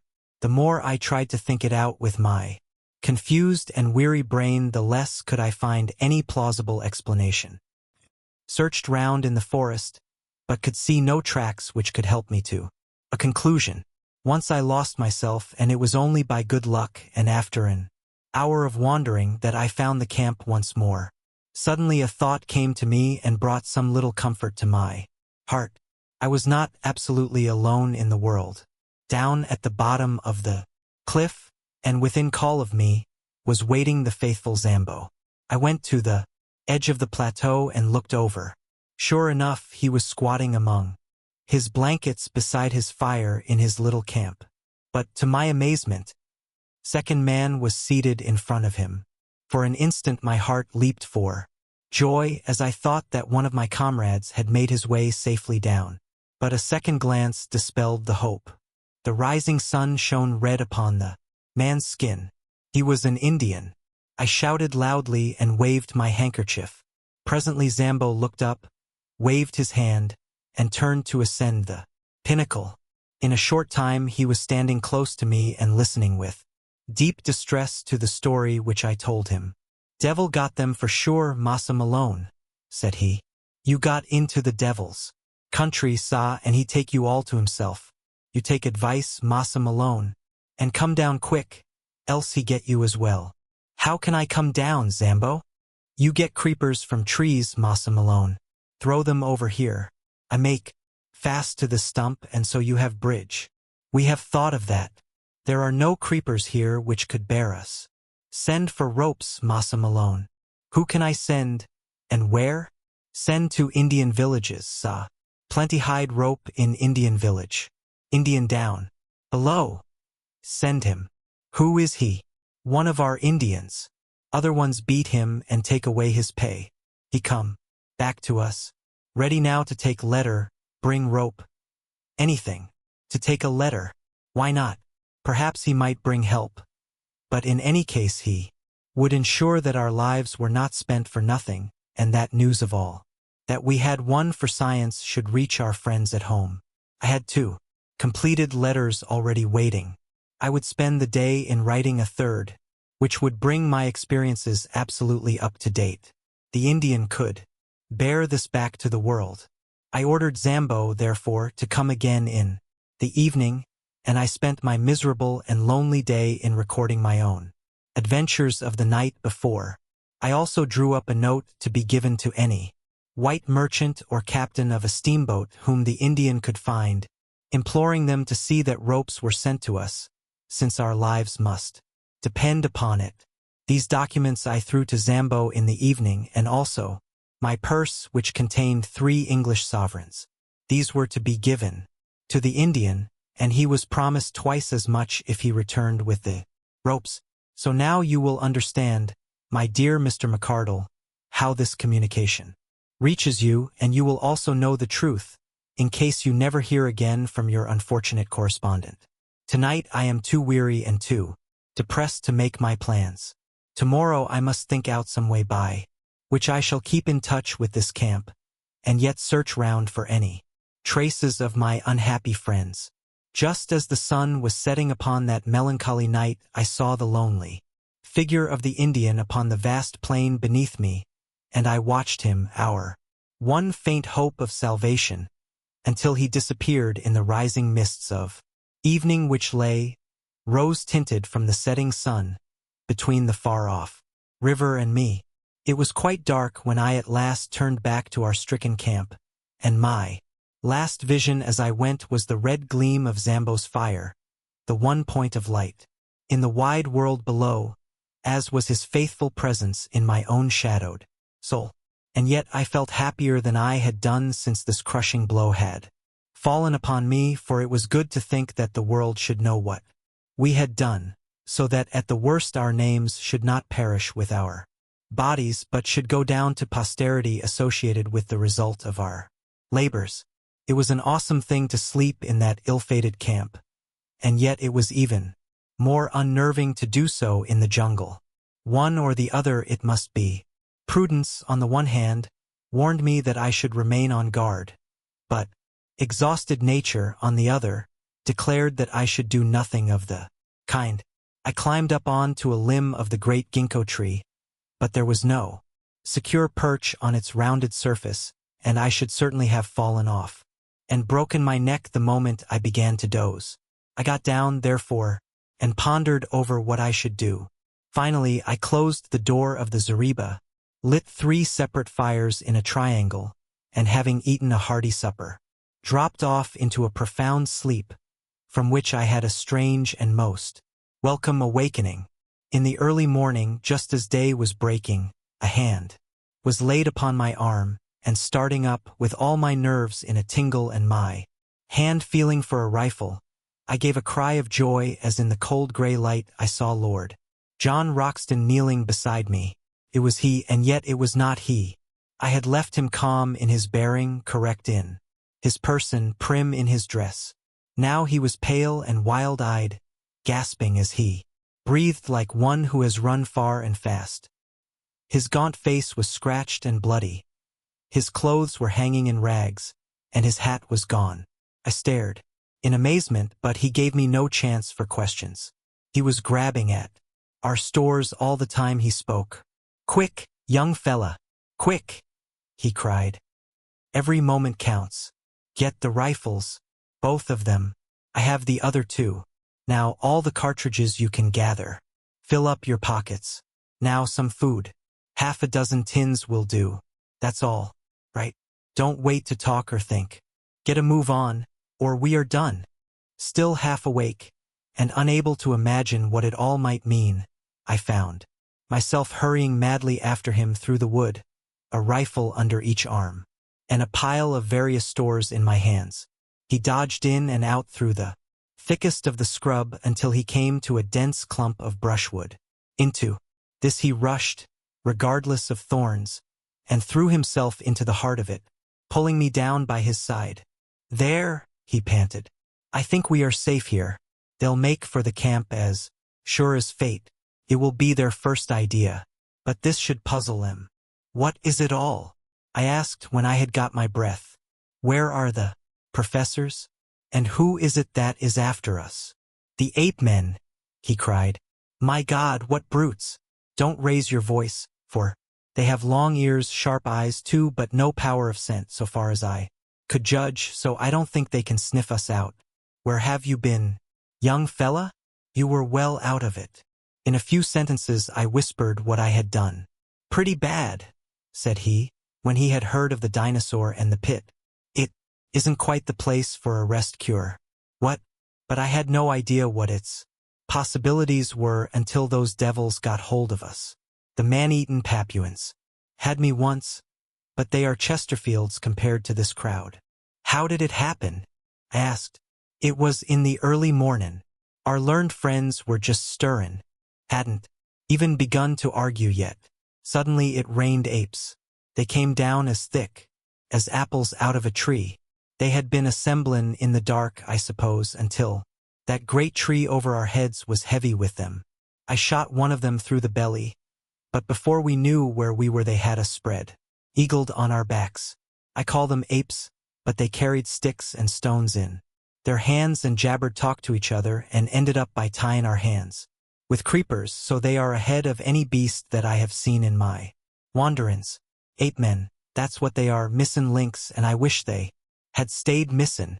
They carried off their wounded comrade. He was bleedin' like a pig. And then they sat around us, and if ever I saw frozen murder, it was in their faces. They were big fellows, as big as a man and a deal stronger. Curious glassy gray eyes they have under red tufts, and they just sat and gloated and gloated.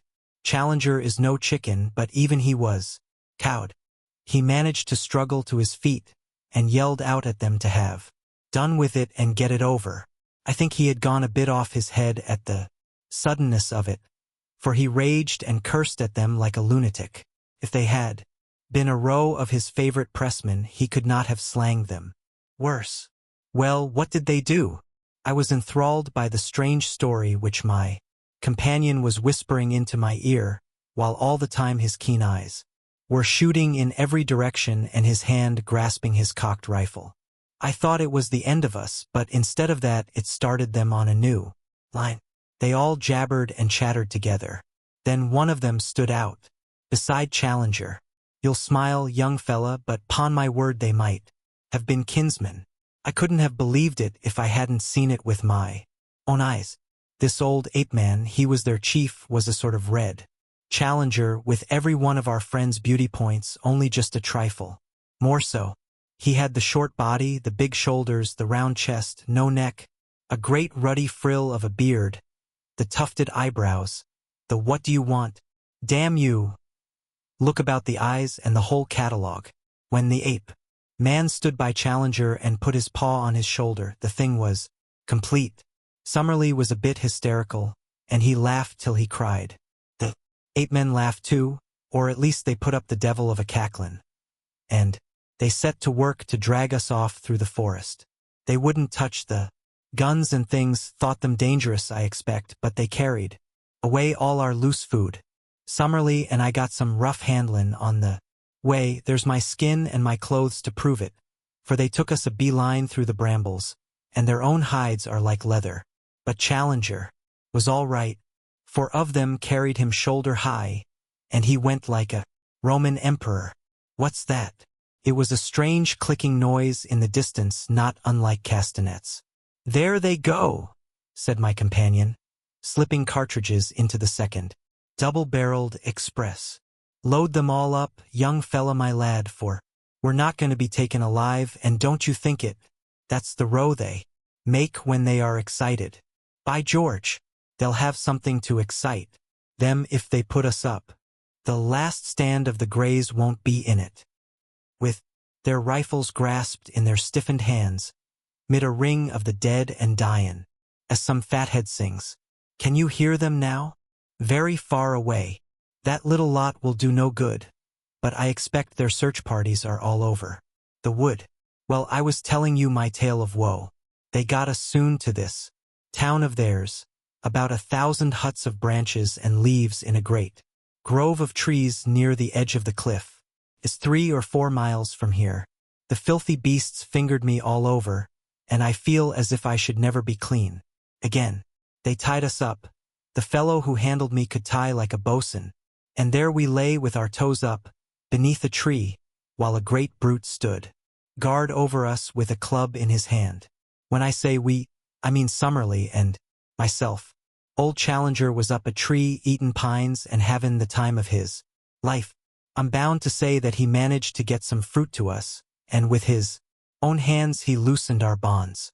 If you'd seen him sitting up in that tree, hobnobbin' with his twin brother, and singin' in that rollin' bass of his, ring out wild bells, 'cause music of any kind seemed to put him in a good humor, you'd have smiled.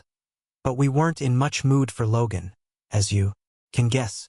They were inclined, within limits, to let him do what he liked, but they drew the line pretty sharply at us. It was a mighty consolation to us all to know that you were runnin' loose and had the archives in your keepin'. Well now, young fella, I'll tell you what will surprise you. You say you saw signs of men and fires, traps, and the like. Well, we have seen the natives themselves. Poor devils they were, down-faced little chaps, and had enough to make them so. It seems that the humans hold one side of this plateau over yonder where you saw the caves, and the ape men hold this side, and there is bloody war between them all the time. That's the situation so far as I could follow it. Well, yesterday the ape men got hold of a dozen of the humans and brought them in as prisoners. You never heard such a jabberin' and shriekin' in your life. The men were little red fellows and had been bitten and clawed so that they could hardly walk. The ape men put 2 of them to death there and then fairly pulled the arm off one of them. It was perfectly beastly. Plucky little chaps they are, and hardly gave a squeak. But it turned us absolutely sick. Summerlee fainted, and even Challenger had as much as he could stand. I think they have cleared, don't you?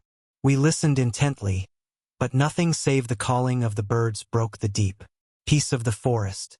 Lord Roxton went on with his story. I think you have had the escape of your life, young fella my lad. It was catchin' those Indians that put you clean out of their heads, else they would have been back to the camp for you as sure as fate and gathered you in. Of course, as you said, they have been watchin' us from the beginning out of that tree, and they knew perfectly well that we were one short. However, they could think only of this new haul. So it was I, and not a bunch of apes, that dropped in on you in the morning. Well, we had a horrid business afterwards. My God, what a nightmare the whole thing is. You remember the great bristle of sharp canes down below where we found the skeleton of the American? Well, that is just under Ape Town, and that's the jumpin' off place of their prisoners. I expect there's heaps of skeletons there if we looked for 'em. They have a sort of clear parade ground on the top, and they make a proper ceremony about it. One by one the poor devils have to jump, and the game is to see whether they are merely dashed to pieces or whether they get skewered on the canes. They took us out to see it, and the whole tribe lined up on the edge. 4 of the Indians jumped, and the canes went through 'em like knit-tin needles through a pat of butter. No wonder. We found that poor Yankee's skeleton with the canes growin' between his ribs. It was horrible, but it was deucedly interestin' too. We were all fascinated to see them take the dive, even when we thought it would be our turn next on the springboard. Well, it wasn't. They kept 6 of the Indians up for today, that's how I understood it, but I fancy we were to be the star performers in the show. Challenger might get off, but Summerlee and I were in the bill. Their language is more than half signs, and it was not hard to follow them. So I thought it was time we made a break for it. I had been plotting it out a bit, and had 1 or 2 things clear in my mind. It was all on me for Summerlee. was useless and Challenger not much better. The only time they got together they got slang in, because they couldn't agree upon the scientific classification of these red-headed devils that had got hold of us. One said it was the Dryopithecus of Java, the other said it was Pithecanthropus. Madness, I call it loonies both, but as I say, I had thought out 1 or 2 points that were helpful. One was that these brutes could not run as fast as a man in the open. They have short, bandy legs, you see, and heavy bodies. Even Challenger could give a few yards in 100 to the best of them, and you or I would be a perfect shrub. Another point was that they knew nothing about guns. I don't believe they ever understood how the fellow I shot came by his hurt. If we could get at our guns, there was no saying what we could do. So I broke away early this morning, gave my guard a kick in the tummy that laid him out, and sprinted for the camp. There I got you and the guns, and here we are. But the professors, I cried in consternation. Well, we must just go back and fetch him. I couldn't bring him with me.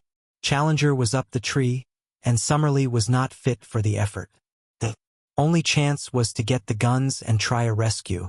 Of course they may scupper them at once in revenge. I don't think they would touch Challenger, but I wouldn't answer for Summerlee. But they would have had him in any case. Of that I am certain. So I haven't made matters any worse by Bolton. But we are honor-bound to go back and have them out or see it through with them. So you can make up your soul, young fella my lad, for it will be one way or the other before evening. I have tried to imitate here Lord Roxton's jerky talk, his short, strong sentences, the half-humorous, half-reckless tone that ran through it all. But he was a born leader. As danger thickened, his jaunty manner would increase, his speech become more racy. His cold eyes glitter into ardent life, and his Don Quixote mustache bristle with joyous excitement. His love of danger, his intense appreciation of the drama of an adventure, all the more intense for being held tightly in his consistent view that every peril in life is a form of sport, a fierce game betwixt you and fate with death as a forfeit, made him a wonderful companion at such hours. If it were not for our fears as to the fate of our companions, it would have been a positive joy to throw myself with such a man into such an affair. We were rising from our brushwood hiding place when suddenly I felt his grip upon my arm. "By George," he whispered, "here they come." From where we lay we could look down a brown aisle, arched with green, formed by the trunks and branches. Along this a party of the ape-men were passing.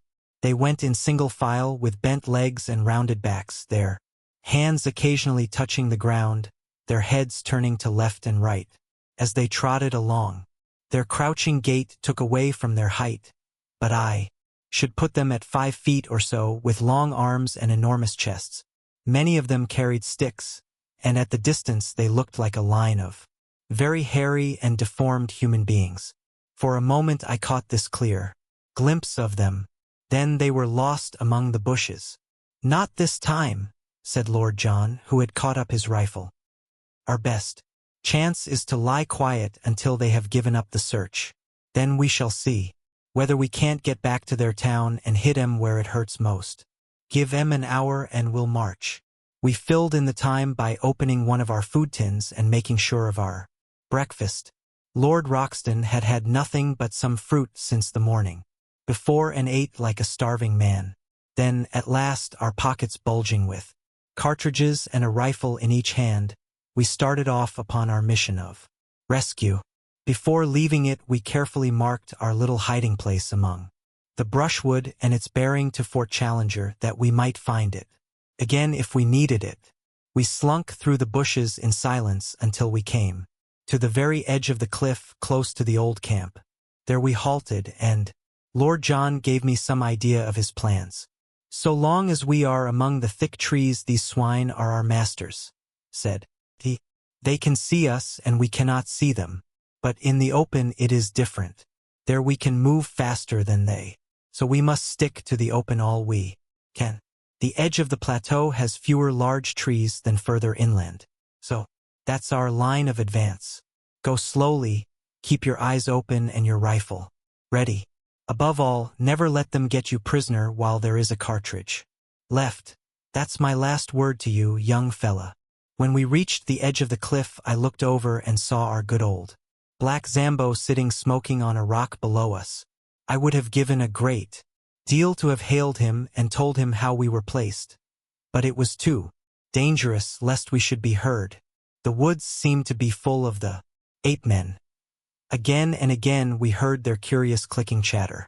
Such times we plunged into the nearest clump of bushes and lay still until the sound had passed away. Our advance, therefore, was very slow, and 2 hours at least must have passed before I saw by Lord John's cautious movements that we must be close to our destination.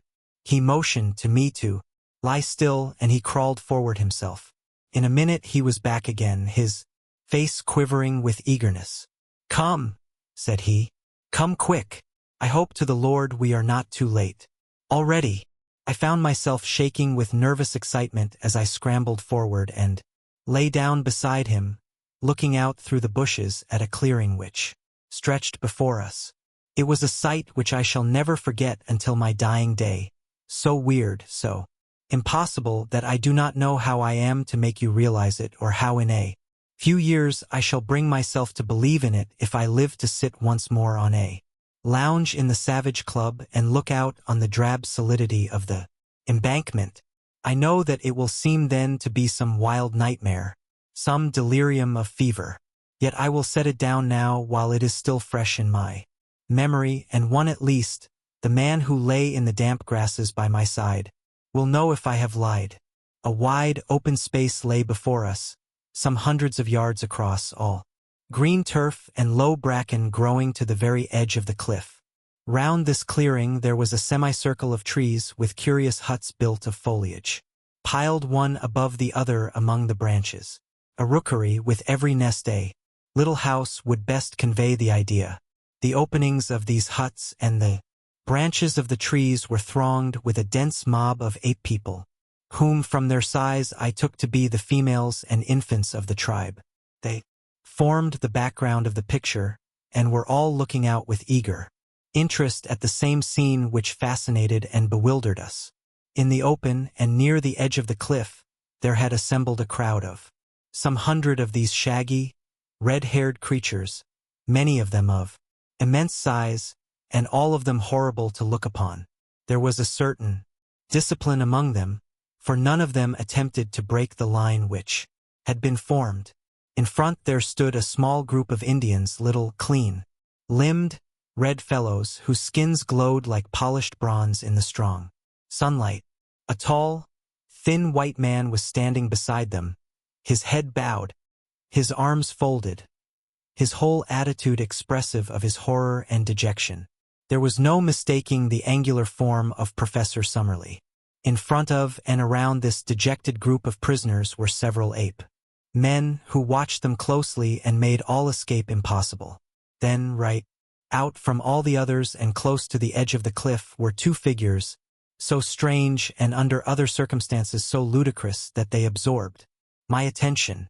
The one was our comrade, Professor Challenger. The remains of his coat still hung in strips from his shoulders, but his shirt had been all torn out, and his great beard merged itself in the black tangle which covered his mighty chest. He had lost his hat, and his hair, which had grown long in our wanderings, was flying in wild disorder. A single day seemed to have changed him from the highest product of modern civilization to the most desperate savage in South America. Beside him stood his master, the king of the ape men. In all things he was, as Lord John had said, the very image of our professor, save that his coloring was red instead of black. The same short, broad figure, the same heavy shoulders, the same forward hang of the arms, the same bristling beard merging itself in the hairy chest. Only, above the eyebrows, where the sloping forehead and low, curved skull of the ape-man were in sharp contrast to the broad brow and magnificent cranium of the European, could one see any marked difference. At every other point the king was an absurd parody of the professor. All this, which takes me so long to describe, impressed itself upon me in a few seconds. Then we had very different things to think of, for an active drama was in progress. Two of the ape men had seized one of the Indians out of the group and dragged him forward to the edge of the cliff. The king raised his hand as a signal. They caught the man by his leg and arm and swung him 3 times backwards and forwards with tremendous violence. Then, with a frightful heave, they shot the poor wretch over the precipice. With such force did they throw him that he curved high in the air before beginning to drop. As he vanished from sight, the whole assembly, except the guards, rushed forward to the edge of the precipice, and there was a long pause of absolute silence, broken by a mad yell of delight. They sprang about, tossing their long, hairy arms in the air and howling with exultation. Then they fell back from the edge, formed themselves again into line, and waited for the next victim.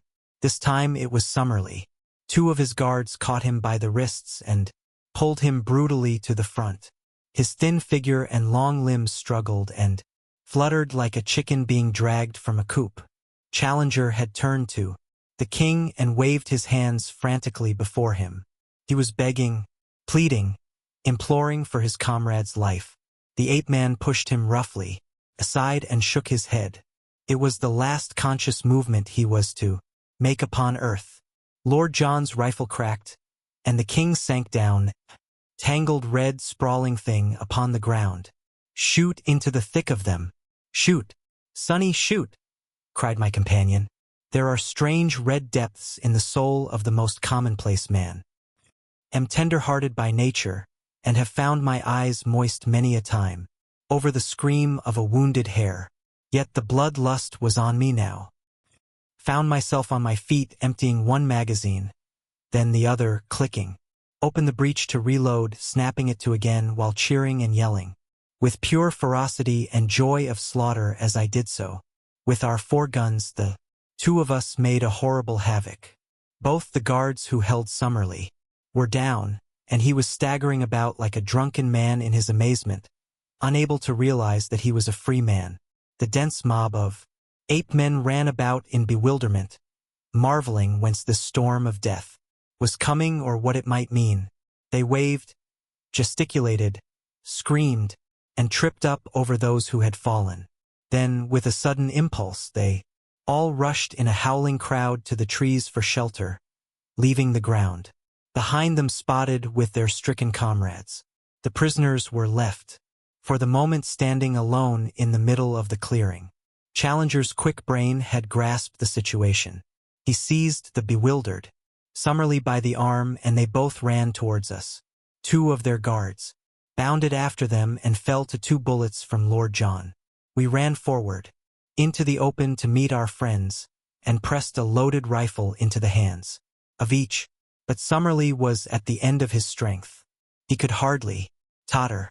Already the ape-men were recovering from their panic. They were coming through the brushwood and threatening to cut us off. Challenger and I ran Summerlee along, one at each of his elbows, while Lord John covered our retreat, firing again and again as savage heads snarled at us out of the bushes. For a mile or more the chattering brutes were at our very heels. Then the pursuit slackened, for they learned our power and would no longer face that unerring rifle. When we had at last reached the camp, we looked back and found ourselves alone. So it seemed to us, and yet we were mistaken.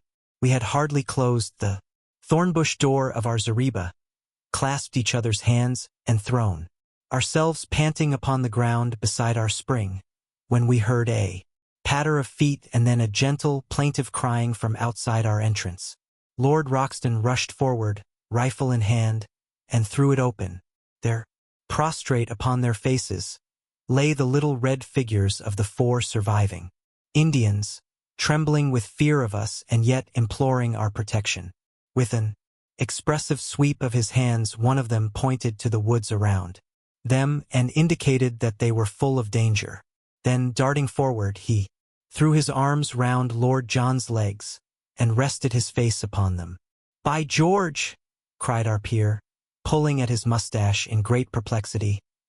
I say, what the deuce are we to do with these people? Get up, little chappie, and take your face off my boots. Summerlee was sitting up and stuffing some tobacco into his old briar. We've got to see them safe, said he. You've pulled us all out of the jaws of death. My word, it was a good bit of work. Admirable, cried Challenger. Admirable. Not only we as individuals, but European science collectively owe you a deep debt of gratitude for what you have done. I do not hesitate to say that the disappearance of Professor Summerlee and myself would have left an appreciable gap in modern zoological history. Our young friend here, and you have done most excellently well. He beamed at us with the old paternal smile, but European science would have been somewhat amazed could they have seen their chosen child, the hope of the future, with his tangled, unkempt head, his bare chest, and his tattered clothes. He had one of the meat tins between his knees and sat with a large piece of cold Australian mutton between his fingers. The Indian looked up at him and then, with a little yelp, cringed to the ground and clung to Lord John's leg. "Don't you be scared, my bonny boy," said Lord John, patting the matted head in front of him. "He can't stick your appearance, Challenger, and by George, I don't wonder.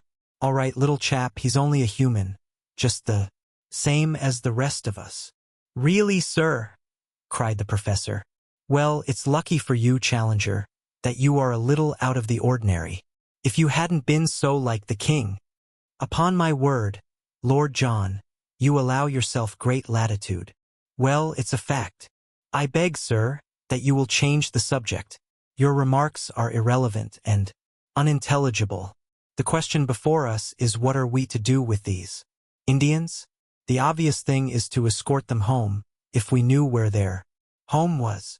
"There is no difficulty about that," said I. "They live in the caves on the other side of the central lake. Our young friend here knows where they live. I gather that it is some distance." "A good 20 miles, said I. Summerlee gave a groan. "I, for one, could never get there. Surely I hear those brutes still howling upon our track." As he spoke, from the dark recesses of the woods we heard far away the jabbering cry of the ape-men. The Indians once more set up a feeble wail of fear.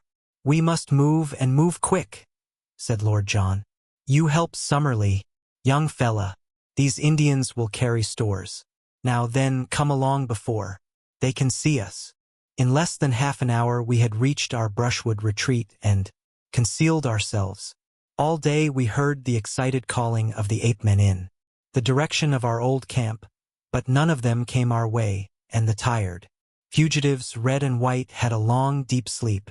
I was dozing myself in the evening when someone plucked my sleeve and I found Challenger kneeling beside me.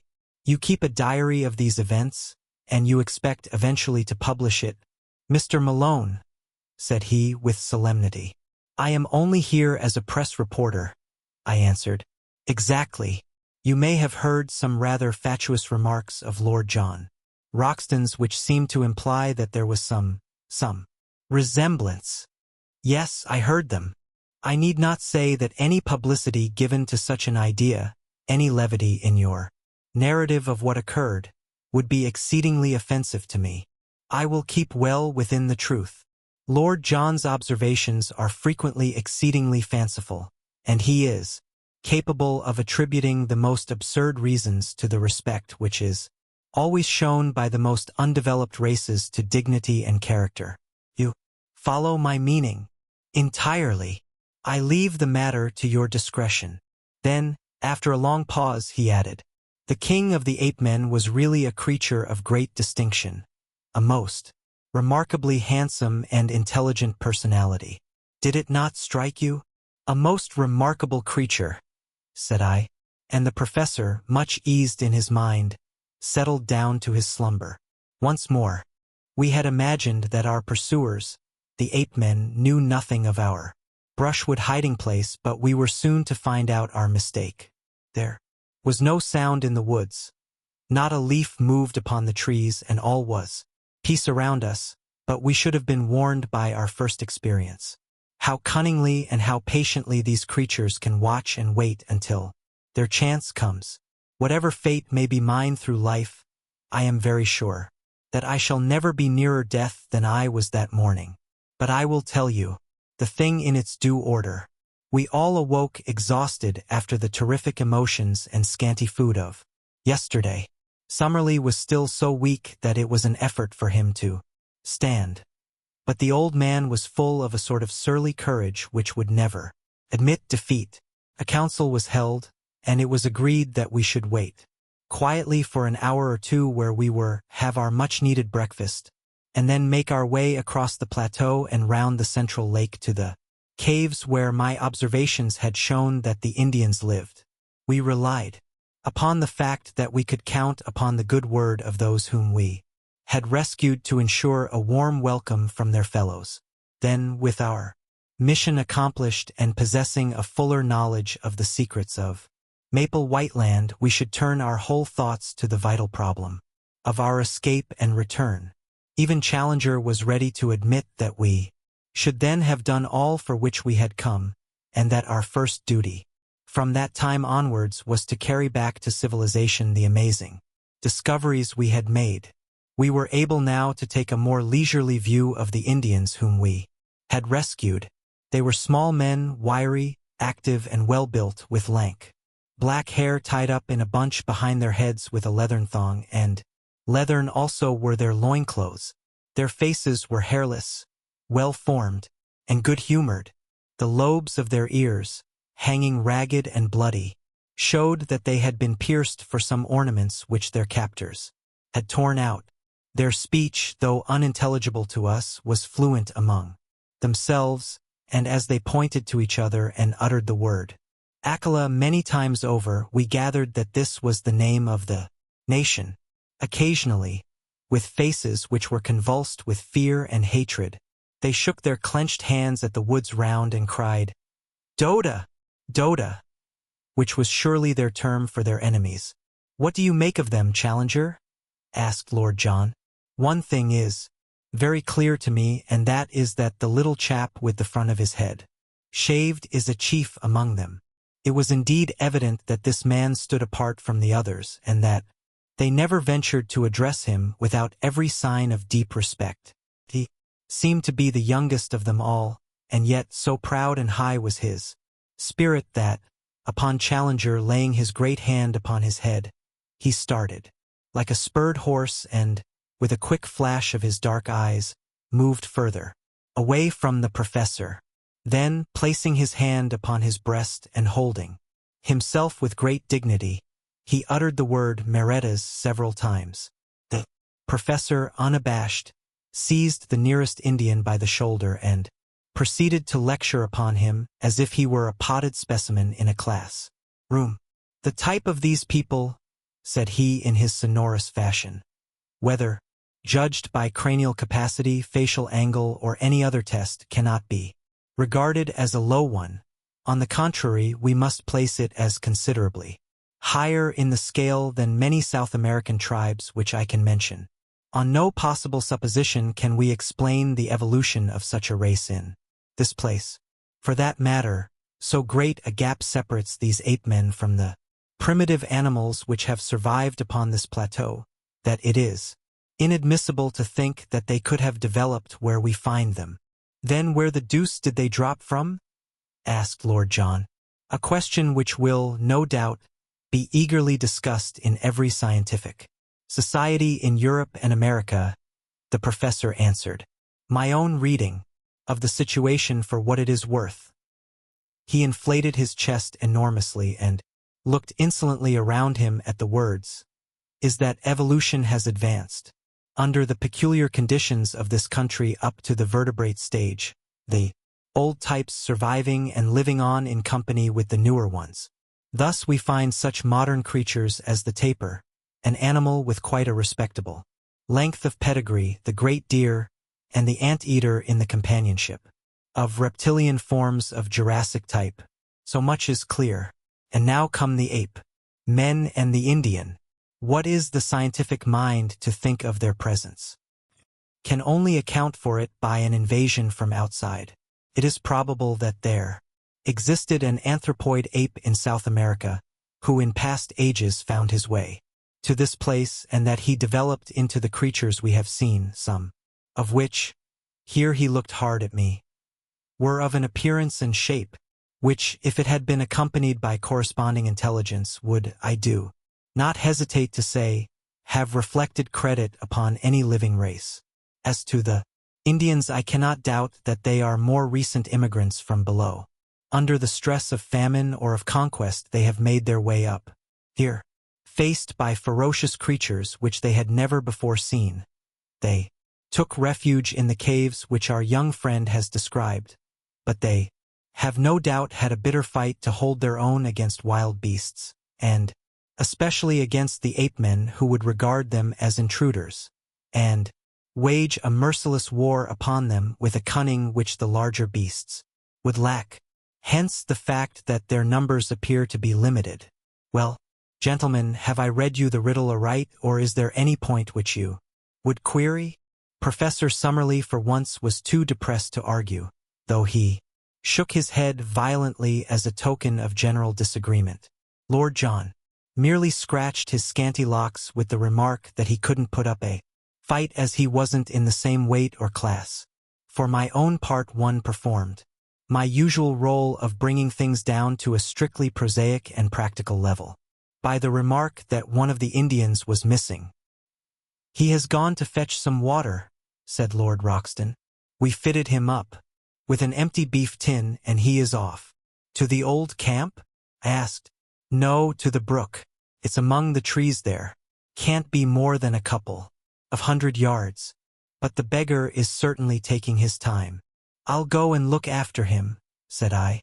I picked up my rifle and strolled in the direction of the brook, leaving my friends to lay out the scanty breakfast. It may seem to you rash that even for so short a distance I should quit the shelter of our friendly thicket, but you will remember that we were many miles from Apetown, that so far as we knew the creatures had not discovered our retreat, and that in any case with a rifle in my hands I had no fear of them. I had not yet learned their cunning or their strength. I could hear the murmur of our brook somewhere ahead of me, but there was a tangle of trees and brushwood between me and it. I was making my way through this at a point which was just out of sight of my companions, when, under one of the trees, I noticed something red huddled among the bushes. As I approached it, I was shocked to see that it was the dead body of the missing Indian. He lay upon his side, his limbs drawn up, and his head screwed round at a most unnatural angle so that he seemed to be looking straight over his own shoulder. I gave a cry to warn my friends that something was amiss, and running forwards I stooped over the body. Surely, my guardian angel was very near me then, for some instinct of fear, or it may have been some faint rustle of leaves, made me glance upwards. Out of the thick green foliage which hung low over my head, two long muscular arms covered with reddish hair were slowly descending. Another instant and the great stealthy hands would have been round my throat. I sprang backwards, but quick as I was, those hands were quicker still. Through my sudden spring they missed a fatal grip, but one of them caught the back of my neck and the other one my face. I threw my hands up to protect my throat, and the next moment the huge paw had slid down my face and closed over them. I was lifted lightly from the ground, and I felt an intolerable pressure forcing my head back and back until the strain upon the cervical spine was more than I could bear. My senses swam, but I still tore at the hand and forced it out from my chin. Looking up, I saw a frightful face, with cold, inexorable light blue eyes looking down into mine. There was something hypnotic in those terrible eyes. I could struggle no longer. As the creature felt me grow limp in his grasp, two white canines gleamed for a moment at each side of the vile mouth, and the grip tightened still more upon my chin, forcing it always upwards and back. A thin, oval-tinted mist formed before my eyes, and little silvery bells tinkled in my ears, dully and far off. I heard the crack of a rifle and was feebly aware of the shock as I was dropped to the earth, where I lay without sense or motion. I awoke to find myself on my back upon the grass in our lair within the thicket. Someone had brought the water from the brook, and Lord John was sprinkling my head with it while Challenger and Summerlee were propping me up with concern in their faces. For a moment I had a glimpse of the human spirits behind their scientific masks. It was really shock, rather, than any injury which had prostrated me, and in half an hour, in spite of aching head and stiff neck, I was sitting up and ready for anything. "But you've had the escape of your life, young fella, my lad," said Lord Roxton, "when I heard your cry and ran forward, and saw your head twisted, half off and your stowassers kickin' in the air, I thought we were one short. I missed the beast in my flurry, but he dropped you all right and was off like a streak. By George, I wish I had 50 men with rifles. I clear out the whole infernal gang of them and leave this country a bit cleaner than we found it." It was clear now that the ape-men had in some way marked us down, and that we were watched on every side. We had not so much to fear from them during the day, but they would be very likely to rush us by night. So the sooner we got away from their neighborhood the better. On 3 sides of us was absolute forest, and there we might find ourselves in an ambush. But on the 4th side, that which sloped down in the direction of the lake, there was only low scrub, with scattered trees and occasional open glades. It was, in fact, the route which I had myself taken in my solitary journey, and it led us straight for the Indian caves. This then must for every reason be our road. One great regret we had, and that was to leave our old camp behind us, not only for the sake of the stores which remained there, but even more, because we were losing touch with Zambo, our link with the outside world. However, we had a fair supply of cartridges and all our guns, so, for a time at least, we could look after ourselves, and we hoped soon to have a chance of returning and restoring our communications with our Negro. He had faithfully promised to stay where he was, and we had not a doubt that he would be as good as his word. It was in the early afternoon that we started upon our journey. The young chief walked at our head as our guide, but refused indignantly to carry any burden. Behind him came the 2 surviving Indians with our scanty possessions upon their backs. We 4 white men walked in the rear with rifles loaded and ready. As we started there broke from the thick silent woods behind us a sudden great ululation of the ape-men, which may have been a cheer of triumph at our departure or a jeer of contempt at our flight. Looking back we saw only the dense screen of trees, but that long-drawn yell told us how many of our enemies lurked among them. We saw no sign of pursuit, however, and soon we had got into more open country and beyond their power. As I tramped along the rearmost of the 4, I could not help smiling at the appearance of my 3 companions in front. Was this the luxurious Lord John Roxton who had sat that evening in the Albany amidst his Persian rugs, and his pictures in the pink radiance of the tinted lights? And was this the imposing professor who had swelled behind the great desk in his massive study at Enmore Park? And, finally, could this be the austere and prim figure which had risen before the meeting at the Zoological Institute?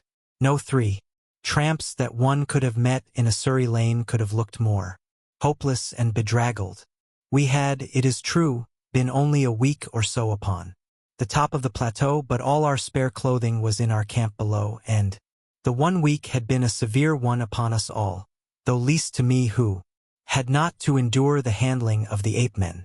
My 3 friends had all lost their hats, and had now bound handkerchiefs round their heads. Their clothes hung in ribbons about them, and their unshaven grimy faces were hardly to be recognized. Both Summerlee and Challenger were limping heavily, while I still dragged my feet from weakness after the shock of the morning, and my neck was as stiff as a board from the murderous grip that held it. We were indeed a sorry crew, and I did not wonder to see our Indian companions glance back at us occasionally with horror and amazement on their faces. In the late afternoon we reached the margin of the lake, and as we emerged from the bush and saw the sheet of water stretching before us, our native Friends set up a shrill cry of joy and pointed eagerly in front of them. It was, indeed, a wonderful sight which lay before us. Sweeping over the glassy surface was a great flotilla of canoes coming straight for the shore upon which we stood. They were some miles out when we first saw them, but they shot forward with great swiftness, and were soon so near that the rowers could distinguish our persons. Instantly a thunderous shout of delight burst from them, and we saw them rise from their seats, waving their paddles and spears madly in the air. Then, bending to their work once more, they flew across the intervening water, beached their boats upon the sloping sand, and rushed up to us, prostrating themselves with loud cries of greeting before the young chief.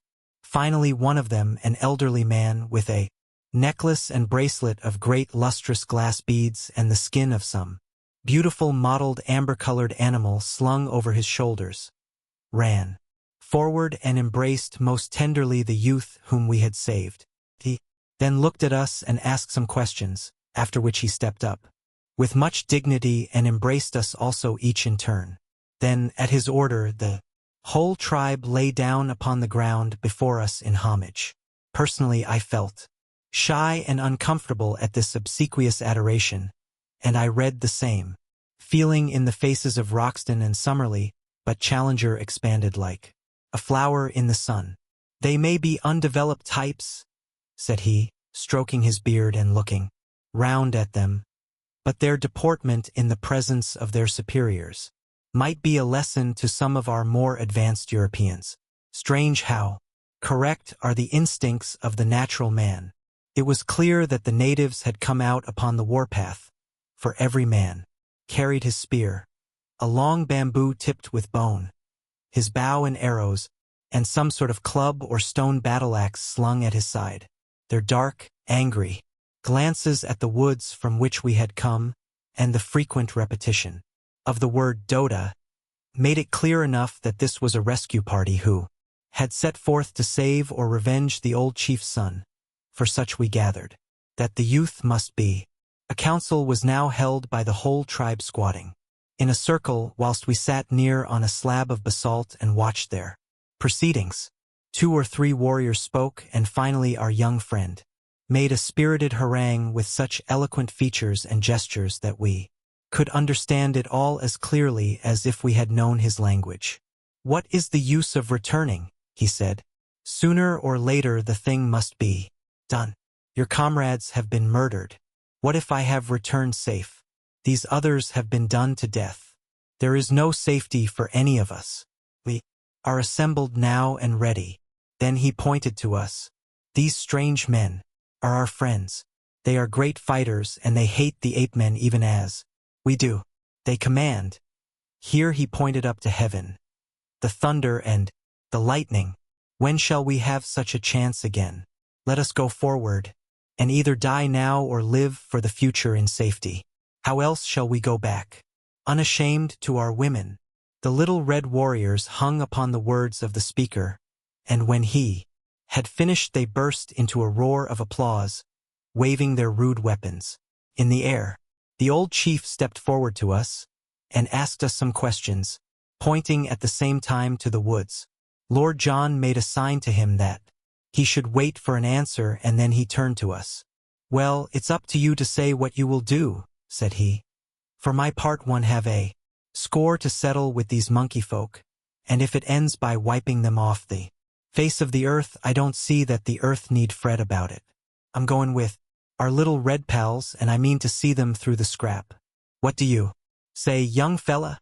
"Of course I will come." "And you, Challenger?" "I will assuredly cooperate." "And you, Summerlee?" "We seem to be drifting very far from the object of this expedition, Lord John. I assure you that I little thought when I left my professional chair in London that it was for the purpose of heading a raid of savages upon a colony of anthropoid apes." "To such base uses do we come," said Lord John, smiling. "But we are up against it, so what's the decision?" "It seems a most questionable step," said Summerlee, argumentative to the last. "But if you are all going, I hardly see how I can remain behind." "Then it is settled," said Lord John, and turning to the chief he nodded and slapped his rifle. The old fellow clasped our hands, each in turn, while his men cheered louder than ever. It was too late to advance that night, so the Indians settled down into a rude bivouac. On all sides their fires began to glimmer and smoke. Some of them who had disappeared into the jungle came back presently, driving a young iguanodon before them. Like the others, it had a daub of asphalt upon its shoulder, and it was only when we saw one of the natives step forward with the air of an owner and give his consent to the beast's slaughter that we understood at last that these great creatures were as much private property as a herd of cattle, and that these symbols which had so perplexed us were nothing more than the marks of the owner. Helpless, torpid, and vegetarian, with great limbs but a minute brain, they could be rounded up and driven by a child. In a few minutes the huge beast had been cut up and slabs of him were hanging over a dozen campfires, together with great scaly ganoid fish which had been speared in the lake. Summerlee had lain down and slept upon the sand, but we others roamed round the edge of the water, seeking to learn something more of this strange country. Twice we found pits of blue clay, such as we had already seen in the swamp of the pterodactyls. These were old volcanic vents and, for some reason, excited the greatest interest in Lord John. What attracted Challenger, on the other hand, was a bubbling, gurgling mud geyser where some strange gas formed great bursting bubbles upon the surface. He thrust a hollow reed into it and cried out with delight like a schoolboy. Then he was able, on touching it with a lighted match, to cause a sharp explosion and a blue flame at the far end of the tube. Still more pleased was he when, inverting a leathern pouch over the end of the reed, and so filling it with the gas, he was able to send it soaring up into the air. An inflammable gas, and one markedly lighter than the atmosphere. Should say beyond doubt that it contained a considerable proportion of free hydrogen. The resources of GEC are not yet exhausted, my young friend. May yet show you how a great mind molds all nature to its use. He swelled with some secret purpose, but would say no more. There was nothing which we could see upon the shore which seemed to me so wonderful as the great sheet of water before us. Our numbers and our noise had frightened all living creatures away, and save for a few pterodactyls, which soared round high above our heads while they waited for the carrion, all was still around the camp. But it was different out upon the rose-tinted waters of the central lake. It boiled and heaved with strange life. Great slate-colored backs and high serrated dorsal fins shot up with a fringe of silver, and then rolled down into the depths again. The sandbanks, far out, were spotted with uncouth crawling forms, huge turtles, strange saurians, and one great flat creature like a writhing, palpitating mat of black, greasy leather, which flopped its way slowly to the lake. Here and there high serpent heads projected out of the water, cutting swiftly through it with a little collar of foam in front, and a long swirling wake behind, rising and falling in graceful, swan-like undulations as they went. It was not until one of these creatures wriggled on to a sandbank within a few hundred yards of us and exposed a barrel-shaped body and huge flippers behind the long serpent neck that Challenger and Summerlee, who had joined us, broke out into their duet of wonder and admiration. "Plesiosaurus! A freshwater plesiosaurus!" cried Summerlee. "That I should have lived to see such a sight. We are blessed, my dear Challenger, above all zoologists since the world began." It was not until the night had fallen, and the fires of our savage allies glowed red in the shadows, that our two men of science could be dragged away from the fascinations of that primeval lake. Even in the darkness, as we lay upon the strand, we heard from time to time the snort and plunge of the huge creatures who lived therein. At earliest dawn our camp was astir, and an hour later we had started upon our memorable expedition. Often in my dreams have I thought that I might live to be a war correspondent. In what wildest one could I have conceived the nature of the campaign which it should be my lot to report. Here then is my first dispatch from a field of battle. Our numbers had been reinforced during the night by a fresh batch of natives from the caves, and we may have been 400 or 500 strong when we made our advance. A fringe of scouts was thrown out in front, and behind them the whole force in a solid column made their way up the long slope of the bush country until we were near the edge of the forest. Here, they spread out into a long straggling line of spearmen and bowmen. Roxton and Summerlee took their position upon the right flank, while Challenger and I were on the left. It was a host of the Stone Age that we were accompanying to battle, we with the last word of the gunsmith's art. From St. James Street and the Strand, we had not long to wait for our enemy. A wild shrill clamor rose from the edge of the wood, and suddenly a body of ape-men rushed out with clubs and stones and made for the center of the Indian line. It was a valiant move, but a foolish one, for the great bandy-legged creatures were slow of foot, while their opponents were as active as cats. It was horrible to see the fierce brutes with foaming mouths and glaring eyes, rushing and grasping, but forever missing their elusive enemies, while arrow after arrow buried itself in their hides. One great fellow ran past me roaring with pain, with a dozen darts sticking from his chest and ribs. In mercy I put a bullet through his skull, and he fell sprawling among the aloes.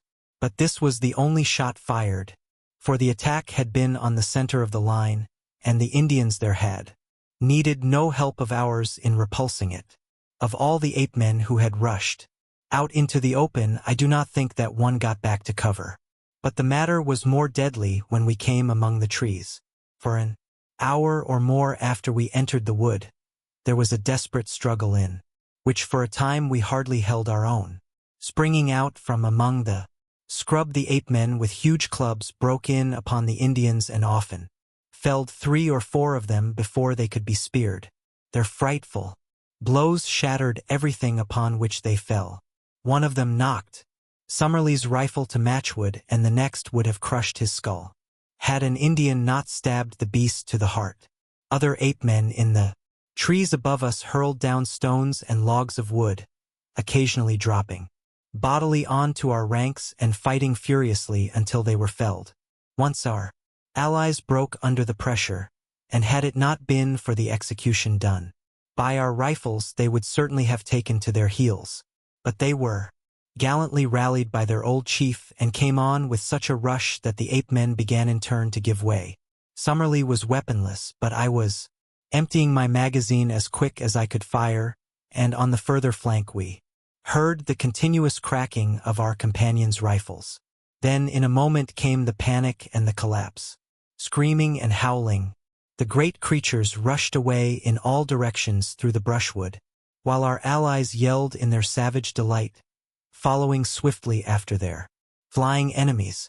All the feuds of countless generations, all the hatreds and cruelties of their narrow history, all the memories of ill usage and persecution were to be purged that day. At last man was to be supreme, and the man-beast to find forever his allotted place. Fly as they would, the fugitives were too slow to escape from the active savages, and from every side in the tangled woods we heard the exultant yells, the twanging of bows, and the crash and thud as ape-men were brought down from their hiding places in the trees.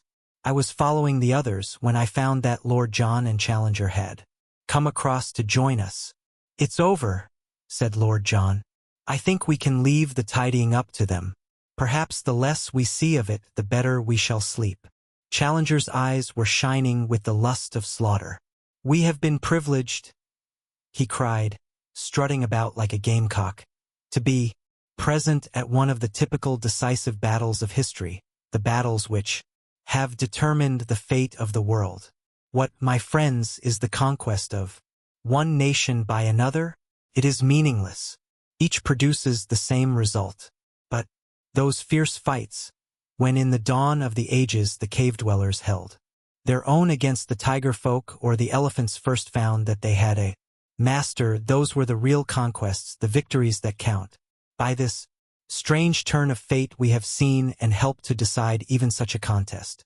Now upon this plateau the future must ever be for man. It needed a robust faith in the end to justify such tragic means.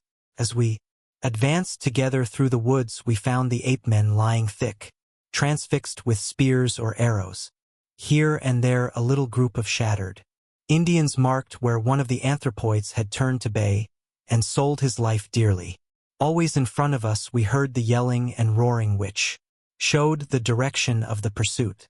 The ape-men had been driven back to their city. They had made a last stand there. Once again they had been broken, and now we were in time to see the final fearful scene of all. Some 80 or 100 males, the last survivors, had been driven across that same little clearing which led to the edge of the cliff, the scene of our own exploit 2 days before. As we arrived the Indians, a semicircle of spearmen, had closed in on them, and in a minute it was over. 30 or 40 died where they stood. The others, screaming and clawing, were thrust over the precipice and went hurtling down as their prisoners had of old onto the sharp bamboos 600 feet below. It was as Challenger had said, and the reign of man was assured forever in Maple White Land. The males were exterminated, Ape Town was destroyed, the females and young were driven away to live in bondage, and the long rivalry of untold centuries had reached its bloody end. For us the victory brought much advantage. Once again we were able to visit our camp and get at our stores. Once more also we were able to communicate with Zambo, who had been terrified by the spectacle from afar of an avalanche of apes falling from the edge of the cliff. "Come away, masses, come away!" he cried, his eyes starting from his head. "The debil get you sure if you stay up there." "It is the voice of sanity," said Summerlee with conviction. "We have had adventures enough, and they are neither suitable to our character or our position. I hold you to your word, Challenger. From now onwards you devote your energies to getting us out of this horrible country and back once more to civilization. I write this from day to day, but I trust that before I come to the end of it, I may be able to say that the light shines at last through our clouds. We are held here with no clear means of making our escape, and bitterly we chafe against it. Yet I can well imagine that the day may come when we may be glad that we were kept against our will to see something more of the wonders of this singular place and of the creatures who inhabit it. The victory of the Indians and the annihilation of the ape-men marked the turning point of our fortunes.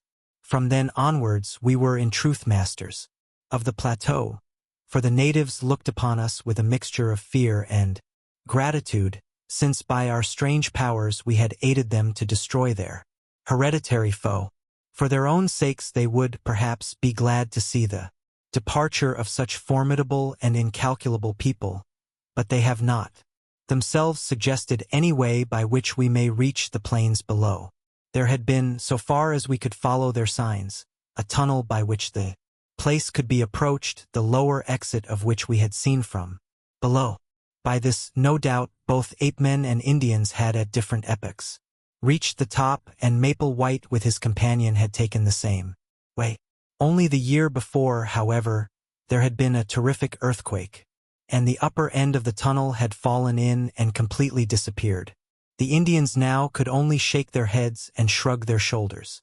When we expressed by signs our desire to descend, it may be that they cannot, but it may also be that they will not help us to get away. At the end of the victorious campaign, the surviving apefolk were driven across the plateau. Their wailings were horrible, and established in the neighborhood of the Indian caves, where they would, from now onwards, be a servile race under the eyes of their masters. It was a rude, raw, primeval version of the Jews in Babylon or the Israelites in Egypt. At night we could hear from amid the trees the long-drawn cry, as some primitive Ezekiel mourned for fallen greatness and recalled the departed glories of Ape Town.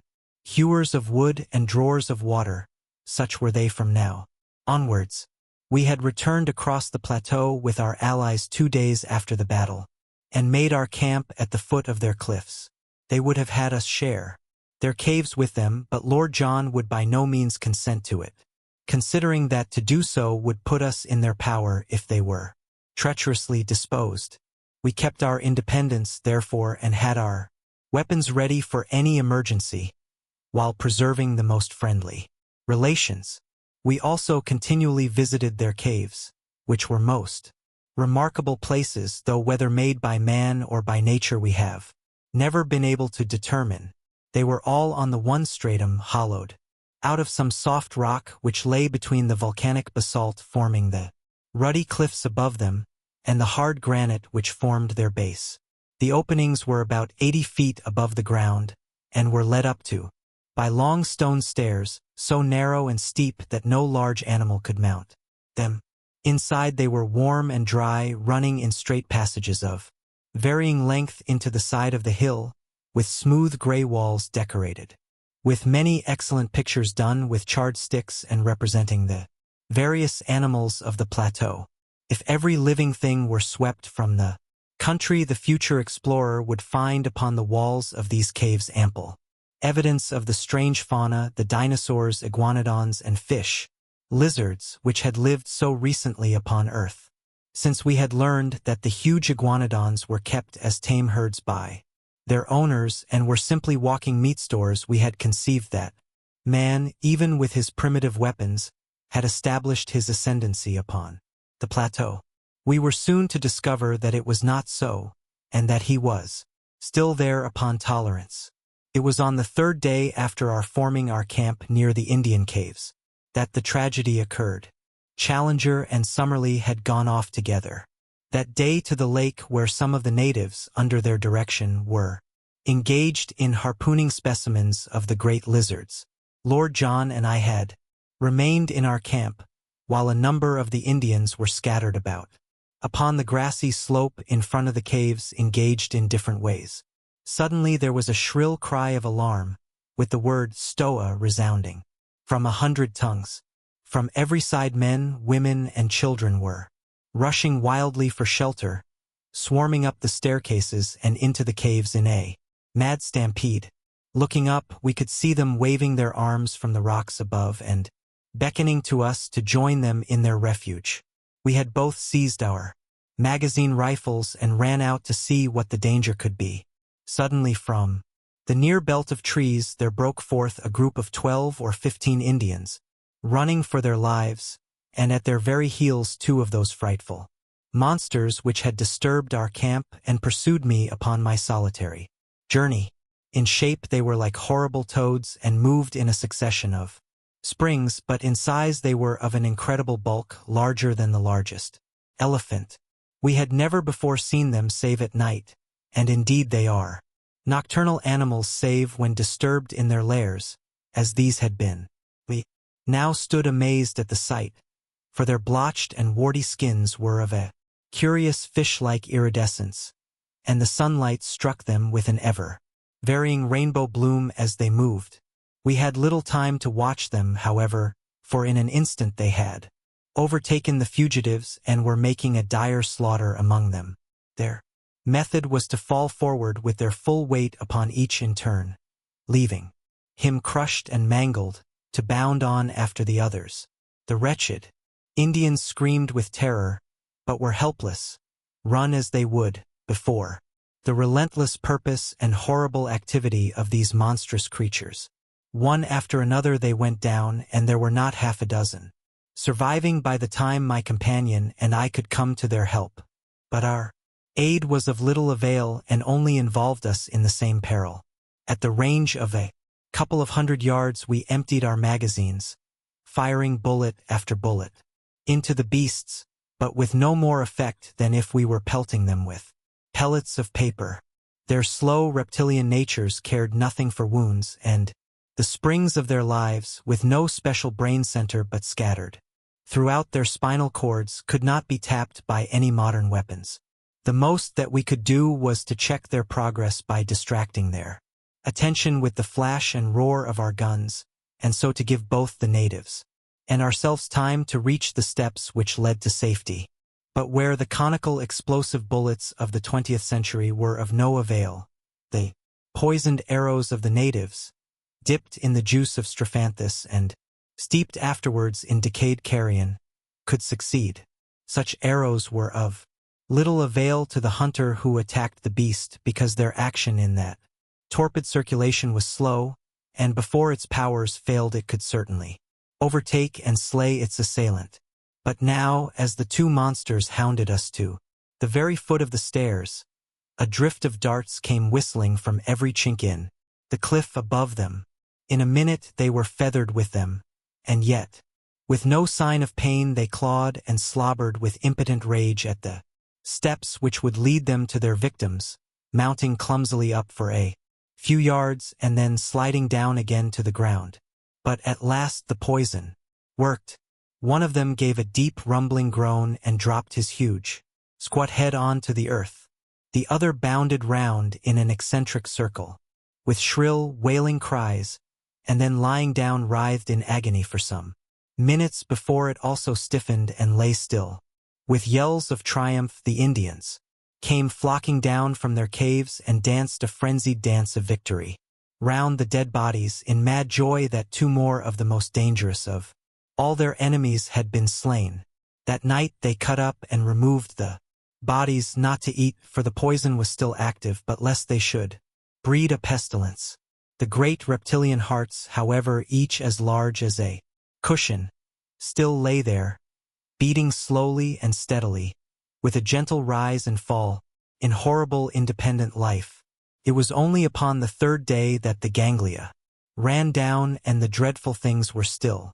Some day, when I have a better desk than a meat tin and more helpful tools than a worn stub of pencil and a last tattered notebook, I will write some fuller account of the Akala Indians, of our life amongst them, and of the glimpses which we had of the strange conditions of wondrous maple white land. Memory, at least, will never fail me, for so long as the breath of life is in me, every hour and every action of that period will stand out as hard and clear as do the first strange happenings of our childhood.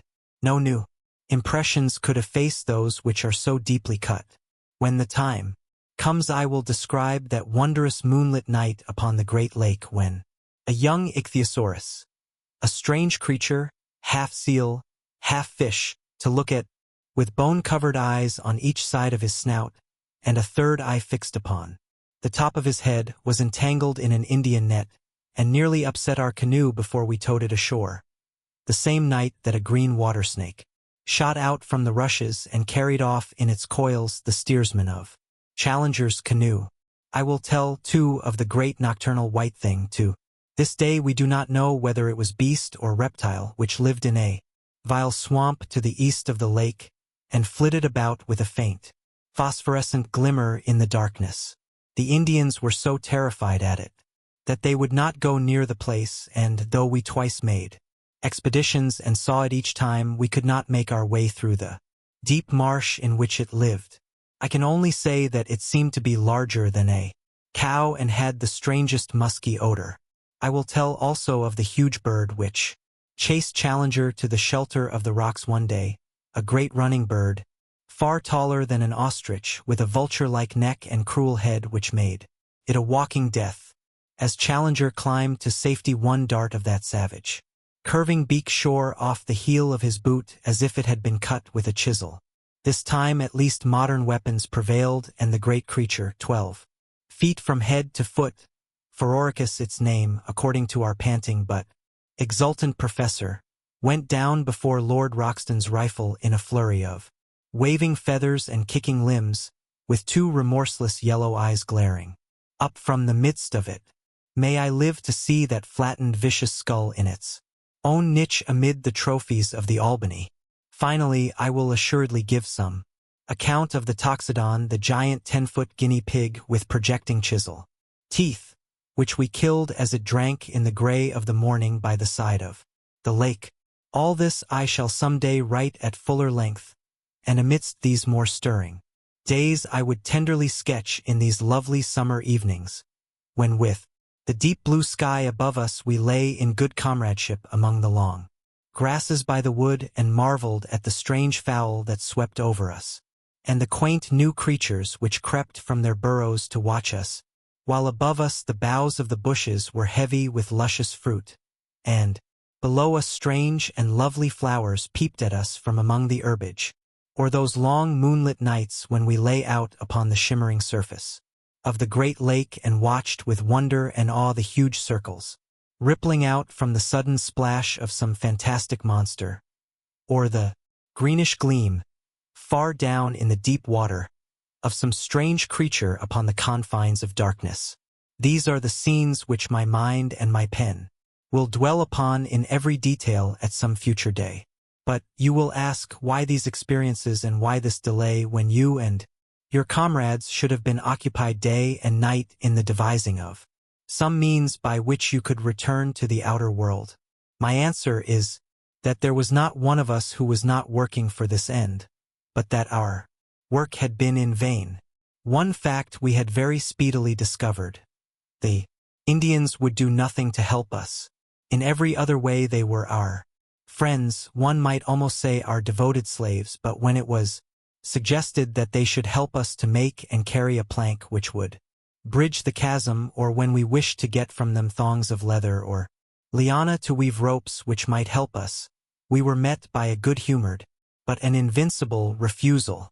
They would smile, twinkle their eyes, shake their heads, and there was the end of it. Even the old chief met us with the same obstinate denial, and it was only Meretas, the youngster whom we had saved, who looked wistfully at us and told us by his gestures that he was grieved for our thwarted wishes. Ever since their crowning triumph with the ape-men they looked upon us as supermen, who bore victory in the tubes of strange weapons, and they believed that so long as we remained with them, good fortune would be theirs. A little red-skinned wife and a cave of our own were freely offered to each of us if we would but forget our own people and dwell forever upon the plateau.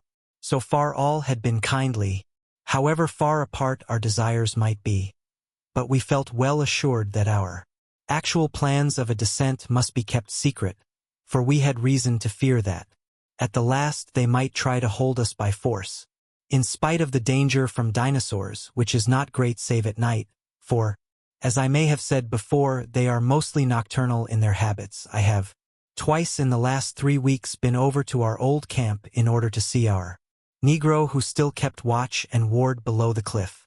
My eyes strained eagerly across the great plain in the hope of seeing afar off the help for which we had prayed. But the long cactus-strewn levels still stretched away, empty and bare to the distant line of the canebrake. They will soon come now, Massa Malone, before another week pass Indian. Come back and bring rope and fetch you down. Such was the cheery cry of our excellent Zambo. I had one strange experience as I came from this second visit, which had involved my being away for a night from my companions. I was returning along the well-remembered route and had reached a spot within a mile or so of the marsh of the pterodactyls, when I saw an extraordinary object approaching me. It was a man who walked inside a framework made of bent canes so that he was enclosed on all sides in a bell-shaped cage. As I drew nearer, I was more amazed still to see that it was Lord John Roxton. When he saw me, he slipped from under his curious protection and came towards me laughing, and yet, as I thought, with some confusion in his manner. "Well, young fella," said he, "who would have thought of meetin' you up here? What in the world are you doing?" I asked. "Visitin' my friends, the pterodactyls," said he. "But why? Interestin' beasts, don't you think? But unsociable, nasty rude ways with strangers, as you may remember, so I rigged this framework which keeps them from bein' too pressin' in their attentions. But what do you want in the swamp?" He looked at me with a very questioning eye, and I read hesitation in his face. "Don't you think other people besides professors can want to know things?" he said at last. "I'm studyin' the pretty dears. That's enough for you." "No offense," said I. His good humor returned and he laughed.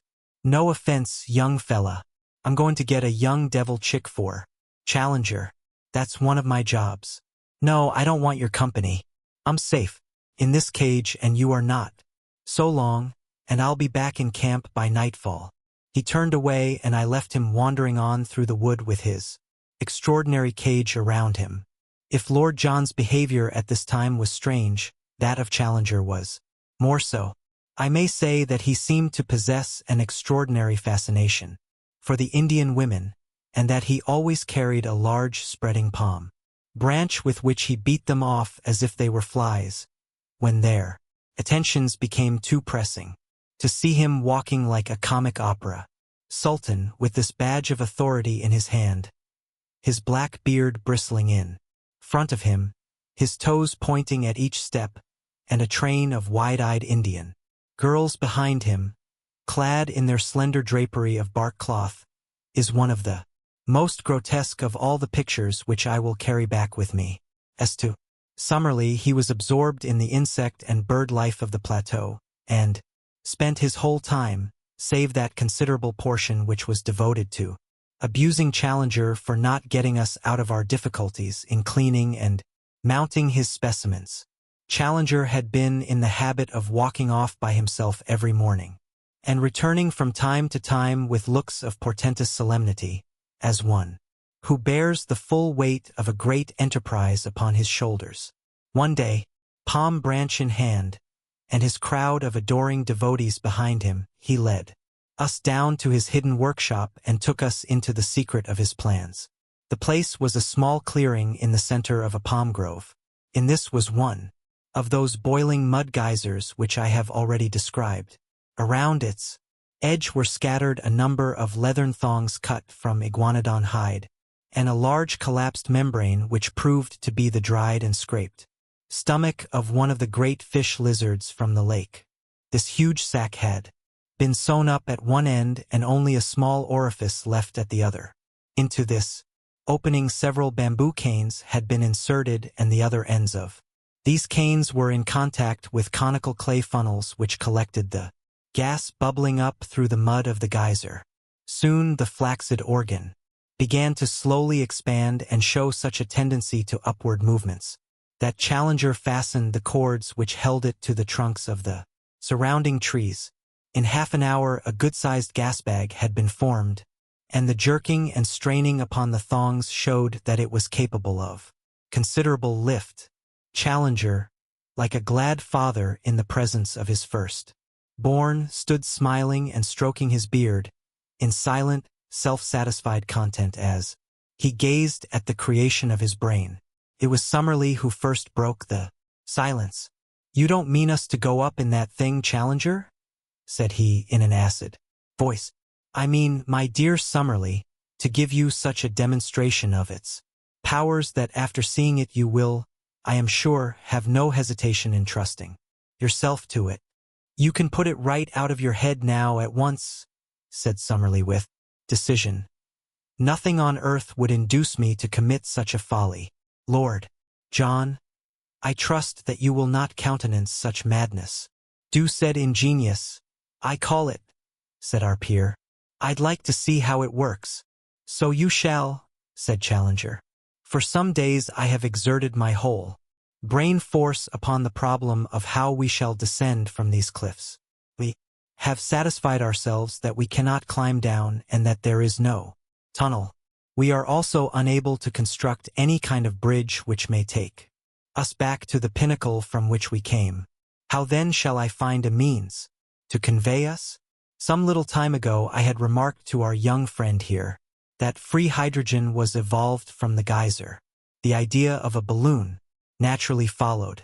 I was, I will admit, somewhat baffled by the difficulty of discovering an envelope to contain the gas, but the contemplation of the immense entrails of these reptiles supplied me with a solution to the problem. Behold the result.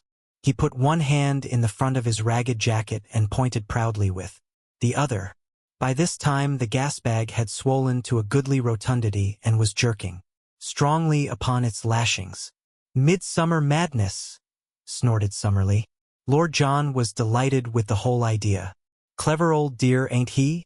he whispered to me and then louder to Challenger. What about a car?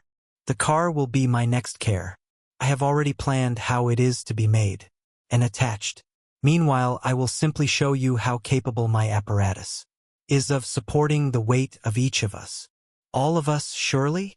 No, it is part of my plan that each in turn shall descend as in a parachute, and the balloon be drawn back by means which I shall have no difficulty in perfecting. If it will support the weight of one and let him gently down, it will have done all that is required of it. I will now show you its capacity in that direction. He brought out a lump of basalt of a considerable size, constructed in the middle so that a cord could be easily attached to it. This cord was the one which we had brought with us on to the plateau after we had used it for climbing the pinnacle. It was over 100 feet long, and though it was thin, it was very strong. He had prepared a sort of collar of leather with many straps depending from it. This collar was placed over the dome of the balloon, and the hanging thongs were gathered together below, so that the pressure of any weight would be diffused over a considerable surface. Then, the lump of basalt was fastened to the thongs, and the rope was allowed to hang from the end of it, being passed 3 times round the professor's arm. "I will now," said Challenger, with a smile of pleased anticipation, "demonstrate the carrying power of my balloon." As he said so, he cut with a knife the various lashings that held it. Never was our expedition in more imminent danger of complete annihilation. The inflated membrane shot up with frightful velocity into the air. In an instant, Challenger was pulled off his feet and dragged after it. I had just time to throw my arms round his ascending waist when I was myself whipped up into the air. Lord John had me with a rat-trap grip round the legs, but I felt that he also was coming off the ground. For a moment I had a vision of 4 adventurers floating like a string of sausages over the land that they had explored. But, happily, there were limits to the strain which the rope would stand, though none apparently to the lifting powers of this infernal machine. There was a sharp crack, and we were in a heap upon the ground with coils of rope all over us. When we were able to stagger to our feet, we saw far off in the deep blue sky one dark spot where the lump of basalt was speeding upon its way. "Splendid!" cried the undaunted Challenger, rubbing his injured arm. "A most thorough and satisfactory demonstration. I could not have anticipated such a success. Within a week, gentlemen, I promise that a second balloon will be prepared, and that you can count upon taking in safety and comfort the first stage of our homeward journey. So far I have written each of the foregoing events as it occurred. Now I am rounding off my narrative from the old camp, where Zambo has waited so long, with all our difficulties and dangers left like a dream behind us upon the summit of those vast ruddy crags which tower above our heads. We have descended in safety, though in a most unexpected fashion, and all is well with us. In 6 weeks or 2 months we shall be in London, and it is possible that this letter may not reach you much earlier than we do ourselves. Already our hearts yearn and our spirits fly towards the great mother city which holds so much that is dear to us. It was on the very evening of our perilous adventure with Challenger's homemade balloon that the change came in our fortunes. I have said that the one person from whom we had had some sign of sympathy in our attempts to get away was the young chief whom we had rescued. He alone had no desire to hold us against our will in a strange land. He had told us as much by his expressive language of signs. That evening after dusk he came down to our little camp, handed me, for some reason he had always shown his attentions to me, perhaps because I was the one who was nearest his age, a small roll of the bark of a tree, and then pointing solemnly up at the row of caves above him, he had put his finger to his lips as a sign of secrecy, and had stolen back again to his people. I took the slip of bark to the firelight and we examined it together. It was about a foot square, and on the inner side there was a singular arrangement of lines which I here reproduce. They were neatly done in charcoal upon the white surface, and looked to me, at first sight, like some sort of rough musical score. Whatever it is, I can swear that it is of importance to us, said I. I could read that on his face as he gave it. Unless we have come upon a primitive practical joker, Summerlee suggested, which I should think would be one of the most elementary developments of man. It is clearly some sort of script, said Challenger. Looks like a guinea puzzle competition, remarked Lord John, craning his neck to have a look at it. Then suddenly he stretched out his hand and seized the puzzle. By George, he cried. I believe I've got it. The boy guessed right the very first time. See here. How many marks are on that paper? 18. Well, if you come to think of it, there are 18 cave openings on the hillside above us. He pointed up to the caves when he gave it to me, said I. Well, that settles it. This is a chart of the caves. What? 18 of them all. In a row, some short, some deep, some branching, same as we saw them. Some map, and here's a cross on it. What's the cross for?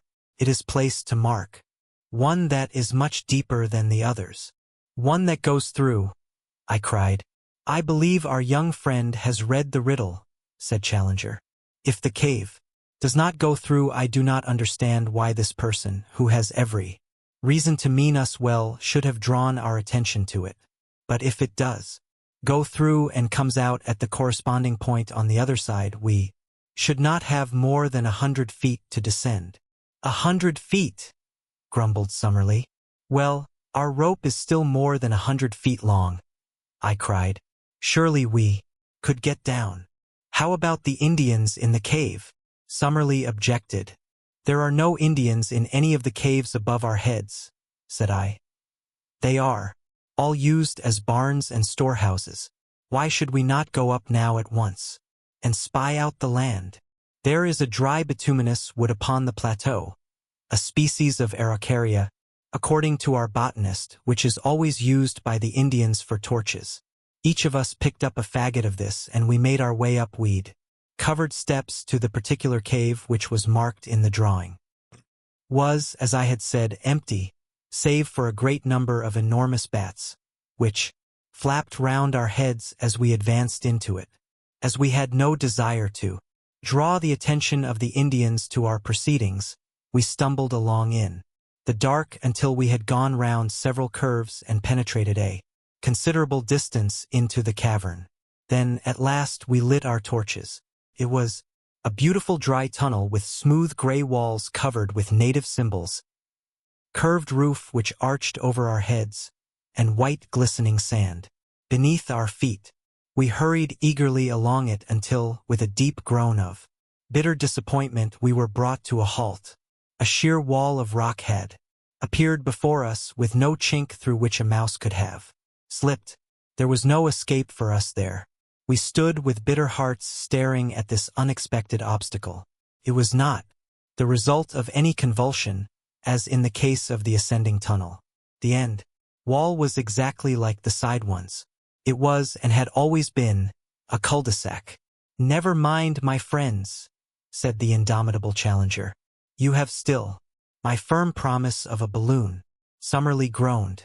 Can we be in the wrong cave? I suggested. No use, young fella, said Lord John, with his finger on the chart. 17 from the right and 2nd from the left. This is the cave Shor. Enough. I looked at the mark to which his finger pointed, and I gave a sudden cry of joy. I believe I have it. Follow me. Follow me. I hurried back along the way we had come, my torch in my hand.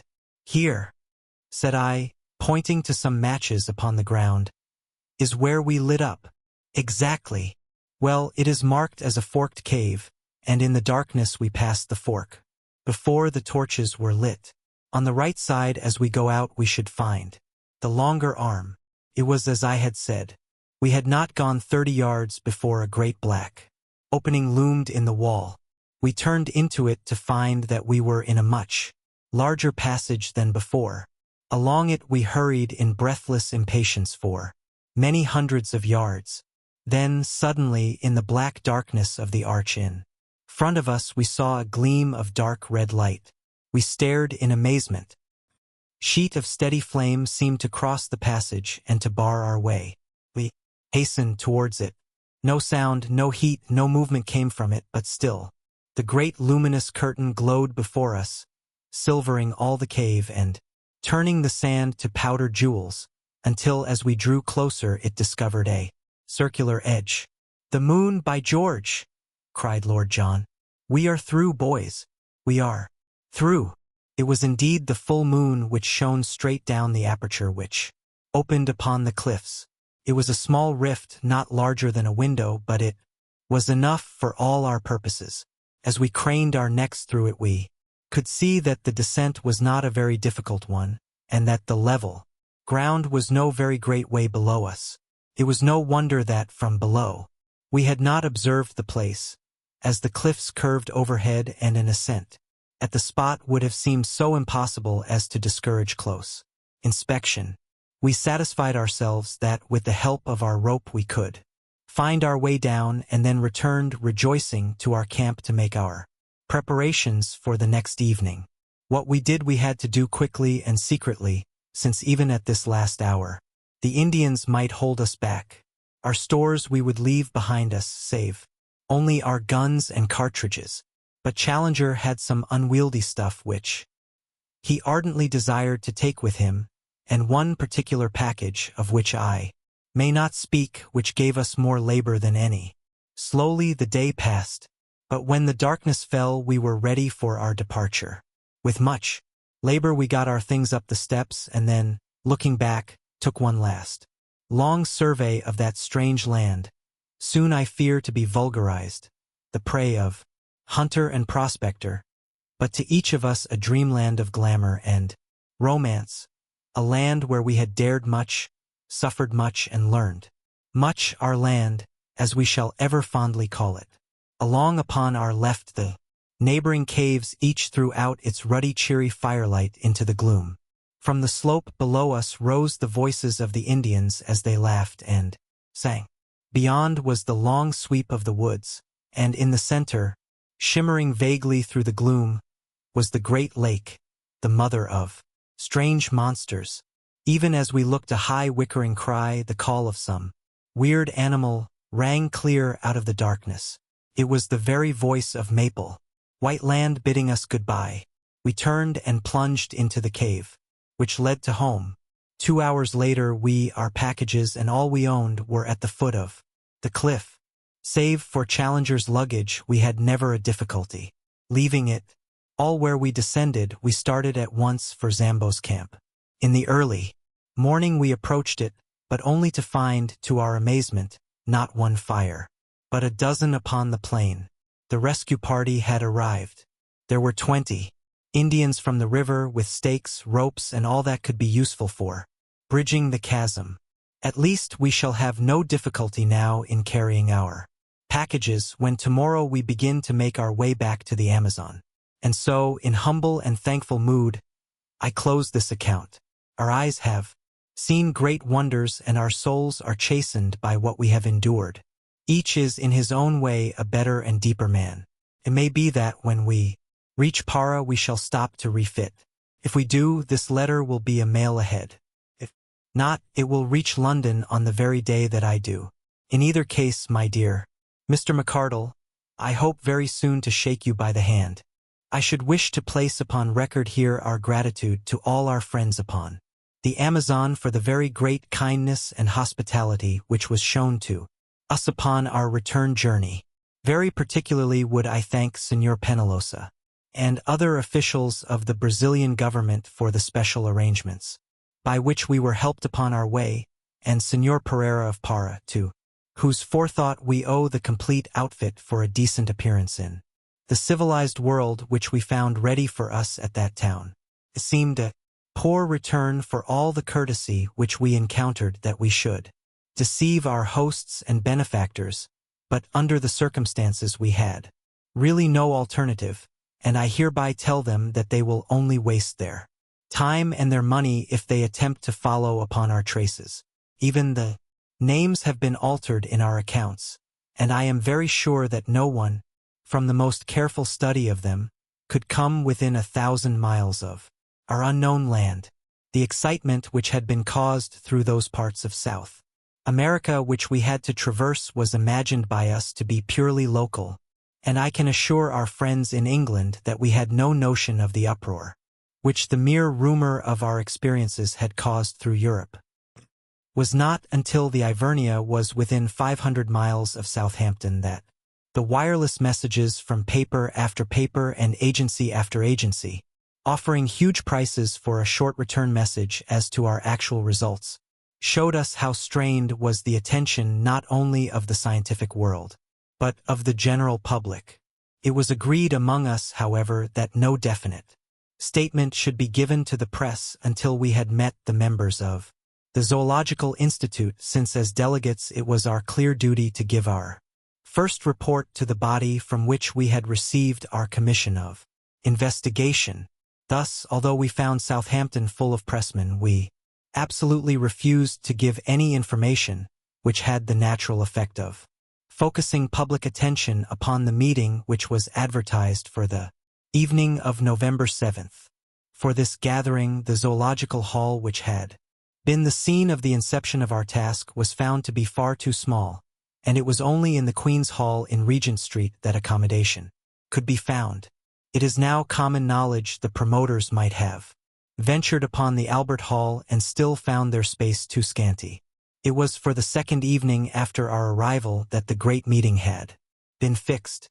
For the first, we had each, no doubt, our own pressing personal affairs to absorb us. Of mine I cannot yet speak. It may be that, as it stands further from me, I may think of it, and even speak of it, with less emotion. Have shown the reader in the beginning of this narrative where lay the springs of my action. It is but right, perhaps, that I should carry on the tale, and show also the results. And yet the day may come when I would not have it otherwise. At least I have been driven forth to take part in a wondrous adventure, and I cannot but be thankful to the force that drove me. And now I turn to the last supreme eventful moment of our adventure. As I was racking my brain as to how I should best describe it, my eyes fell upon the issue of my own journal for the morning of the 8th of November, with the full and excellent account of my friend and fellow reporter Macdona. What can I do better than transcribe his narrative, headlines and all? Admit that the paper was exuberant in the matter, out of compliment to its own enterprise in sending a correspondent, but the other great dailies were hardly less full in their account. Thus, then, friend Mac in his report, The New World, great meeting at the Queen's Hall, scenes of uproar, extraordinary incident. What was it? Nocturnal riot in Regent Street. Special. The much-discussed meeting of the Zoological Institute, convened to hear the report of the Committee of Investigation sent out last year to South America to test the assertions made by Professor Challenger as to the continued existence of prehistoric life upon that continent, was held last night in the Greater Queen's Hall, and it is safe to say that it is likely to be a red-letter date in the history of science, for the proceedings were of so remarkable and sensational a character that no one present is ever likely to forget them. Oh, brother scribe Macdona, what a monstrous opening sentence! The tickets were theoretically confined to members and their friends, but the latter is an elastic term, and long before 8 o'clock, the hour fixed for the commencement of the proceedings, all parts of the great hall were tightly packed. The general public, however, which most unreasonably entertained a grievance at having been excluded, stormed the doors at 7:45, after a prolonged melee in which several people were injured, including Inspector Scoble of H. Division, whose leg was unfortunately broken, after this unwarrantable invasion which not only filled every passage, but even intruded upon the space set apart for the press. It is estimated that nearly 5,000 people awaited the arrival of the travelers. When they eventually appeared, they took their places in the front of a platform which already contained all the leading scientific men, not only of this country, but of France and of Germany. Sweden was also represented in the person of Professor Sergius, the famous zoologist of the University of UPS. The entrance of the 4 heroes of the occasion was the signal for a remarkable demonstration of welcome, the whole audience rising and cheering for some minutes. An acute observer might, however, have detected some signs of dissent amid the applause, and gathered that the proceedings were likely to become more lively than harmonious. It may safely be prophesied, however, that no one could have foreseen the extraordinary turn which they were actually to take. Of the appearance of the 4 wanderers little need be said, since their photographs have for some time been appearing in all the papers. They bear few traces of the hardships which they are said to have undergone. Professor Challenger's beard may be more shaggy, Professor Summerlee's features more ascetic, Lord John Roxton's figure more gaunt, and all 3 may be burned to a darker tint than when they left our shores, but each appeared to be in most excellent health. As to our own representative, the well-known athlete and international rugby football player E.D. Malone, he looks trained to a hair, and as he surveyed the crowd a smile of good-humored contentment pervaded his honest but homely face. "All right, Mac, wait till I get you alone." When quiet had been restored and the audience resumed their seats after the ovation which they had given to the travelers, the chairman, the Duke of Durham, addressed the meeting. He would not, he said, stand for more than a moment between that vast assembly and the treat which lay before them. It was not for him to anticipate what Professor Summerlee, who was the spokesman of the committee, had to say to them, but it was common rumor that their expedition had been crowned by extraordinary success. Applause. Apparently the age of romance was not dead, and there was common ground upon which the wildest imaginings of the novelist could meet the actual scientific investigations of the searcher for truth. He would only add before he sat down that he rejoiced, and all of them would rejoice, that these gentlemen had returned safe and sound from their difficult and dangerous task, for it cannot be denied that any disaster to such an expedition would have inflicted a well-nigh irreparable loss to the cause of zoological science. Great applause, in which Professor Challenger was observed to join. Professor Summerlee's rising was the signal for another extraordinary outbreak of enthusiasm, which broke out again at intervals throughout his address. That address will not be given in extenso in these columns, for the reason that a full account of the whole adventures of the expedition is being published as a supplement from the pen of our own special correspondent. Some general indications will therefore suffice. Having described the genesis of their journey and paid a handsome tribute to his friend Professor Challenger, coupled with an apology for the incredulity with which his assertions, now fully vindicated, had been received, he gave the actual course of their journey, carefully withholding such information as would aid the public in any attempt to locate this remarkable plateau. Having described in general terms their course from the main river up to the time that they actually reached the base of the cliffs, he enthralled his hearers by his account of the difficulties encountered by the expedition in their repeated attempts to mount them, and finally described how they succeeded in their desperate endeavors, which cost the lives of their 2 devoted half-breed servants. This amazing reading of the affair was the result of Summerlee's endeavors to avoid raising any questionable matter at the meeting. Having conducted his audience in fancy to the summit and marooned them there by reason of the fall of their bridge, the professor proceeded to describe both the horrors and the attractions of that remarkable land. Of personal adventures he said little, but laid stress upon the rich harvest reaped by science in the observations of the wonderful beast, bird, insect, and plant life of the plateau, peculiarly rich in the Coleoptera and in the Lepidoptera. 46 new species of the one and 94 of the other had been secured in the course of a few weeks. It was, however, in the larger animals, and especially in the larger animals supposed to have been long extinct, that the interest of the public was naturally centered.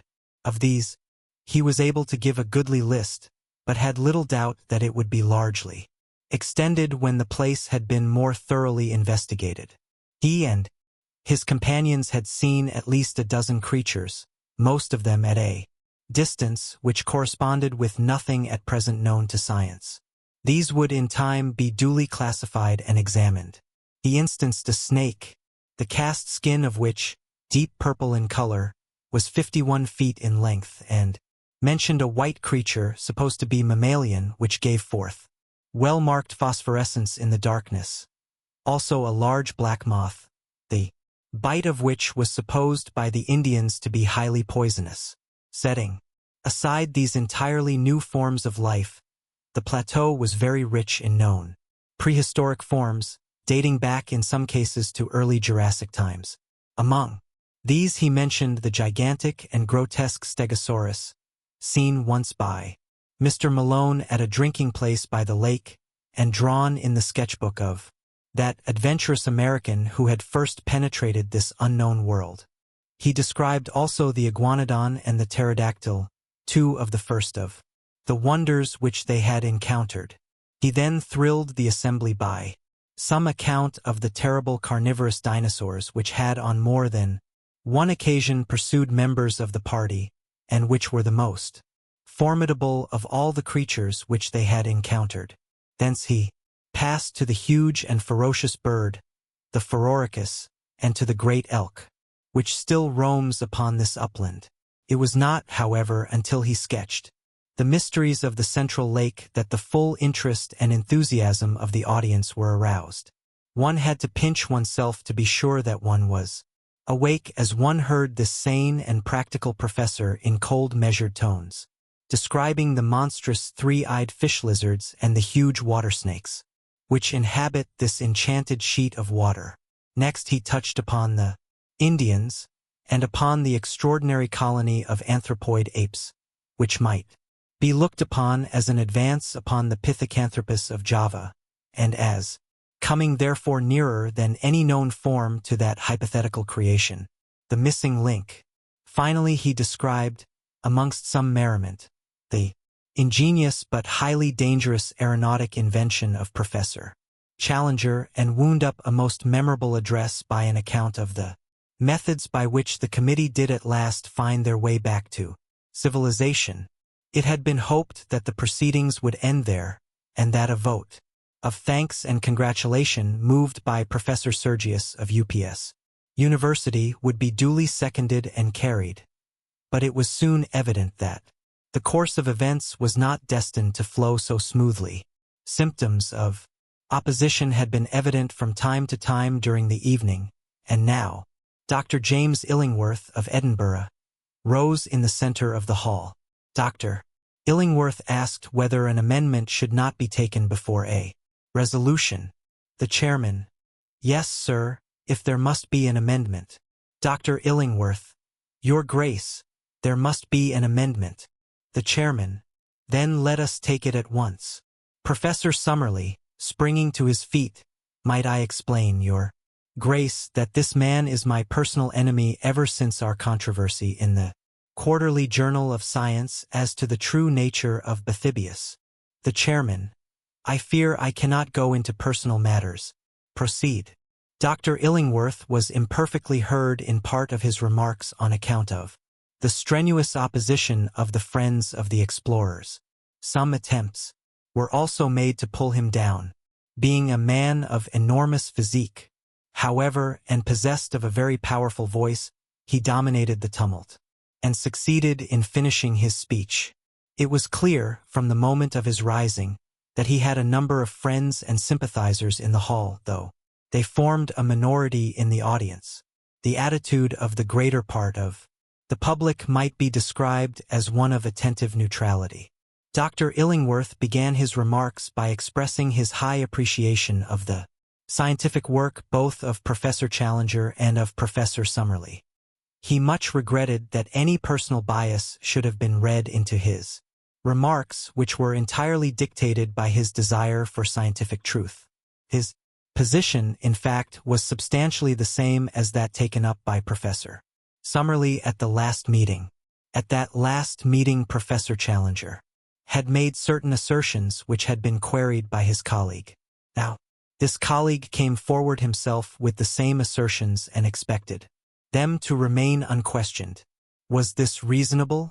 Yes, no, and prolonged interruption, during which Professor Challenger was heard from the press box to ask leave from the chairman to put Dr. Illingworth into the street. A year ago 1 man said certain things. Now 4 men said other, and more startling ones.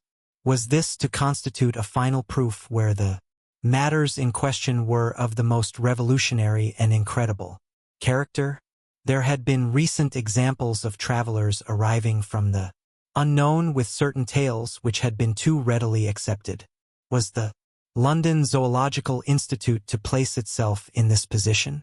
He admitted that the members of the committee were men of character, but human nature was very complex. Even professors might be misled by the desire for notoriety. Like moths, we all love best to flutter in the light. Heavy game. Shots like to be in a position to cap the tails of their rivals, and journalists were not averse from sensational coups, even when imagination had to aid fact in the process. Each member of the committee had his own motive for making the most of his results. Shame. Shame. He had no desire to be offensive. You are. And interruption. The corroboration of these wondrous tales was really of the most slender description.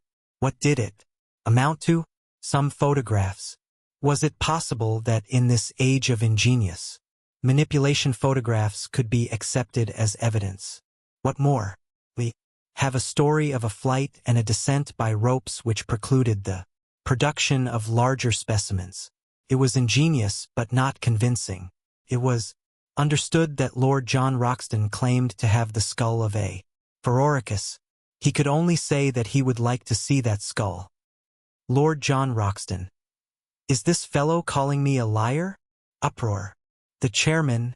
Order. Order. Dr. Illingworth, I must direct you to bring your remarks to a conclusion and to move your amendment. Dr. Illingworth. Your Grace, I have more to say, but I bow to your ruling. I move, then, that, while Professor Summerlee be thanked for his interesting address, the whole matter shall be regarded as non-proven, and shall be referred back to a larger and possibly more reliable committee of investigation. It is difficult to describe the confusion caused by this amendment. A large section of the audience expressed their indignation at such a slur upon the travelers by noisy shouts of dissent and cries of, "Don't put it! Withdraw! Turn him out!" On the other hand, the malcontents, and it cannot be denied that they were fairly numerous, cheered for the amendment with cries of order, chair, and fair play. A scuffle broke out in the back benches, and blows were freely exchanged among the medical students who crowded that part of the hall. It was only the moderating influence of the presence of large numbers of ladies which prevented an absolute riot. Suddenly, however, there was a pause, a hush, and then complete silence. Professor Challenger was on his feet. His appearance and manner are peculiarly arresting, and as he raised his hand for order the whole audience settled down expectantly to give him a hearing. "It will be within the recollection of many present," said Professor Challenger, "that similar foolish and unmannerly scenes marked the last meeting at which I have been able to address them. On that occasion, Professor Summerlee was the chief offender, and though he is now chastened and contrite, the matter could not be entirely forgotten. I have heard tonight similar but even more offensive sentiments from the person who has just sat down, and though it is a conscious effort of self-effacement to come down to that person's mental level, I will endeavor to do so in order to allay any reasonable doubt which could possibly exist in the minds of anyone. Laughter and interruption. I need not remind this audience that, though Professor Summerlee, as the head of the Committee of Investigation, has been put up to speak tonight, still it is I who am the real prime mover in this business, and that it is mainly to me that any successful result must be ascribed. I have safely conducted these 3 gentlemen to the spot mentioned, and I have, as you have heard, convinced them of the accuracy of my previous account. We had hoped that we should find upon our return that no one was so dense as to dispute our joint conclusions. Warned, however, by my previous experience, I have not come without such proofs as may convince a reasonable man. As explained by Professor Summerlee, our cameras have been tampered with by the ape-men when they ransacked our camp, and most of our negatives ruined. Jeers, laughter, and tell us another from the back. I have mentioned the ape-men, and I cannot forbear from saying that some of the sounds which now meet my ears bring back most vividly to my recollection my experiences with those interesting creatures. Laughter. In spite of the destruction of so many invaluable negatives, there still remains in our collection a certain number of corroborative photographs showing the conditions of life upon the plateau. Did they accuse them of having forged these photographs? Voice, yes, and considerable interruption which ended in several men being put out of the hall. The negatives were open to the inspection of experts. But what other evidence had they? Under the conditions of their escape, it was naturally impossible to bring a large amount of baggage, but they had rescued Professor Summerlee's collections of butterflies and beetles, containing many new species. Was this not evidence? Several voices. No. Who said no? Dr. Illingworth, rising. Our point is that such a collection might have been made in other places than a prehistoric plateau. Applause. Professor Challenger. No doubt, sir, we have to bow to your scientific authority, although I must admit that the name is unfamiliar. Passing, then, both the photographs and the entomological collection, I come to the varied and accurate information which we bring with us upon points which have never before been elucidated. For example, upon the domestic habits of the pterodactyl. A voice, bosh, and uproar. I say that upon the domestic habits of the pterodactyl we can throw a flood of light. Can exhibit to you from my portfolio a picture of that creature taken from life, which would convince you, Dr. Illingworth. No picture could convince us of anything. Professor Challenger. You would require to see the thing itself? Dr. Illingworth. Undoubtedly. Professor Challenger. And you would accept that? Dr. Illingworth, laughing beyond a doubt. It was at this point that the sensation of the evening arose. A sensation so dramatic that it can never have been paralleled in the history of scientific gatherings.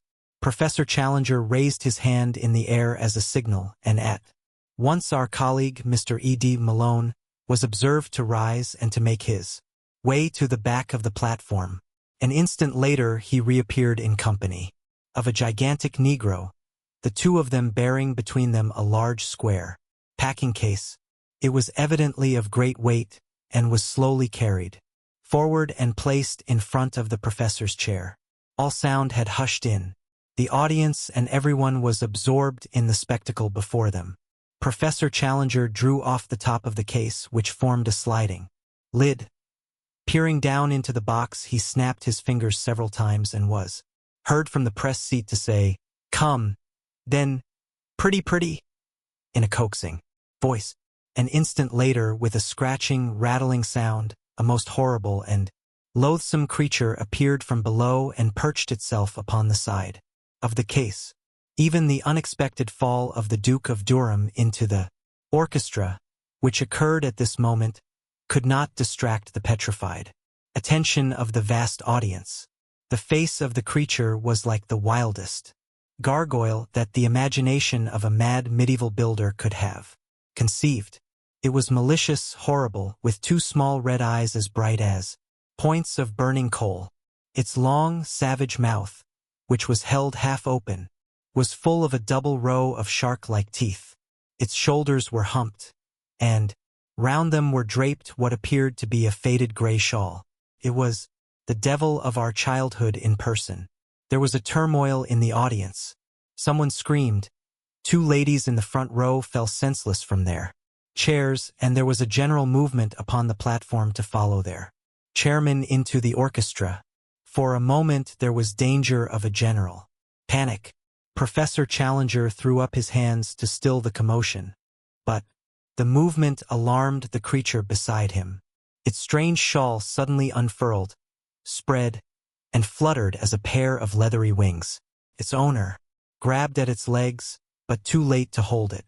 It had sprung from the perch and was circling slowly round the Queen's Hall with a dry, leathery flapping of its 10-foot wings, while a putrid and insidious odor pervaded the room. The cries of the people in the galleries, who were alarmed at the near approach of those glowing eyes and that murderous beak, excited the creature to a frenzy. Faster and faster it flew, beating against walls and chandeliers in a blind frenzy of alarm. "The window! For heaven's sake, shut that window!" roared the professor from the platform, dancing and wringing his hands in an agony of apprehension. Alas, his warning was too late. In a moment the creature, beating and bumping along the wall like a huge moth within a gas shade, came upon the opening, squeezed its hideous bulk through it, and was gone.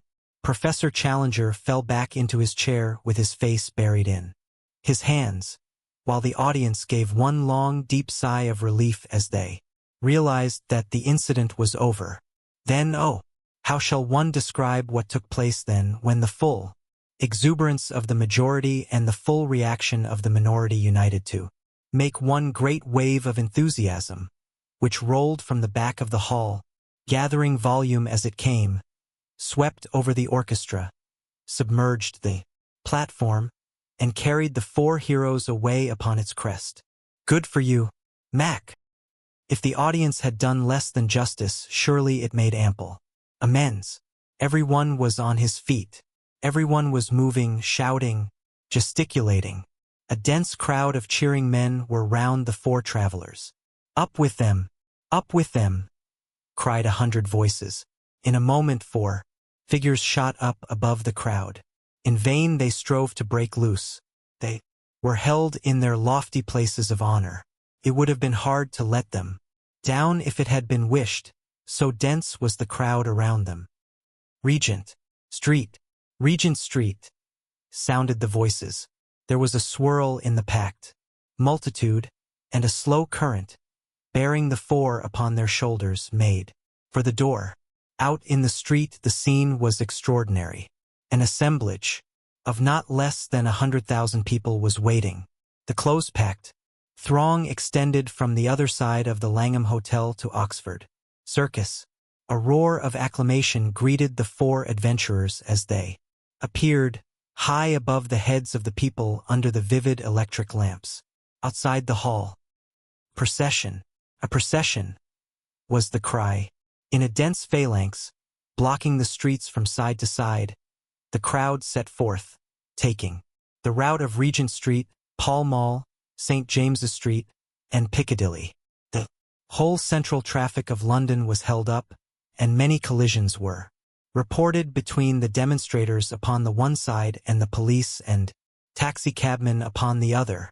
Finally, it was not until after midnight that the four travelers were released at the entrance to Lord John Roxton's chambers in the Albany, and that the exuberant crowd, having sung "They are jolly good fellows" in chorus, concluded their program with "God Save the King." So ended one of the most remarkable evenings that London has seen for a considerable time. So far, my friend Macdona, and it may be taken as a fairly accurate, if florid, account of the proceedings. As to the main incident, it was a bewildering surprise to the audience, but not, I need hardly say, to us. The reader will remember how I met Lord John Roxton upon the very occasion when, in his protective crinoline, he had gone to bring the devil's chick, as he called it, for Professor Challenger. I have hinted also at the trouble which the professor's baggage gave us when we left the plateau, and had I described our voyage, I might have said a good deal of the worry we had to coax with putrid fish the appetite of our filthy companion. If I have not said much about it before, it was, of course, that the professor's earnest desire was that no possible rumor of the unanswerable argument which we carried should be allowed to leak out until the moment came when his enemies were to be confuted. One word as to the fate of the London pterodactyl. Nothing can be said to be certain upon this point. There is the evidence of 2 frightened women, that it perched upon the roof of the Queen's Hall and remained there like a diabolical statue for some hours. The next day it came out in the evening. Papers that Private Miles of the Coldstream Guards on duty outside Marlborough House had deserted his post without leave, and was therefore court-martialed. Private Miles' account that he dropped his rifle and took to his heels down the Mall because on looking up he had suddenly seen the devil between him and the moon was not accepted by the court, and yet it may have a direct bearing upon the point at issue. The only other evidence which I can adduce is from the log of the SS Friesland, a Dutch-American liner, which asserts that at 9 next morning, start point being at the time 10 miles upon their starboard quarter, they were passed by something between a flying goat and a monstrous bat, which was heading at a prodigious pace south and west. If its homing instinct led it upon the right line, there can be no doubt that somewhere out in the wastes of the Atlantic, the last European pterodactyl found its end. And Gladys, oh my Gladys! Gladys of the Mystic Lake, now to be renamed the Central, for never shall she have immortality through me. Did I not always see some hard fiber in her nature? Did I not, even at the time when I was proud to obey her behest, feel that it was surely a poor love which could drive a lover to his death or the danger of it? Did I not, in my truest thoughts, always recurring and always dismissed, see past the beauty of the face, and, peering into the soul, discern the twin shadows of selfishness and of fickleness glooming at the back of it? Did she love the heroic and the spectacular for its own noble sake, or was it for the glory which might, without effort or sacrifice, be reflected upon herself? Or are these thoughts the vain wisdom which comes after the event? It was the shock of my life. For a moment it had turned me to a cynic. But already, as I write, a week has passed, and we have had our momentous interview with Lord John Roxton. And, well, perhaps things might be worse. Let me tell it in a few words. No letter or telegram had come to me at Southampton, and I reached the little villa at Streatham about 10 o'clock. That night, in a fever of alarm. Was she dead or alive?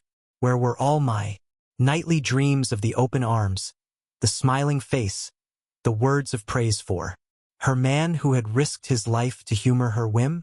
Already I was down from the high peaks and standing flat-footed upon earth. Yet some good reasons given might still lift me to the clouds once more. I rushed down the garden path, hammered at the door, heard the voice of Gladys within, pushed past the staring maid, and strode into the sitting-room. She was seated in a low settee under the shaded standard lamp by the piano. In 3 steps I was across the room and had both her hands in mine. "Gladys!" I cried. "Gladys!" She looked up with amazement in her face. She was altered in some subtle way. The expression of her eyes, the hard upward stare, the set of the lips, was new to me. She drew back her hands. "What do you mean?" she said.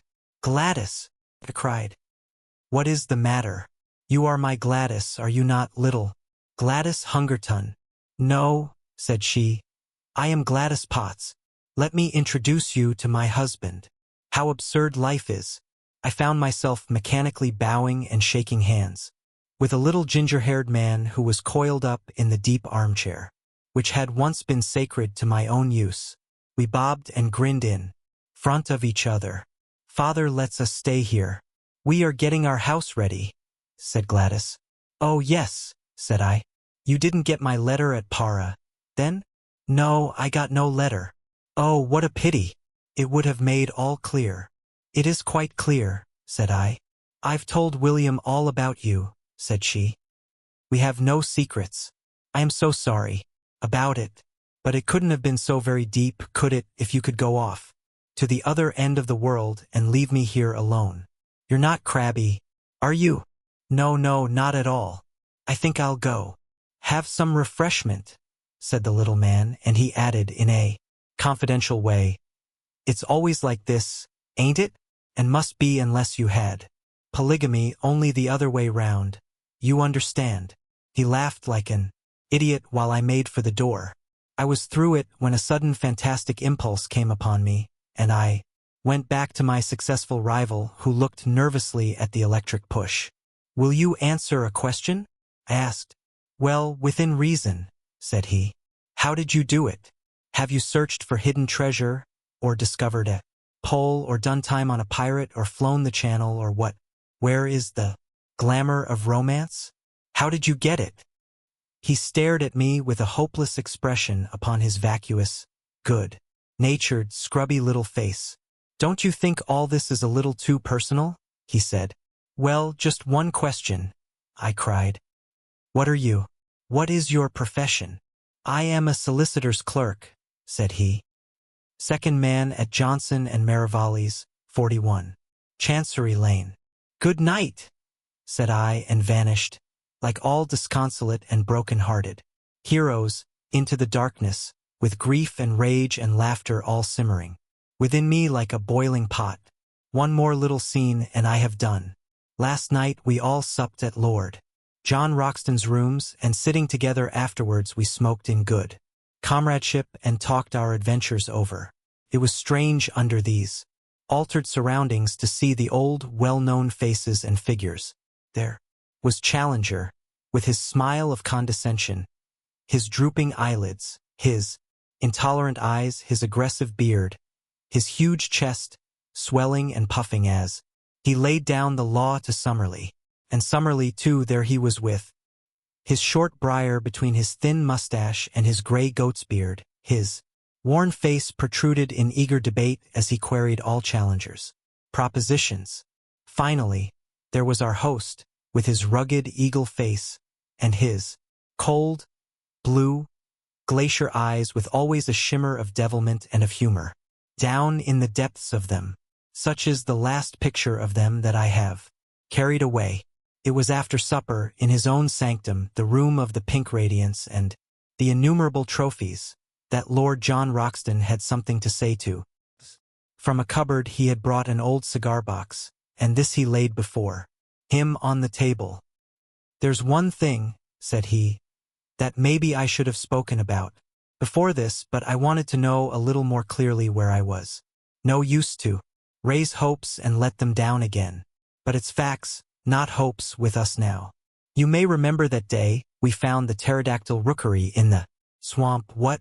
Well, something in the lie of the land took my notice. Perhaps it has escaped you, so I will tell you. It was a volcanic vent full of blue clay. The professors nodded. Well, now, in the whole world I've only had to do with one place that was a volcanic vent of blue clay. That was the great De Beers diamond mine of Kimberley. What? So you see, I got diamonds into my head. I rigged up a contraption to hold off those stinking beasts, and I spent a happy day there. With a spud. This is what I got. He opened his cigar box, and tilting it over he poured about 20 or 30 rough stones, varying from the size of beans to that of chestnuts, on the table. Perhaps you think I should have told you then. Well, so I should, only I know there are a lot of traps for the unwary, and that stones may be of any size and yet of little value where color and consistency are clean off. Therefore I brought them back, and on the first day at home I took one round to Spinks, and asked him to have it roughly cut and valued. He took a pillbox from his pocket, and spilled out of it a beautiful glittering diamond, one of the finest stones that I have ever seen. There's the result, said he.